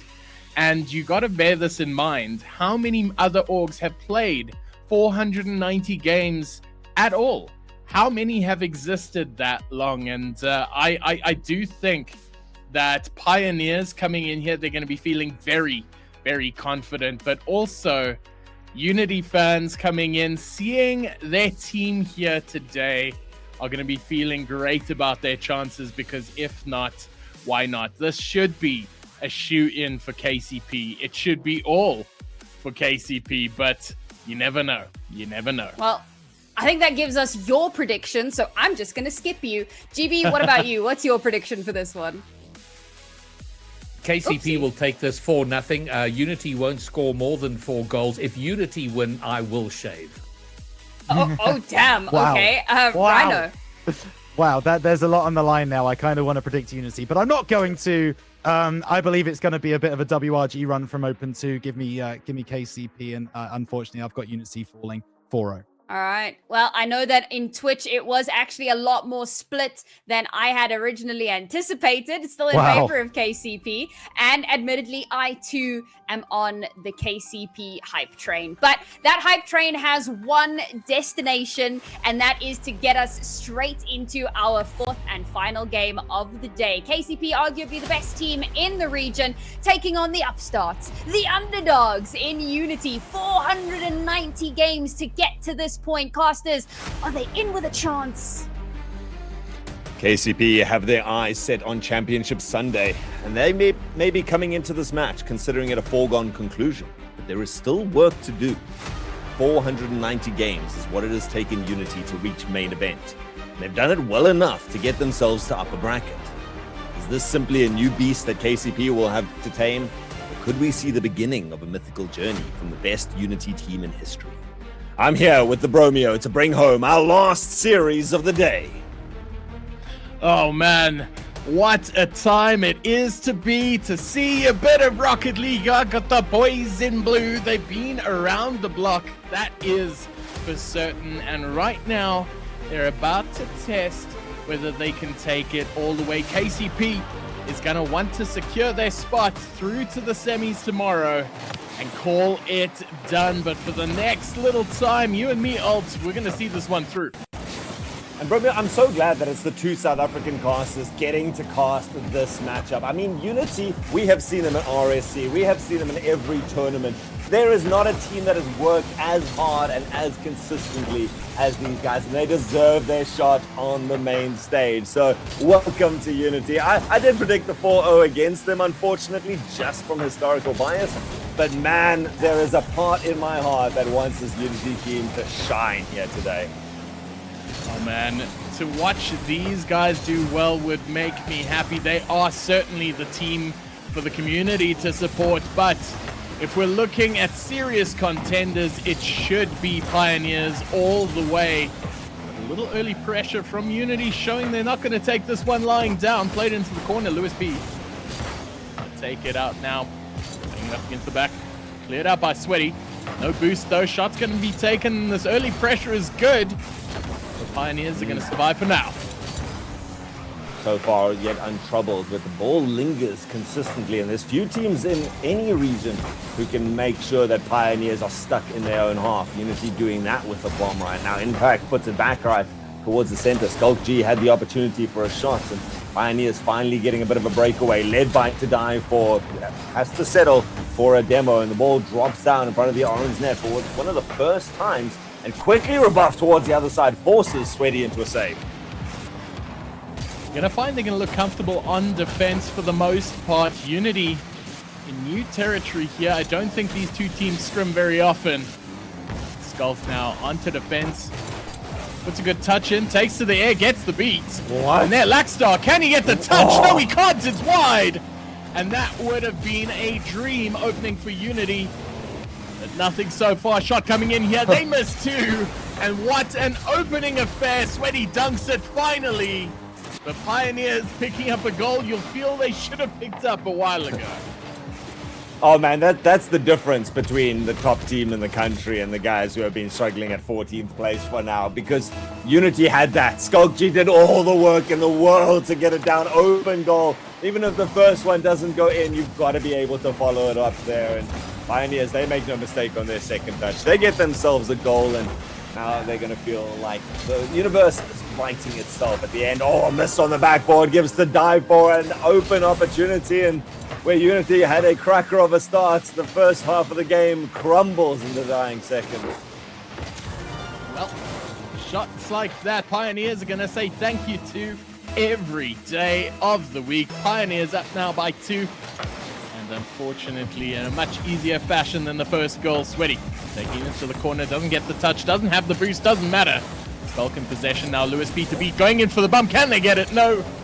Lewis B staying very composed under pressure here, so they can take this one through. Sweaty up, laying up against the backboard, gets the touch, gets the dunk, misses the shot, and cleared away. Unity survived.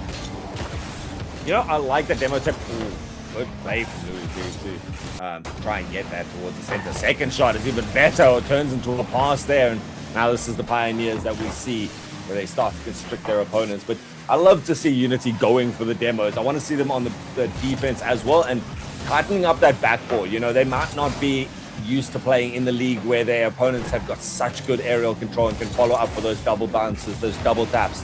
So they need to be careful of those. Something new to the repertoire. Instead, they start linking together. Their offense has looked brilliant so far and denied by simple geometry at times. But they get their opportunity now once more and see if they can do anything with it. Geometry is the key word there. This game is all about them angles. Right now, Skulk G trying to find one. Friction up in the air. Straight shot coming through though. Skulk with the save. Not out of trouble yet. To die for. Make the touch into the corner. They found good purchase, has Unity Esports. Now, Pioneers with a big clear by Lewis P. Gets a second touch, gets a reset. Can he clear? Yes, he can. And Skulk forced into a save off the rebound. Friction trying to go high. Does he get the second touch? Yes, he does. And Sweaty proving why they are on top.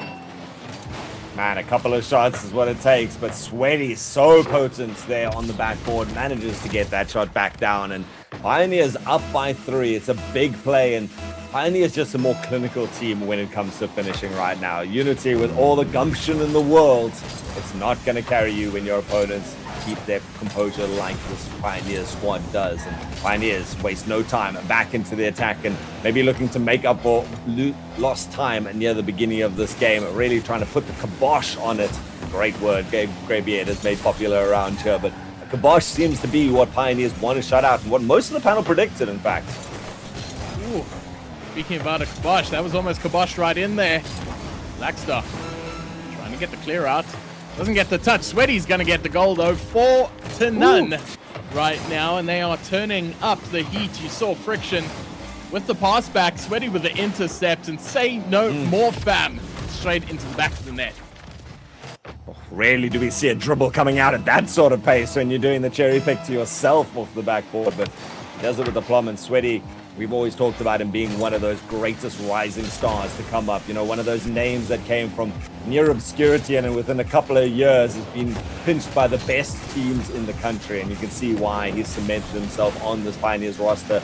Looking for that flip reset, get it down to die for on the other side. Doesn't come right this time, but the work has been done here in game number 1. Pioneers looking for one more for the road. Going to take a final shot, well defended at the end, but Unity, after such a great start, without a goal to their name, see if they can put one more in here in the late seconds. It was a good shot, but it's Pioneers keeping a clean sweep in game number 1.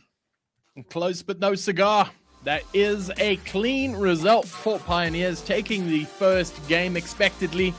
In dominant fashion, we see good scores being totaled a hat-trick by Sweaty, proving he wants this more than most. And we were talking before the game about ruthlessness, whether the Pioneers were going to turn it on right now, and it looks like they are. What was amazing to me was to see Unity with 8 shots to their name. That is not a team willing to take this lying down or sit back and go, okay, you know, we've got no chance against the second best or best team in the country right now. Arguments are out on that front. But right now, KCP is an indomitable team. There's very few teams that command the same aura coming into a matchup like this. And Unity has gone, we're in the upper bracket just like you. We worked to get here, and let us show you why. And their attacks have been so well constructed. It's not just counterattack opportunities. They're getting passing plays in there. They're looking for the demos. They're even brave enough to go for 1 or 2 little dribbles. And it's going to be harder to get those through against their oppositions, but it's the right moves to be making, Romeo. I agree completely. When Unity was formed, I didn't have the highest hopes they were pulling Skulk G out of retirement. And when they put this team together, I was thinking meme team. They're going to be playing for the vibes, surely. And no offense to Unity, but Unity is generally a very on the cusp vibes team. And now here they are, sitting in top 8, fighting for their way into the semi-final. Pioneers is going to stand in front of them for sure. But do not mistake this from complicity. Unity are going to do their utmost to pick one up here. As a vibe team they are still highly competitive, and their top 8 finish proves this. Skulk G coming in with a demo, starting off this game with a bang. Oh, I love this. We're getting confirmation from Unity in the chat. Such a passionate driver of the Unity squad. But Voodoo has said that, if he's matching Greybeard, if his team wins, then he will shave. Apparently, he's already bald, though, so this might be a scam, ladies and gentlemen. But more importantly, that they pulled all 3 of their players from the retirement home. So we're going to see what proper washed unks look like in Rocket League. And let's be fair, these guys have got years behind them, and you can tell the way that they're reading the game, the precision that they're hitting the balls, and a couple of nice mechanics to polish off over the years have been a really nice addition to this, and it's giving us a very exciting fight, but fought in and slotted down into the bottom corner. Sweaty continues his tirade from game number 1. I mean, look at this recovery. Friction with a rough, getting his feet underneath him is... I saw that pre-drop from Skulk G, and then it was a little bit off, and I was like, this doesn't look good. Sweaty's like, don't mind if I do. Friction making an attempt on that save, but Sweaty knew he was home. And it was a little bit downhill from there, but Skulk G now trying to fake in the shot. They're doing it for the content. Blackstar now in the corner. Can he play the pass through? No, he cannot. Big clear there by Sweaty. I feel like Sweaty here today is deciding he is not here for the shenanigans. He is not here to play games. He's here to win. Shot coming in to die for. Scores the second. Again, this is just one miss. That's all it's going to take against Pioneers to ever put you in a bad position. And I mean, typically it doesn't even have to be one miss. It could be one poor touch, one inopportune moment where the ball just bounces badly and Pioneers is going to jump on top of it. And so Unity, 2 mistakes, 2 goals now to the detriment, unfortunately, for them. And again, a bit of a demo, a bump on the back line, and Skull, I think it was Laxstar desperately trying to get that up and above the goal line, knowing that there's going to be a Pioneers player lurking. Yeah, he pushed that to the side, and Sweaty, he's just omnipotent, omnipresent, and all-powerful. Omnipotent, omnipresent, omniscient. How many oms do we have here? Because that is plenty. Laxstar now coming off the ceiling, trying to do some crazy stuff. But not to be. Sweaty again with possession, playing it through. The touch in the middle keeps there. Now to die for, playing it down deep. Doesn't have any boost, so he's going to hand it to Unity and say, do what you can with this. Do your worst. Right now, they managed to retain possession. Sweaty coming in. Forced a double commit save, and what we're seeing from Pioneers right now is good for things to come.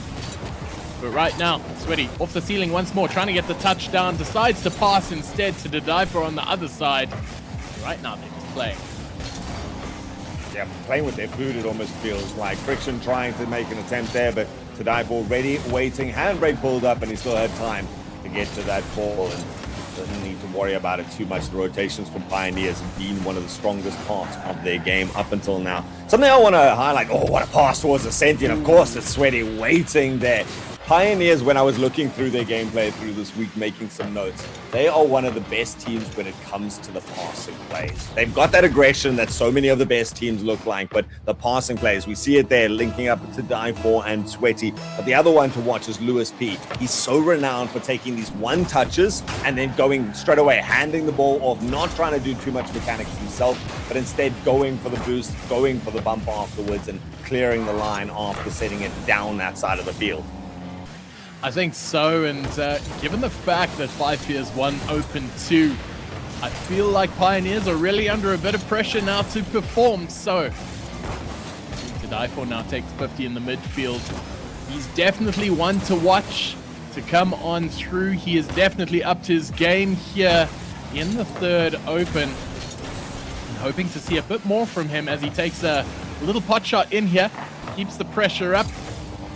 Handing off now, Sculpt doesn't get the touch he wanted, but still enough to gain a little bit of a foothold. Sculpt G with the redirect, doesn't get the touch. Immaculately read by Lewis P though. Carries it all the way and makes sure that Laxstar can't challenge him too early or trying to bait him into it, and to Die For with the confidence all the way to his own backboard, manages to get the 100 boosts, and so now can take it all the distance. Doesn't even decide for the flip reset, just trying to carry it the whole way and muscles it through, knowing his two teammates coming in. So nothing forthcoming this time here for the Pioneer squad, and Unity actually cut it off at the midfield, trying to get some boost back into their own tanks, and Friction now, the only one without, manages to get that corner, and they're ready to mount a defense and turn it into a bit of an offense. They've got to Die For trapped on his side of the field, so going to be a slow rotation from him. The rest of the Pioneer squads, though, their mechanics are enough to carry them, and the bump at the end! Oh, that's a terrifying sight to see. Lewis P, so much control, gets the first touch, gets the second touch, and that bump at the end shows a lot of presence from Lewis P. Knowing that he had the time, knowing it was a one-on-one, went for the bump, went for the simple finish. And a classy finish there from Lewis P, meaning Pioneers now up by 5 with 30 seconds left, and then a commanding position in this game number 2 to take it.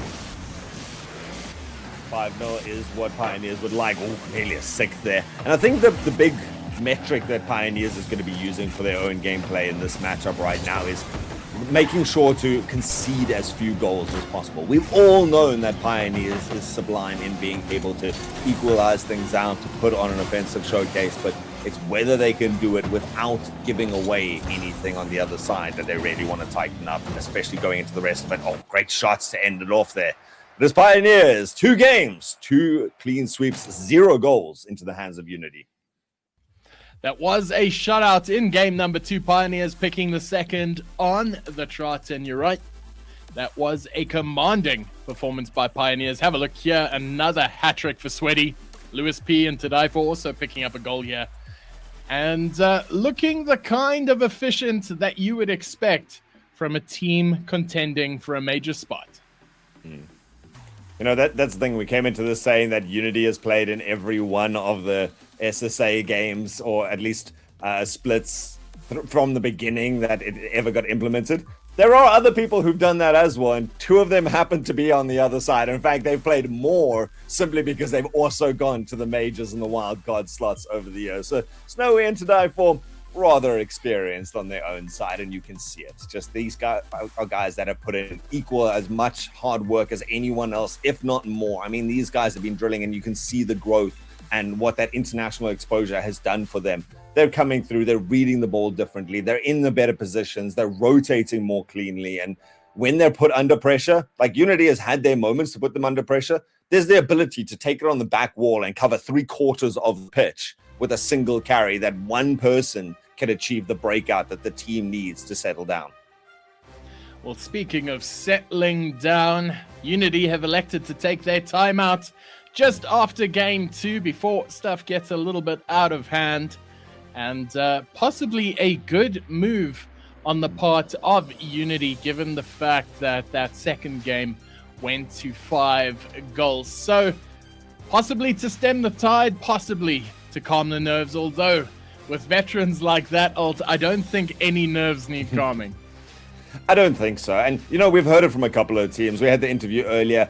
When you get to this sort of position and you're up against this sort of opposition, it's almost easier. It's almost less nerve-wracking because you're not expected to win. You're coming in here going, all right, let's just do the best that we can. And now's the best learning opportunity that Unity has ever had. Like you said earlier, these 2 teams have almost never scrimmed to our knowledge. So this is their time to go, okay, we've taken 2 games. It's not working. Let's pick apart exactly what's going on. And again, not looking to win the series. What can we do right now to just try and make some sort of impact in this series? Quick timeout taken though. Game number 3, and let's see if Unity gets that ever-present timeout buff.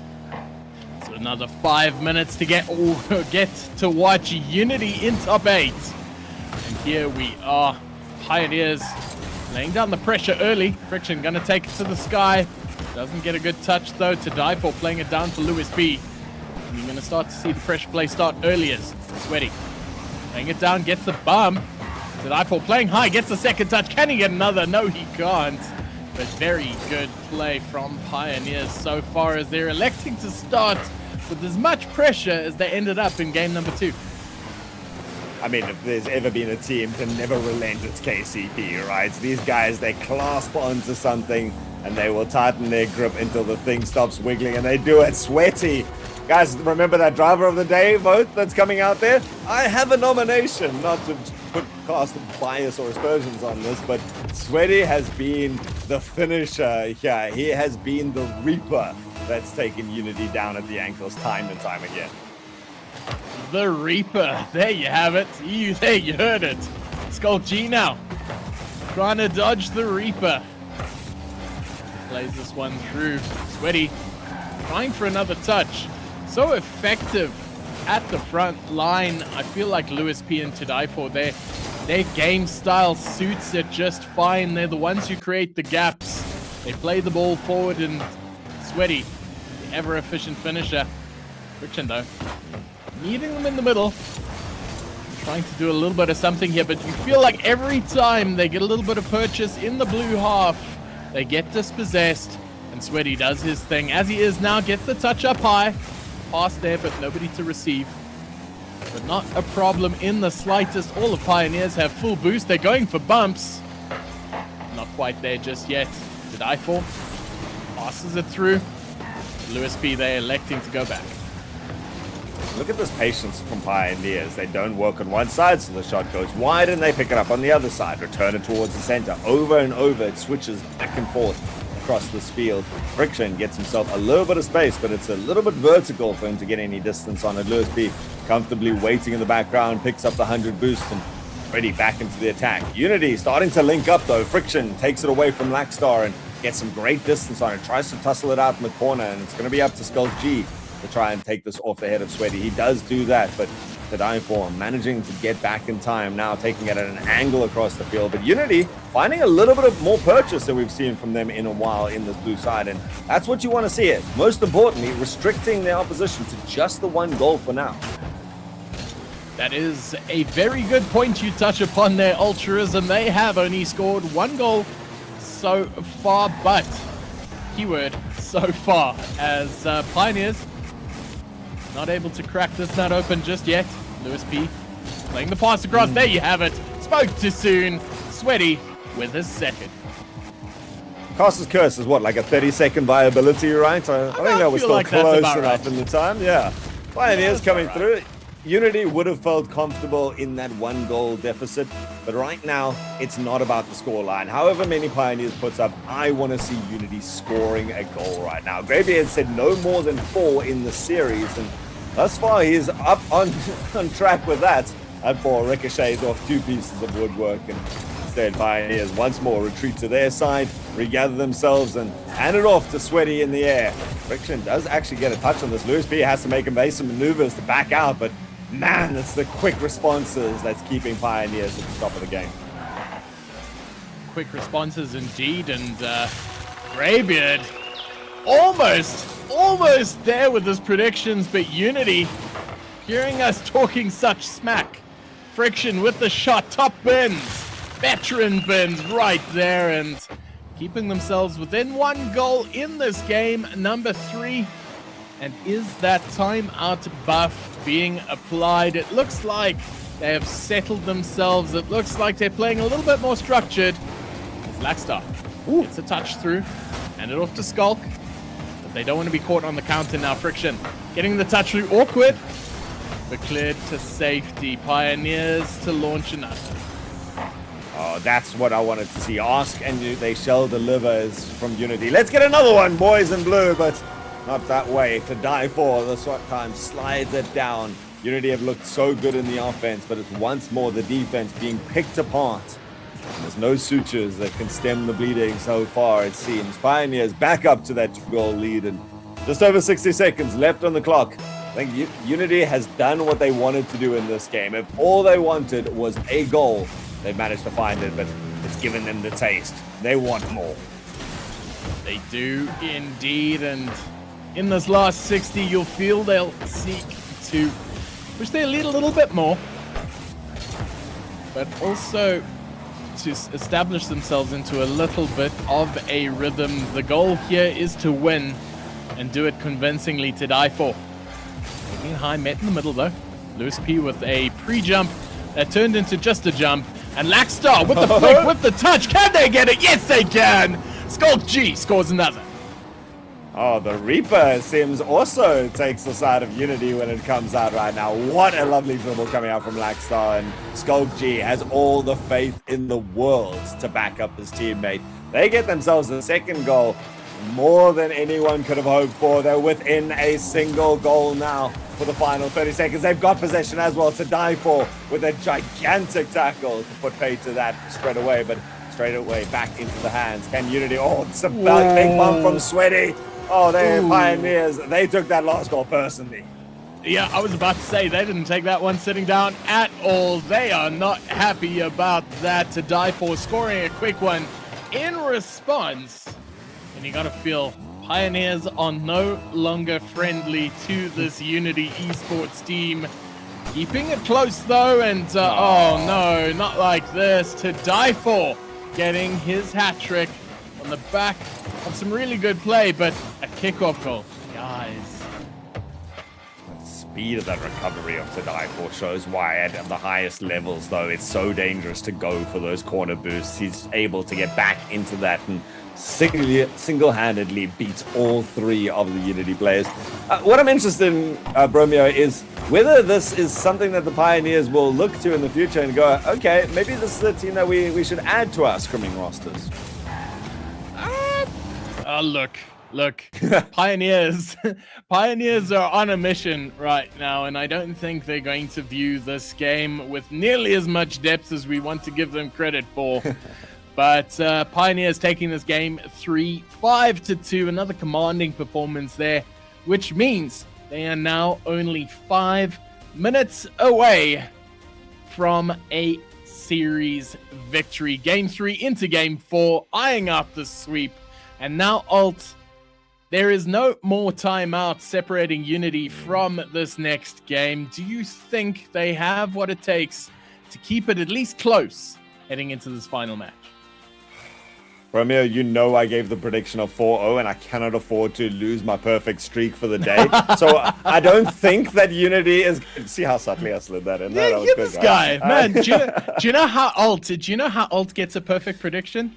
He tells you. That's how you know. And it never happens, friend. But more importantly, back to my point, I think that this was the best sign from Unity that we've seen. I don't think that it's enough for them to actually take game number 4. I would love to see them take game number 4-ish.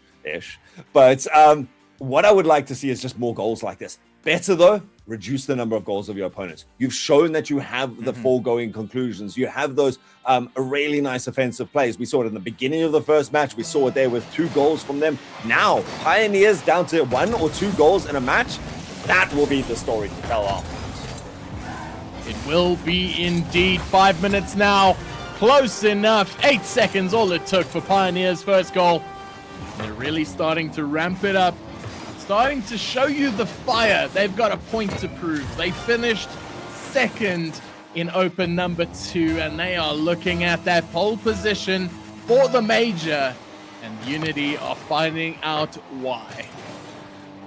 I see the chat is getting rather passionate about this Unity side, pulling out every sort of trick in the book or ritualistic prayer rituals that they're going with right now. Anything that can give their team the boost. But so far, that 1 goal already puts paid to some of those hopes and dreams.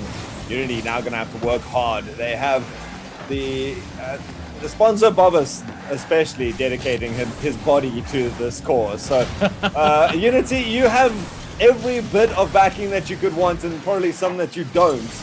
But your team is with you. Your community is with you. Give them a show. Not winning matches, but winning hearts and minds. Sometimes. You know, that's good enough, because right now, Pioneers eyeing out the prize. 4 minutes separating them. Lewis P taking a shot through. Surely. Skulchi fending away, deciding not right now. They're doing just fine. Shot coming through here. Is it going to go wide? Yes, it will. And that could have been a little bit awkward for Unity Esports. Again, they may be just committing a little bit too much to their plays. They're content to let the ball drop down, or, you know, give themselves a little bit of space outside the goal, thinking that their opposition can't get to it. But, oh, they can get to it anywhere. Sweaty, you could not have found a closer angle right now at the top of this. I mean, picks it up himself, gets the flip reset and uses it immediately. Muscles at home past friction at the last to make sure. Yeah, Pioneers, 2 goals up, and they're wanting to clean this out as quickly as possible. Can somebody tell Sweaty that, wow, you know, that's a try hard goal. It is such a good goal, and showing his class. But wow, calm down, Sweaty. Calm down, Sweaty. It's not as though this is like for a major or for a prize money or anything. So shot coming in here. Lewis P dispossessing. Pioneers picking up their 3rd. And doing well to show how they deserve that spot in the semi. And this is kind of what I was saying about Unity. They're not respecting the fact that Pioneers can still make a challenge that turns into something, that they need to almost keep an extra man back. Maybe they've realized that they just want to prioritize scoring goals right now, but that hasn't been their problem, and maybe a little bit more kept in reserve there just in case. Don't assume your teammate has got this in a nice clear run. Give him someone back behind him just in case for when that challenge comes in. Oh man, and this is exactly what we needed to see from Pioneers. Unfortunate for Unity that they were the unaccepted beneficiary, but to die for, receiving that pass through. You can see Sweaty collecting, taking it up the wall, passing it down, and what a play that was to die for. Bottom left, And there you have it, Pioneers up by 4. Are we really calling that a pass to die for? This is the Pioneers that we know about. They're not unafraid to just claim what is rightfully not quite theirs. Oh, that ball nearly trickles in there. Sweaty has the presence of mind to keep that out, but Unity, Pioneers, 4 goals. I don't think they're going to mind too much who has them at the end of the day. Getting a good touch here. Is it going to go in? Added away there by Laxter.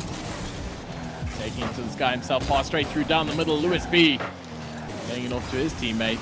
To die for now. Happy playing it in the sky. It's Friction. Gets the touch across. They're playing Boomer Ball right now, trying to keep it as far away from their own goal line as possible. And do you blame them? Sweaty turning on the heat once more. Keeping the pressure up on Unity, trying to pull down this clock. Can they get another? Playing it high now. Sweaty. Is he going to pass? Is he going to play? He's going to play! But not quite there yet. Unity survives this one. Oh, Sweaty with an opportunity like that. Is he going to pass? No! He is the man who completes the passes. He is the one who takes the shots, and he's stacking this up time and time again. Once more, my personal driver of the day, because there has been no one with that efficiency that we have seen. He must be on nearly 20 goals for the series so far. Sweaty looks angry, not gonna lie to you. I would vouch for that driver of the day. He has been determined. He has been the catalyst. He has been the fire starter in this Pioneers side. And today, possibly seeing just how much they want this.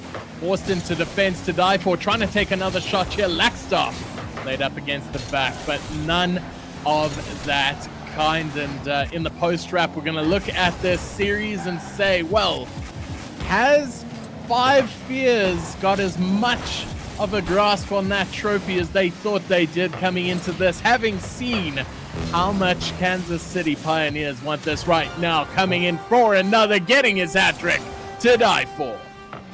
Again, just this time adding it to the montage reel. It doesn't have a defender to beat, but he doesn't know that. So he secures it, guides it down the center, and what a beautiful sync-up play. And that's what you want to be able to do against the best. That's what you're saying, right? Find Fears.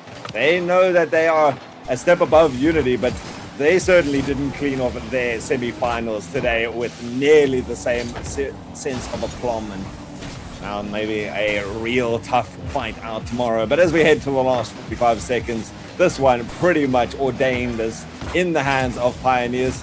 Much to the benefit, I would say, of Voodoo, for whatever that counts, and Greybeard. I don't know if Grey Chin or Grey Eyebrows would have quite the same ring to it anymore. So I'm sure he's going to be glad about that.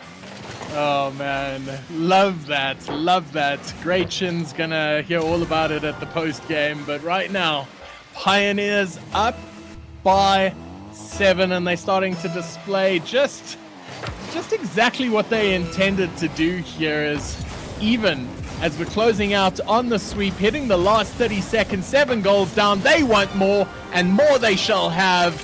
To die for, getting his 5th goal from 5 shots, Ultraism. That is impressive. You want to get your shooting percentage up? That's how you're going to do it right now. An impressive showing all the way to the end. And I don't think they're done just yet. It's amazing, but it's been such a nice contest and such a nice sign to see in the Twitch chat. I was just reading it there.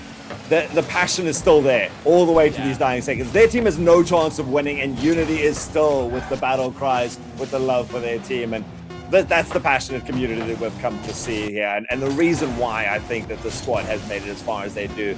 But the consolation, the only consolation that can come out of this series as Pioneers walk away with the victory is this is not an elimination game. Unity will be back tomorrow to fight it out, and they can do themselves proud. But what a play, what a showcase from Pioneers looking towards that major already. Man, that was so good to see Sweaty, Lewis P to die for, doing what they needed to do in convincing fashion.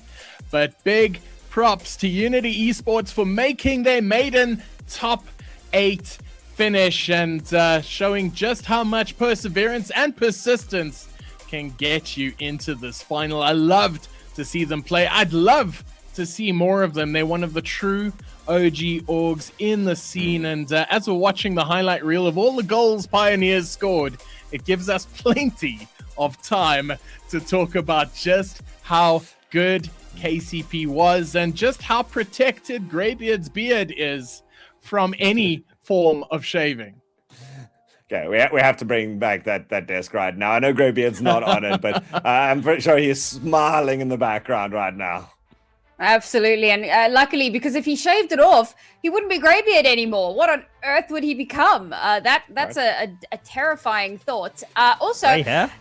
Great chin. I was going with Grey Chin. Oh, Grey Chin guys, seems this was to a be the way, rhetorical right? question. Save me. Gretchen. No, Gretchen. May I Yes. ask- not allowed. Did you just say Gretchen? Gretchen. Okay, guys, we've become unhinged. I am going to ask GB, as he's not on our desk, if he could just type in our live chat the stat he had about the Pioneers goals, because I'd love to bring that up if he's got the full amount, because I thought it was really cool. And of course, with such a dominant performance in this final game of the day, I'm sure that number is going to be massive. At a point, it was like 40 goals, 476. Nope, there we go. 47. Typos abound. 47 for 2 over the course of the weekend. Bromeo, we came into this game and we said, well, 2 weeks ago, the Pioneers showed us they were mortal. You know what? It feels like they're on their Dracula arc. They really are. They looked a little, what would you call it, vulnerable in Open 2. They looked... That's actually why I went originally with my 5 Fears prediction, purely because they did look mortal, they did look vulnerable, they did look open to hurt. But right now, what we're seeing from this KCP side is a quiet determination, and there was nothing quiet about that final game, as they scored way too many goals for us to talk about. But they are starting to look like title contenders for sure.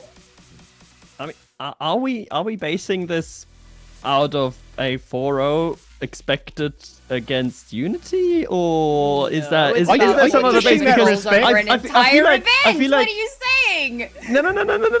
But I feel like that yesterday, right?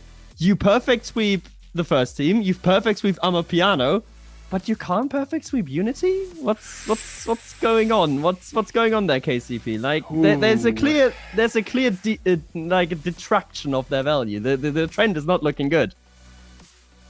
Okay, those are some fighting words. I choose to believe that Unity stepped up to the plate for those 2 goals. And to be fair, we said it coming into this, the fact that they came through in the upper bracket was phenomenal in its own right. And of course, I'll have a second opportunity in the lower bracket tomorrow. So we'll look forward to that one. But this really does feel, I mean, we dedicated a lot of our pregame to Unity. And I think that's largely because we knew our post-game was going to be the Pioneer show. And it certainly was the case coming into this one. I feel like there's, I don't know, I'm going to do something unprecedented for a host. I'm just going to open the floor up because it feels like this isn't a hard analytical question type of post. It's more of a give me a vibe check. Alt, give me your vibe check. On who? On Pioneers? On Pioneers! They won, so surely. Magda's right. This was exactly what we expected from the beginning. I think it was generous to give Unity a game against them, but they did it. That's the most important thing. They did it cleanly. Every game was a high-scoring affair. There were very few goals against them, showing that there weren't very many mistakes. I mean, they were memeing at the end there. That's absolutely fine, and what you would expect to see from a team running like this. But they came into this and they went, we're not just going to scrape through. This is not going to be for contention. The vibes are as high as they could be for KCP, and their only concern, and you'll see it, I promise you, in the interview it'll come out, their only concern is tomorrow 5 Fears. That's it. Yeah, I think that is the big question on everyone's minds we came into today, and that was our big storyline, because it's all about these 2 teams and which one of them will more than likely be the one that heads to the Boston Major. And of course, it comes down to the points as well. We spoke about it. None of the other teams are realistically in contention. So we do look forward to that one. But of course, it does mean, as I said before, Unity not utterly out of the runnings just yet. They'll be dropping down into the lower bracket to play against Amapiano tomorrow. Romeo, how are we feeling about that one? Are we staring down the barrel of another 4-0, or do you think Unity still have a bit of fight in them? Look, this is going to be a very interesting affair, because the amount of disrespect dished upon the Unity name here tonight has been immense. You're talking about the legacies of Skulk G, Lackstar, Friction, all of these OGs, and saying, well, that was to be expected. And maybe it was.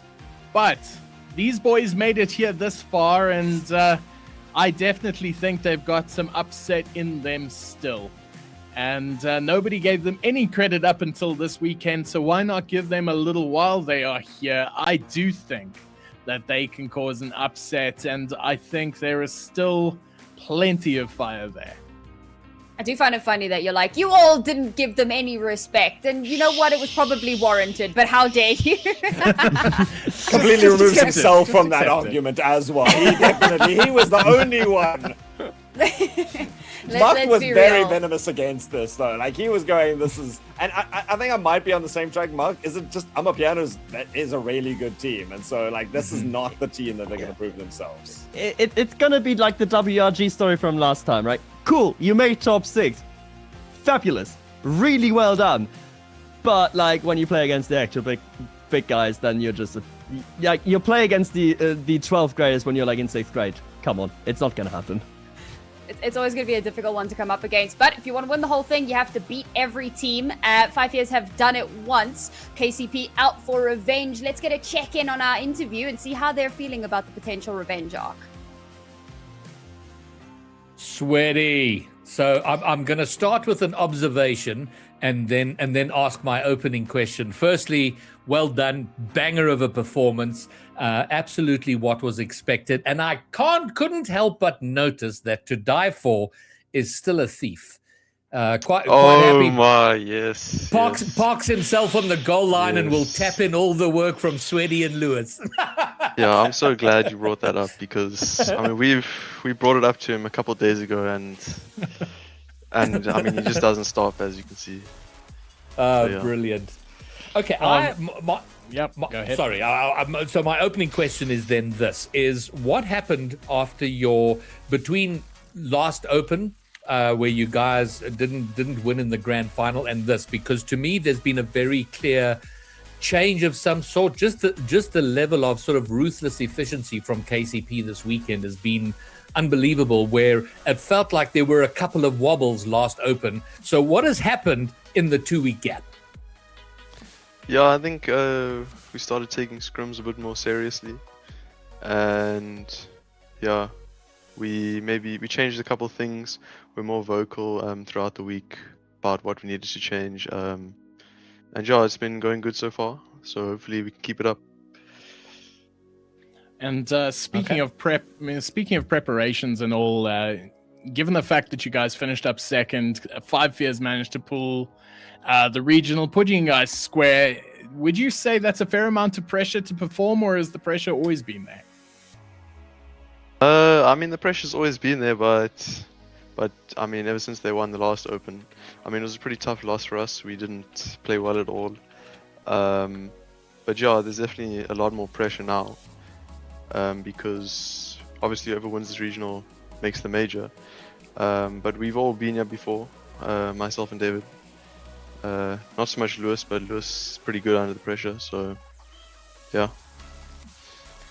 So continuing along the vein of prep, what happens between now and tomorrow at approximately 6 o'clock-ish? Are there more scrims, replay reviews with Lawler? What happens between now and the all-important championship Sunday? I think main thing is just getting good sleep tonight, and then I'll have a warm-up scrim tomorrow and just be confident. I don't think we need a replay review or anything. We know what we need to do, so it's just a matter of executing it. And I've got a final question for you, and this is going to be a lot less business as usual. We saw Unity make top 8. This is not something we on the desk saw coming. And I just wanted to find out from a player perspective, from your guys' perspective, did you see the uncles making it through? To be honest, no. I think more top 12 was expected, but I mean, it always just comes down to whoever plays better on the day. So now that I look back at it, like, they have the experience, and yeah, I think they just played better yesterday than most teams, and that's why they made it. So congrats to them. Fair enough. All right, and then in closing, another observation, and then a closing question. So I see since the last time we had you on interview, you've upgraded the air situation. You had a fan in your room the last time. Now we got the aircon going. So congratulations on that. Much cooler. It's paying off in the games. Yeah, no, it's cooking in East London over here. So yeah, I need the aircon.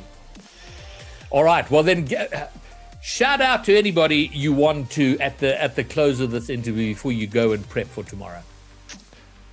First of all, thank you to God, my teammates, and just my family, and then also, of course, Pioneers. They've been really kind to us.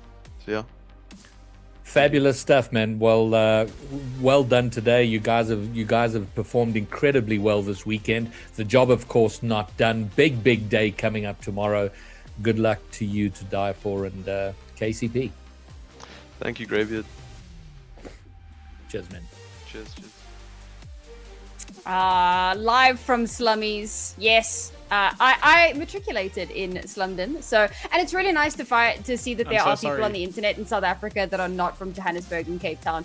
Turns out we are from all over the country, you know what I mean? But again, a hearty congratulations on I'm not going to say a well-fought victory, but a victory nonetheless. And of course, moving on up in that bracket. Speaking of, why don't we take a look and round out our day for the 4 games that we brought you all today? Because much like what we saw in Open 2, the first 2 games, absolute barn burners.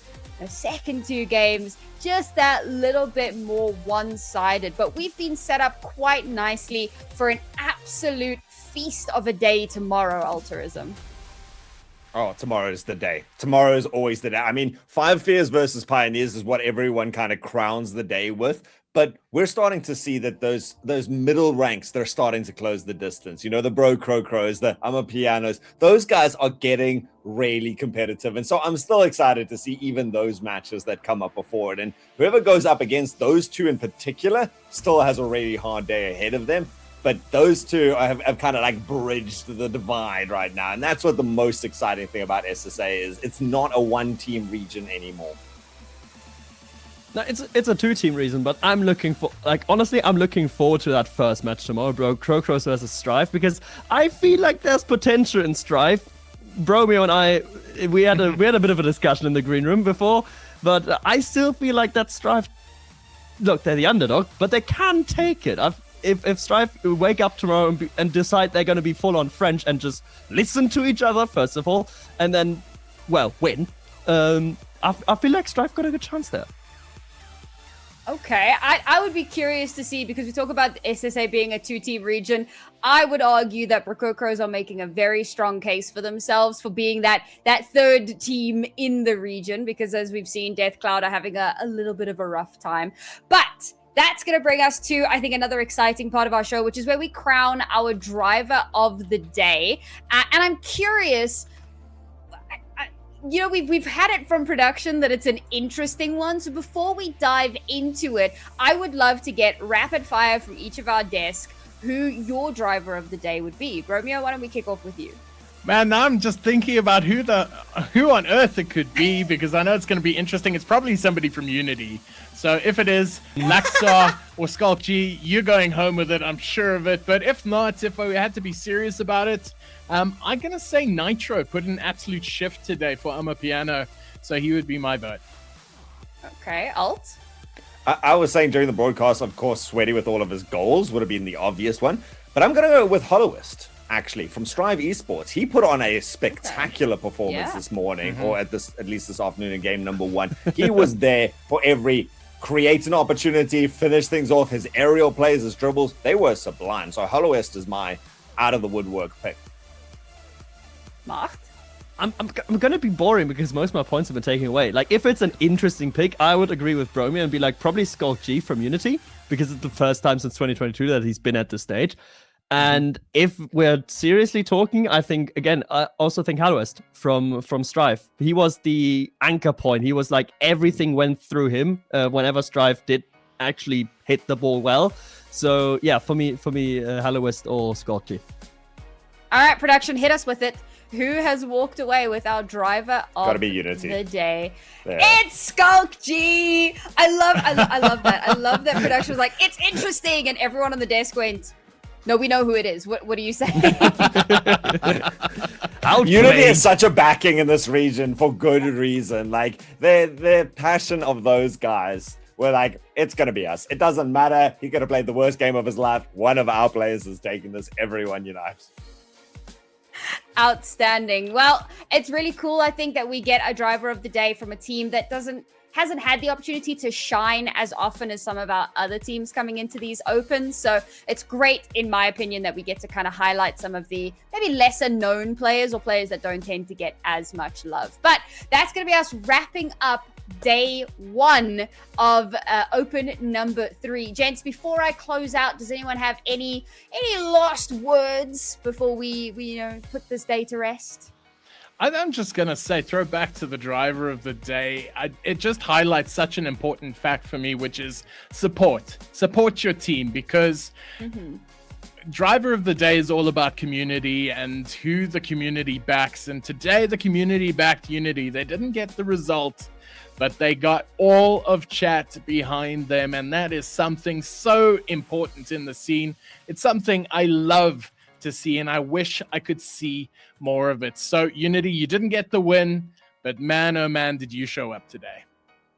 I want to build on that, actually. Is passion is what this community has been built on. I mean, we're like 8 or 9 years into competitive Rocket League in SSA, and at least the first half of that was unpaid tournaments and people just playing for the passion and with friends and orgs that have been working tireless hours to support people for nothing. For absolutely nothing. And these guys do it week after week. So big shout out to everyone who's built South African Rocket League. I gotta say, Unity is the shining star of it here today, but there are so many people who put in hours that don't get thanked. This is the thanks. You guys have made SSA the powerhouse region and starting to be taken note of on an international stage. So thank you to everyone who's made Rocket League possible. Esports is built on the backs of passion, commitment, and dedication. And none of this would be possible without all of our phenomenal viewers and community, without our incredible players, and of course, ACGL and their production crew for helping to bring us these tournaments and bring the broadcasts to all of you. So a huge thank you to everyone involved. But remember, this was just day one. Tomorrow, we will crown our champion and find out who will be representing the SSA region in Boston. So you don't want to miss it. Same time, same place. See you tomorrow.